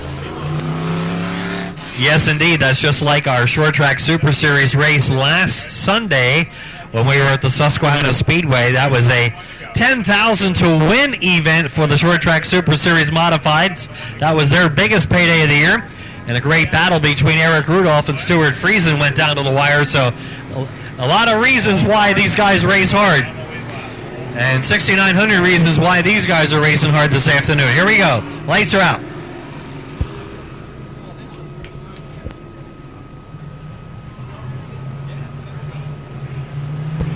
Here we come, out of 10 before this time, back to racing speeds. There's 19 laps left, or 15 laps left on the speedway. Young Cole Henschel back there in spot number 5, got Plumstead to deal with. Plumstead's running back there in spot number 6. 7th is the 426 car of Rob Rowe, his first time ever at the speedway as well. Henschel's car slides wide. There's Plumstead, oh, they slap skid rails. Plumstead and Henschel Down the back straightaway, Henschel, a regular at the Accord Speedway. First appearance here, battling with Plumstead and Rob Rowe. Meanwhile, the top three pulling away from the rest of the group. Jackie Brown exiting the turns just a little bit farther to the inside, then does Dockenhausen. Watch him, he'll do it again. Brown takes a look down to the inside that time, not quite enough schwupp beneath the sheet metal to make the pass. Jackie Brown about 2 car lengths, making 3 behind Dockenhausen down the back. We've got one car a little in trouble here off of turn 4. That's Harold Humphrey. That could make things interesting for the leaders. Well, that gave Dockenhausen a chance to stretch out that number 1 spot, but now he's going to get by Humphrey. That will give Brown a chance to play catch-up. Jackie Brown losing ground. Now to Ed Dockenhausen. Plumstead's got trouble in turn number 4. We've got a yellow. Humphrey in 1, Plumstead in 4. Nick Plumstead of the Ralph Davis owned number 46 car. Good runner here this afternoon. As he went wide to the lineup. He's also pit bound. If anything, maybe the left rear tire was starting to go flat. Looked like it was just a tad bit under pressure. 59 laps into the history books, 10 laps left for a check for $6,900. How many, ladies and gentlemen, think that check will be made out to Eddie Dockenhausen this afternoon? How many think Jackie Brown Jr. has got more than he's showing? How many think neither one of those two guys will talk to us in victory lane? It might be Frankie J, right? I'll tell you what, Frank Jazembowski's been playing it cool like a cucumber back there in spot number 3. He might have a whole lot more than he's putting on the table, too, so far. And we got the 426 of Rob Rowe pitting now. 5 laps down. 78, the lucky dog. He'll get his lap back. That's Harold Humphrey. Well, Richardson quietly in 4th. 5th is Henschel. Then Mann, Papiez, Edgar, Moon, Sabia, Roberts, and then Humphrey. So we've got 10 more circuits and a 4-cylinder Hippie bowl to go.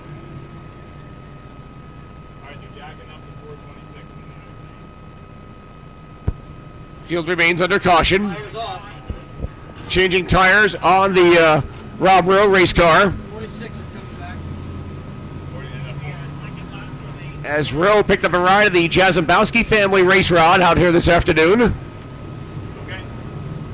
Plumstead also returns in the Ralph Davis Welding Joe's Pizza Sunday Delights number 46 car.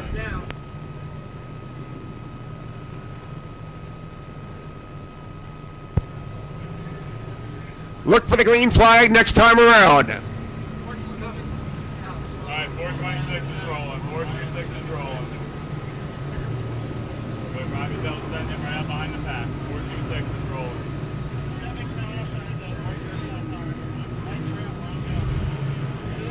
All right, we're ready to go. Rob Rowe will join in after the field takes the green. Here they come. We'll send that 426 after the race. Back to business for 10 more laps at the Speedway. Sabia went wide, and Milton Mann's car has broke a front end. Tough break for Mann, the Sedina number 1 car. As the front end breaks on the number 1 car. Sabia going in with a flat tire, and Milton Mann's got a collapsed front end.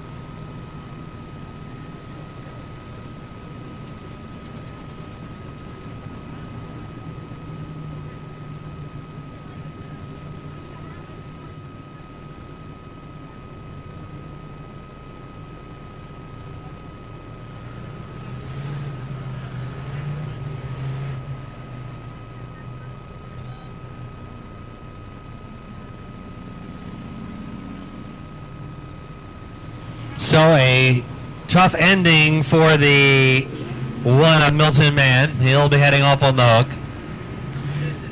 So Dockenhausen, still the man in charge. Brown, Jarzembowski, Richardson, Henschel. The top 5 will be ready to go next time. Still 10 remaining. The summer of 69. Bethel Motor Speedway. Bob Hilber Sports Fair. Short Track Super Series. A beautiful Sunday afternoon. Rarely we even get these on a weekend anymore. How about it? All had our experience of cancellations throughout the 2017 season so far, but a great day for stock car racing. Here we come. Back to business this time. Dockenhausen shows the way. Brown right there in second as Plumstead goes racing with Richardson, with Rob Rowe in the tail side of the pack. Boy, they almost hopped the wheel that time, but back in the pack. Rob Rowe puts the 426 car to its paces. Here comes the battle down the straightaway. Rob Rowe, Plumstead, Harold Humphrey into the turn. Meanwhile, up front, the top 3 again breaking free. Dockenhausen, Brown, and Jarzembowski.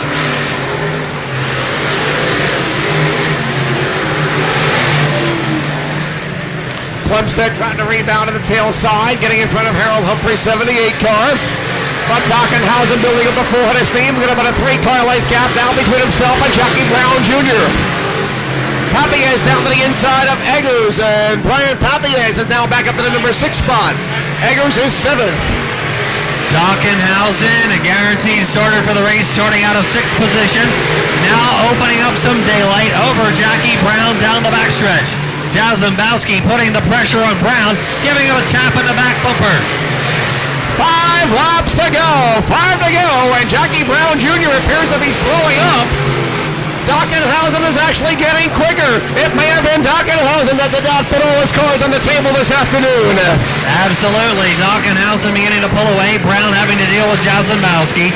Then we've got Richardson and Henschel next in line. Here comes a little bit of lap traffic now for Dockenhausen down the front straightaway. We're inside the final 5. Lap traffic now for the leader down the back straightaway. Lap traffic is going to roll up Jackie Brown Jr. Dockenhausen securing. Coming up by 2 laps to go. 2 to go that turn by. And trouble with Humphrey 78 car. Backs it around the outside in turn number 4.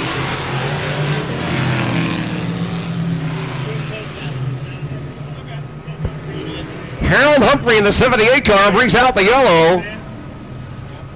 Almost a clean sweep to the checkered flag. And obviously, Jeff, Dockenhausen had more than he was showing to us. When he knew that he only had a handful of laps left, all of a sudden that car became very, very fast. Yes, it did. He was beginning to pull away from Jackie Brown and Frankie J. 66 completed. 66 down, 3 remaining. Humphrey going around here in turn 4 brings out the caution. And he's returning to the pit area. So we've got a green, a 2, a white, and a checkered ahead of us. Green then 2, white then checkered in the summer of 69.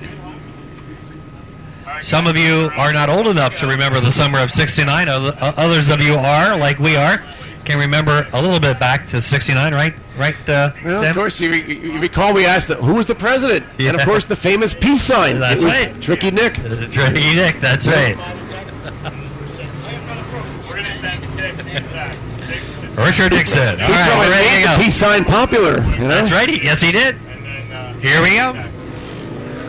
We'll find out who's it going to be. Here they come. Out of turn number 4 this time. Warren Alston, green flag in hand. We go back. The green flag excitement. Time winds down right now. Jackie Brown Jr. knows that Dockenhausen had a very fast race car the last couple of laps. He'll try and glue himself down to the inside this time. Coming up on 2 laps to go.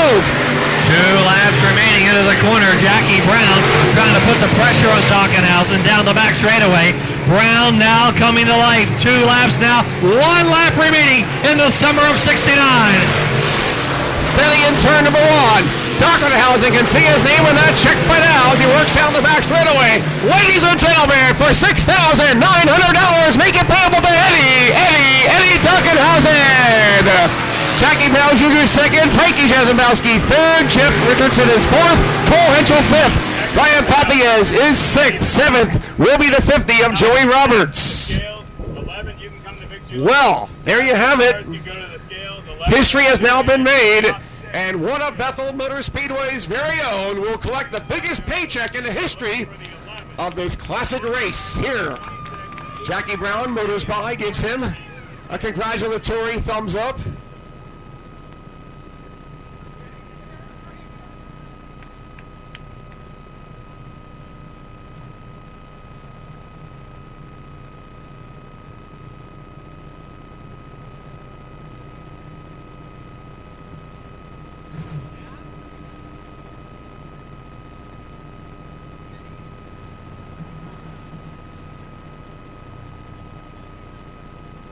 Get your 50-50 tickets ready. We'll have him draw the winning ticket as well. Boy, Dockenhausen having quite a weekend.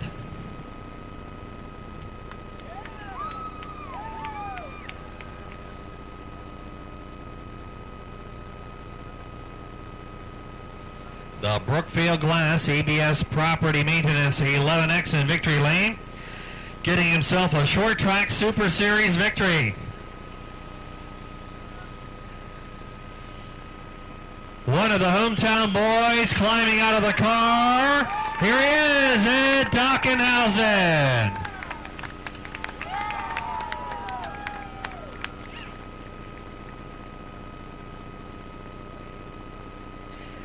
Here is he's a happy camper, I do believe. He's going to go down and talk to Richardson.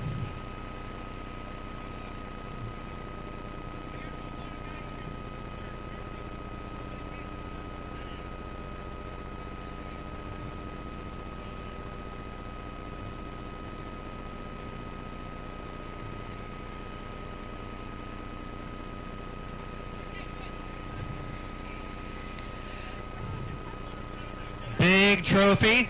Ed, congratulations. 6,900 reasons for you to smile. How about it? I can't believe it. I really can't. Last night was like the greatest night of my life.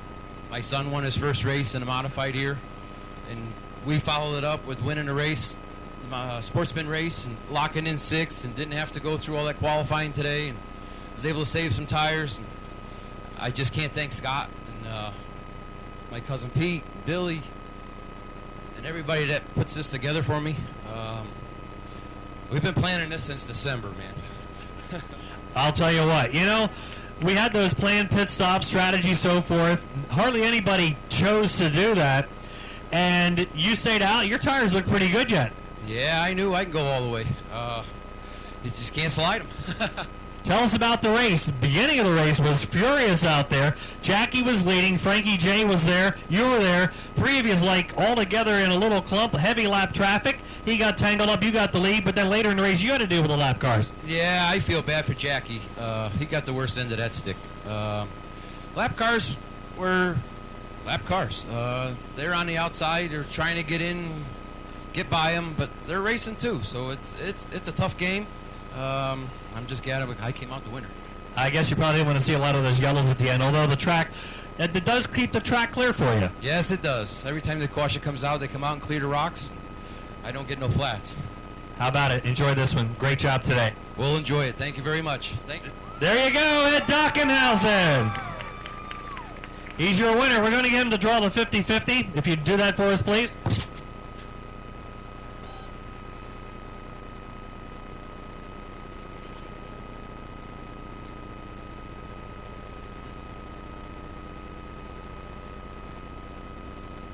All right, he can hear you one more time. Ed Dockenhausen, the winner. Here's your 50-50 winning number, $580. It's a yellow ticket, 689-4632.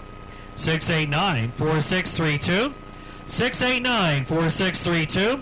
689-4632. 689-4632.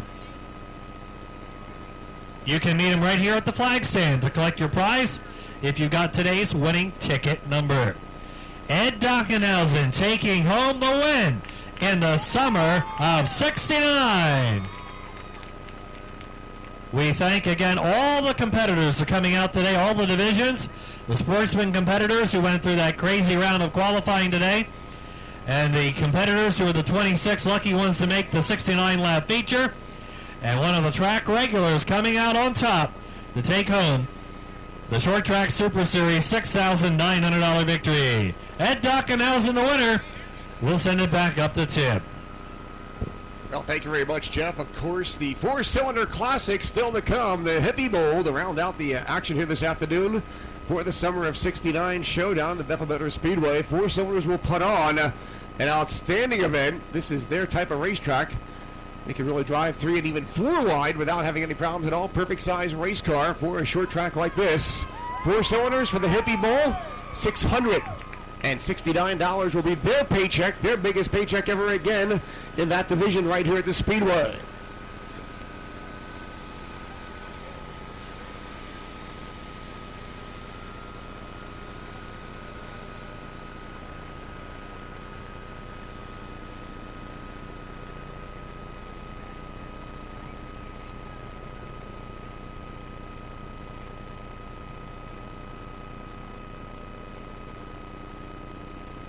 Jerry Curry, the winner of the 50-50, so congratulations to Jerry. Jerry Curry, the winner of the 50-50.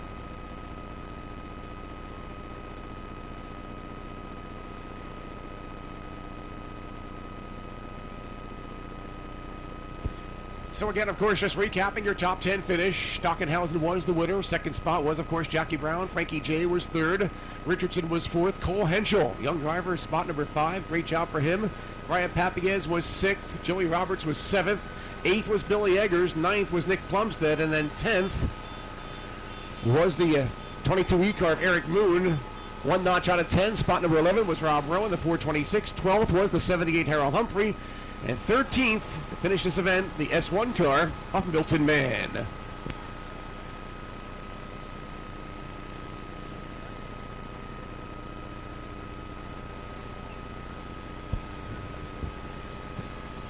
So cleaning up victory lane ceremonies down here.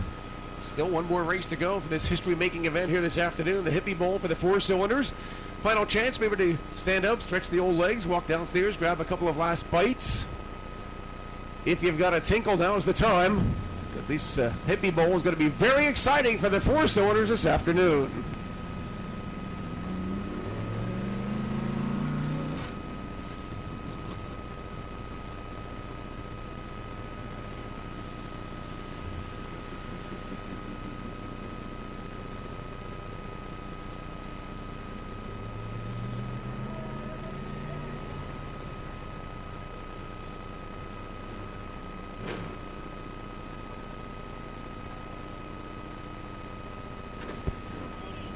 Don't try and take it to the drive-through of the bank.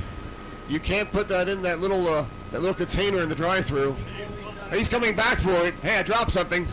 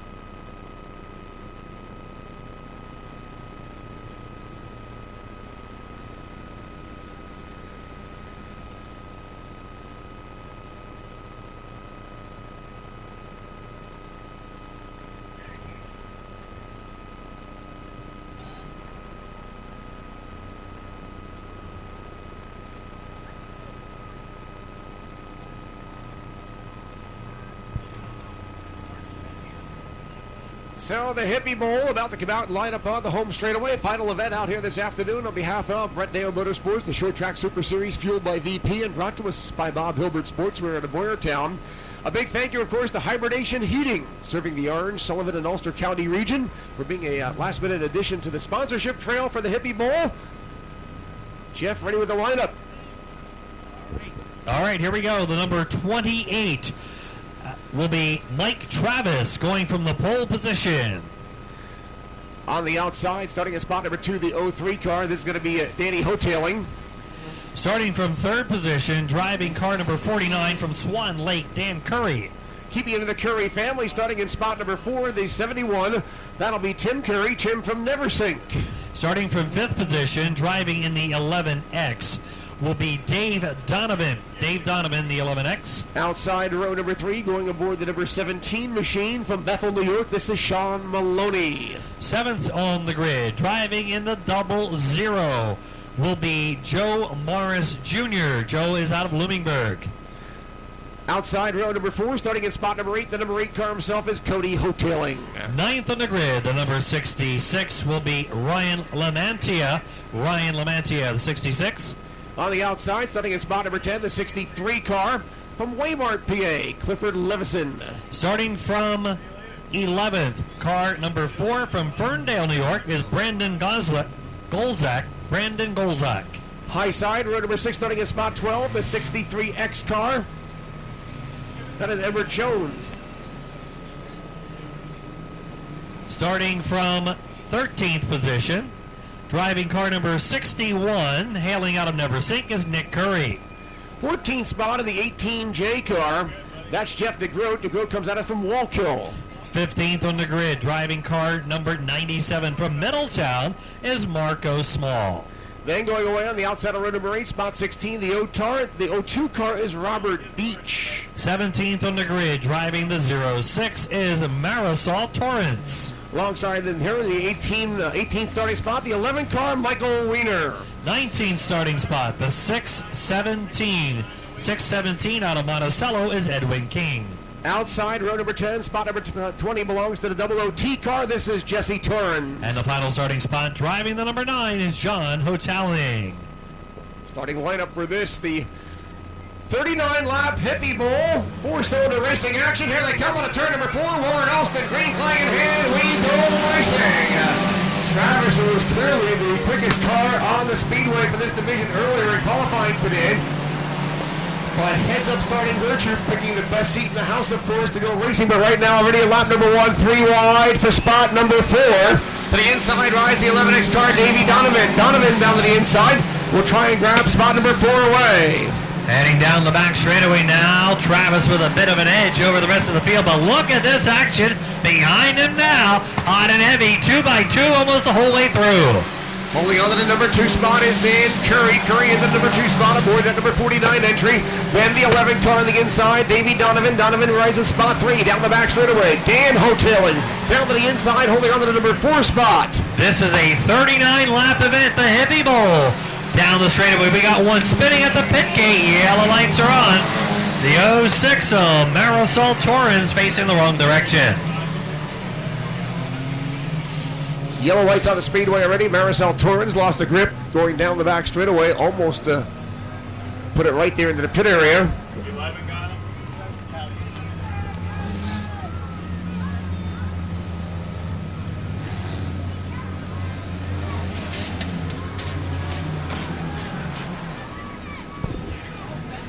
Being determined that Michael Wiener had something to do with that mishap, and that'll put him to the tail side of the bus. We see his bumpers dragging, or the bumper cover on the 11 car.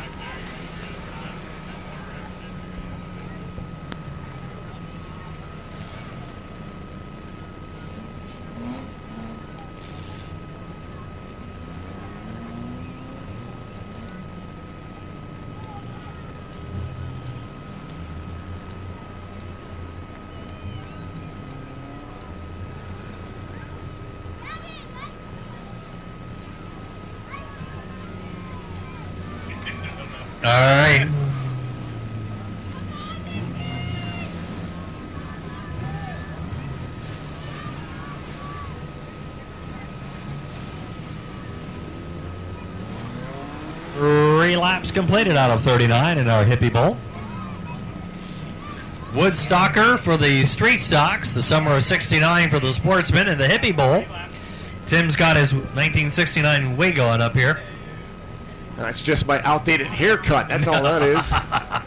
It's the Hibernation Heating Hippie Bowl. Oh, there you go. Here we go.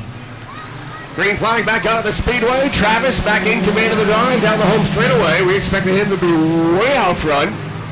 Kind of pacing the field right now. He knows he's right where he wants to go racing. Curry right there in the number 2 spot. On the inside rides Davey Donovan. Donovan squeaks his way into the number 3 spot right now. Bottom side opens up for the 17 car of Sean Maloney. Maloney now into the top 4. Working out of the corner down the back straightaway. Good action there. Hoteling in the 03, dropping back a couple of spots now. 71 working on the inside of Tim Curry. Curry in spot number 5, motoring down across the stretch that time. Side-by-side battle for the number 7 spot. As the 63 car, team car, is Edward Jones on the outside. Jones on the wild side of the 00 entry JB, Joe Morris Jr. for that position. Down the straightaway, good battle now. 63 of Jones putting the pressure on. Down the back straightaway, working on the outside. Side-by-side competition on Golzak, heading into the corner. Everybody hugs the inside, going into turn number 3. Danny Curry still in the number 2 spot. But the 11 car makes a trip to the outside right now. That's Donovan in the 11X car. Davey Donovan now going to try and put a nose down to the inside. They come together. Boinkity boink boink. But they all head back in the right direction. Charging down the front, we've got a 4-car duel now for the number 2 position. Charging through the corner, Dan Curry in the 49 ahead of that battle. Right behind him, knocking on the door, Sean Maloney. Maloney holding on to that spot right now aboard the number 17 machine. 3 wide down across the stripe that time for spot number 2. On the outside rides Davey Donovan. He's way up the outside down the back straightaway, while the 17 of Maloney takes over the number 2 spot. Now the 3 wide battle is on for spot number 3. Here comes Maloney now, second. 3 wide for third. Charging into the turn. Hot and heavy action now. The 49 car of Curry was second. He's now back in 5th. And Tim Curry, the 71 car, making strides to the inside. Puts the 71 car into the number 4 place of real estate. While the 49 of Danny Curry is back there in spot number 5. Then 6th is Danny Hoteling. 7th is the 8 car of Cody Hoteling. 9th is the first 63. That one being Edward Jones. Here comes your leader, working through traffic, just like in the Sportsman race. He went right through the middle of a couple of lap cars. That's Mike Travis, working traffic down the backstretch. Lap traffic will be about the only thing that Travis has to worry about this afternoon on a trip for a paycheck. Out here at the Bethel Motor Speedway, Travis on the outside, down the home stretch they travel this time. Second is the number 17 yet of Sean Maloney. 2 lap traffic cars in front of them, separating spots number 1 and 2 down the back straightaway. 3rd still James Donovan. 4th is then the 71 of Tim Curry. And 5th is Danny Hoteling, the 03 mount. Working lap traffic now, heading down the straightaway into the turn. Meanwhile, the leader working more lap traffic, heading down the back straightaway. Right now, your leader, Mike Travis, making things look easy. Move over sign being offered to the 11 of Michael Wiener right now. That's about the only competition that Travis will see the entire distance, and that is navigating through the back markers. Down the back straightaway, he puts a lap on JB, Joe Morris Jr., in the 00 car. The 11X making some moves into the top 5 now. Dave Donovan battling into the turn with the 71 of Tim Curry, working out of the top side of turn 4. Curry on the inside, down the home straightaway, picks up the number 3 spot, putting the 11 car, Bob Donovan, to the outside for spot 4. Then the 49 spot number 5, that's Danny Curry. Off the track, back behind pit wall is Jeff DeGroot, the 18 car as a lap car. Leader continuing to put cars laps down as he works the traffic down the backstretch. Second spot now is the 17 of Sean Maloney, heading into the turn. He'll have to work some lap traffic now off of the 4th corner. 4 lap cars between spots number 1 and 2 as the 17 heads into turn number 1. That's Sean Maloney. 3rd spot is still the 71 of Tim Curry. 4th is the 11 car of Davey Donovan. Move over sign being given. Black flag being offered to the 00 car of JB Morris. Following the 11X of Donovan, we've got the 49 of Curry, and then the 03 next in line of Hoteling. Then the 63 of Edward Jones. Halfway coming up. Halfway on your leader. Up to the halfway point this time. Warren Alston lets them know we've already coveted 20 laps. The distance out here this afternoon for this 39-lap Hippie Bowl. Double O's going in after being lapped. That's Joe Morris. Smoke also beginning to show aboard the Brandon Golzak car. 61 and 66 getting tangled up in the back as the leader zips by. That's Mike Travis. Travis setting a blistering pace. Travis in the AmeriCare car works on to the number 1 spot. Out of turn number 2, got 3 more lap cars to call victims of his gun handle. Travis on the outside. Second spot just exiting turn number 2, the 17 of Maloney. Curry on the outside, that being the 71 of Tim Curry. Gaggle with cars that Travis has to deal with on a turn 2. He navigates by him down the back straightaway, waves bye-bye. 4 more lap cars now for your leader, Mike Travis, making a shambles of this event. 17 still running in second, Sean Maloney. Third is a battle off of turn number 4. 71 in the 11X now, Curry and Donovan, followed by the 49 of Dan Curry. Well, Travis with some clean air in front of him right now, got about a half of a lap until he catches up to the back markers again to start putting cars a lap down. Edward Jones will be his next victim, but he'll have a chance to put some air into the radiator of the front end of that 28 car. Mike Travis continues to dominate since the drop of the green flag out here this afternoon. Looks like we got about 7 cars left on the lead lap as Travis is continuing to set the pace, running a blistering race. After running that fantastic run in his heat race where he went from 10th to the lead in 8 short laps. He's got a clear racetrack now, but he's coming up on some more traffic heading down the backstretch. And that traffic is not just hugging the inside at all. They're scrambling for those spots back there.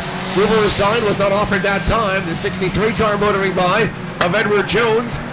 And the double file pack of lap cars down the back straightaway. Travis now going to pick his lane.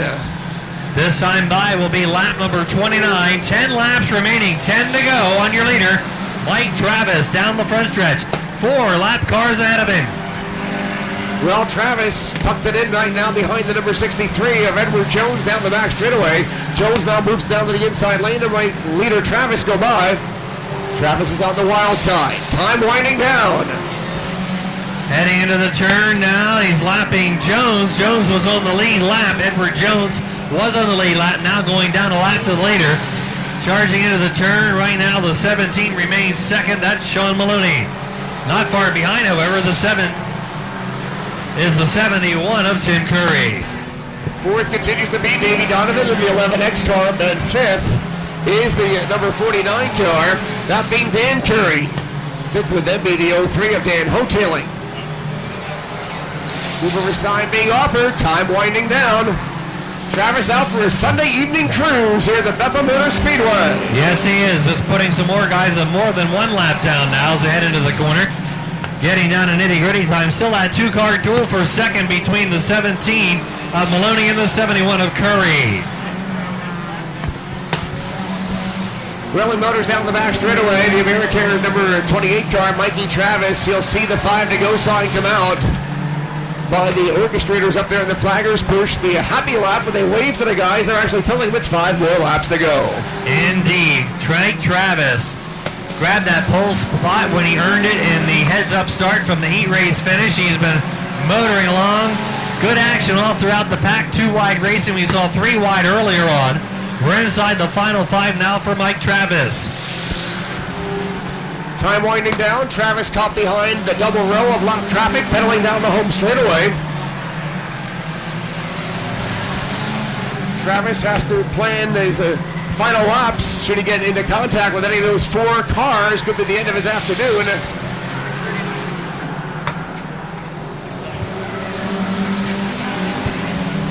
$669 paycheck. The 2 to go sign comes out this time. Mikey Travis drives by. You see the smile on his face from here.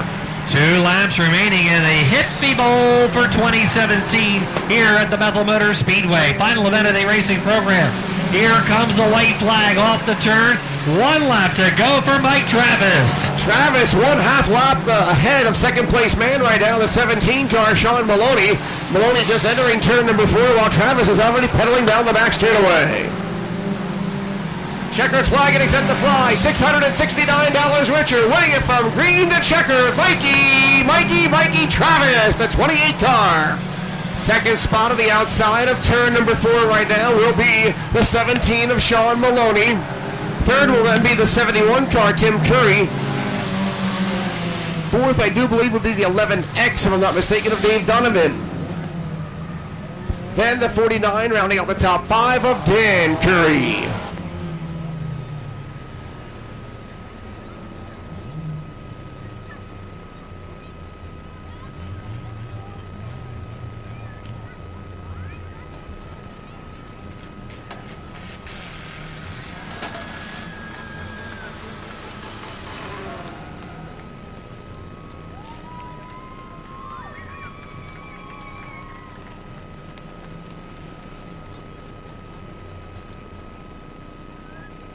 Your top 5, the 28 is the winner, Mike Travis.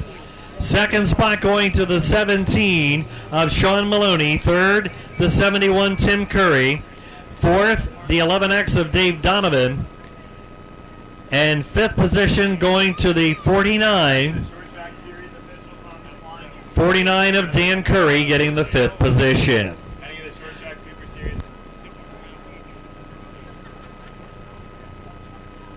We're going to go down to Tim, and then we'll wrap things up. Again, ladies and gentlemen, thank you so very, very much for being here on this beautiful Sunday.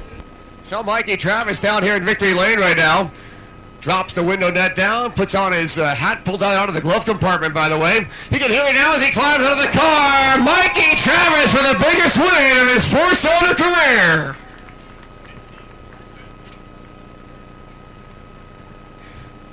Mike, I'll tell you what, you never had such an easy way to pick up a $669 paycheck on a Sunday afternoon. Yeah, I can't thank my brother enough. He's been helping me out. Brought home the win last night. I don't know. I don't think I could have done it without him helping me out. Got to thank AmeriCare Transportation, Schwab Engine, Newman Signs, my girlfriend, all my fans. I got to thank them the most.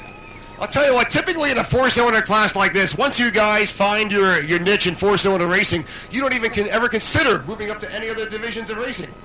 I kind of do. I think this is going to be my girls' ride next year, and I'll be racing down in Accord, hopefully.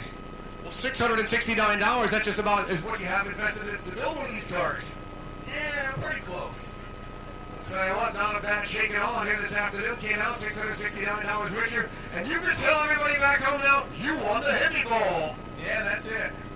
Biggest notch in your gun handle. I'll tell you what, congratulations again as the track photographers get their shots now at Mikey Travis's big $669 paycheck. On behalf of Brett Dale, the Short Track Super Series, Bob Hilbert Sportsman, and VP Racing Fuels, all helping make it happen here this afternoon. A big thank you again to Hibernation Heating, serving the Ulster, Sullivan, and Dutchess County region, as they help bring sponsorship for the Hippie Bowl for the 4-cylinder division. Again, a big thank you to one and all. Certainly hope you enjoyed yourselves out here for this history-making event at the Bethel Motor Speedway. Until we see you, of course, across the northeastern part here in the United States and various racetracks that we catch you on a weekly basis. As always, please do drive safely all the way home. God bless. We do love you. Have a great evening.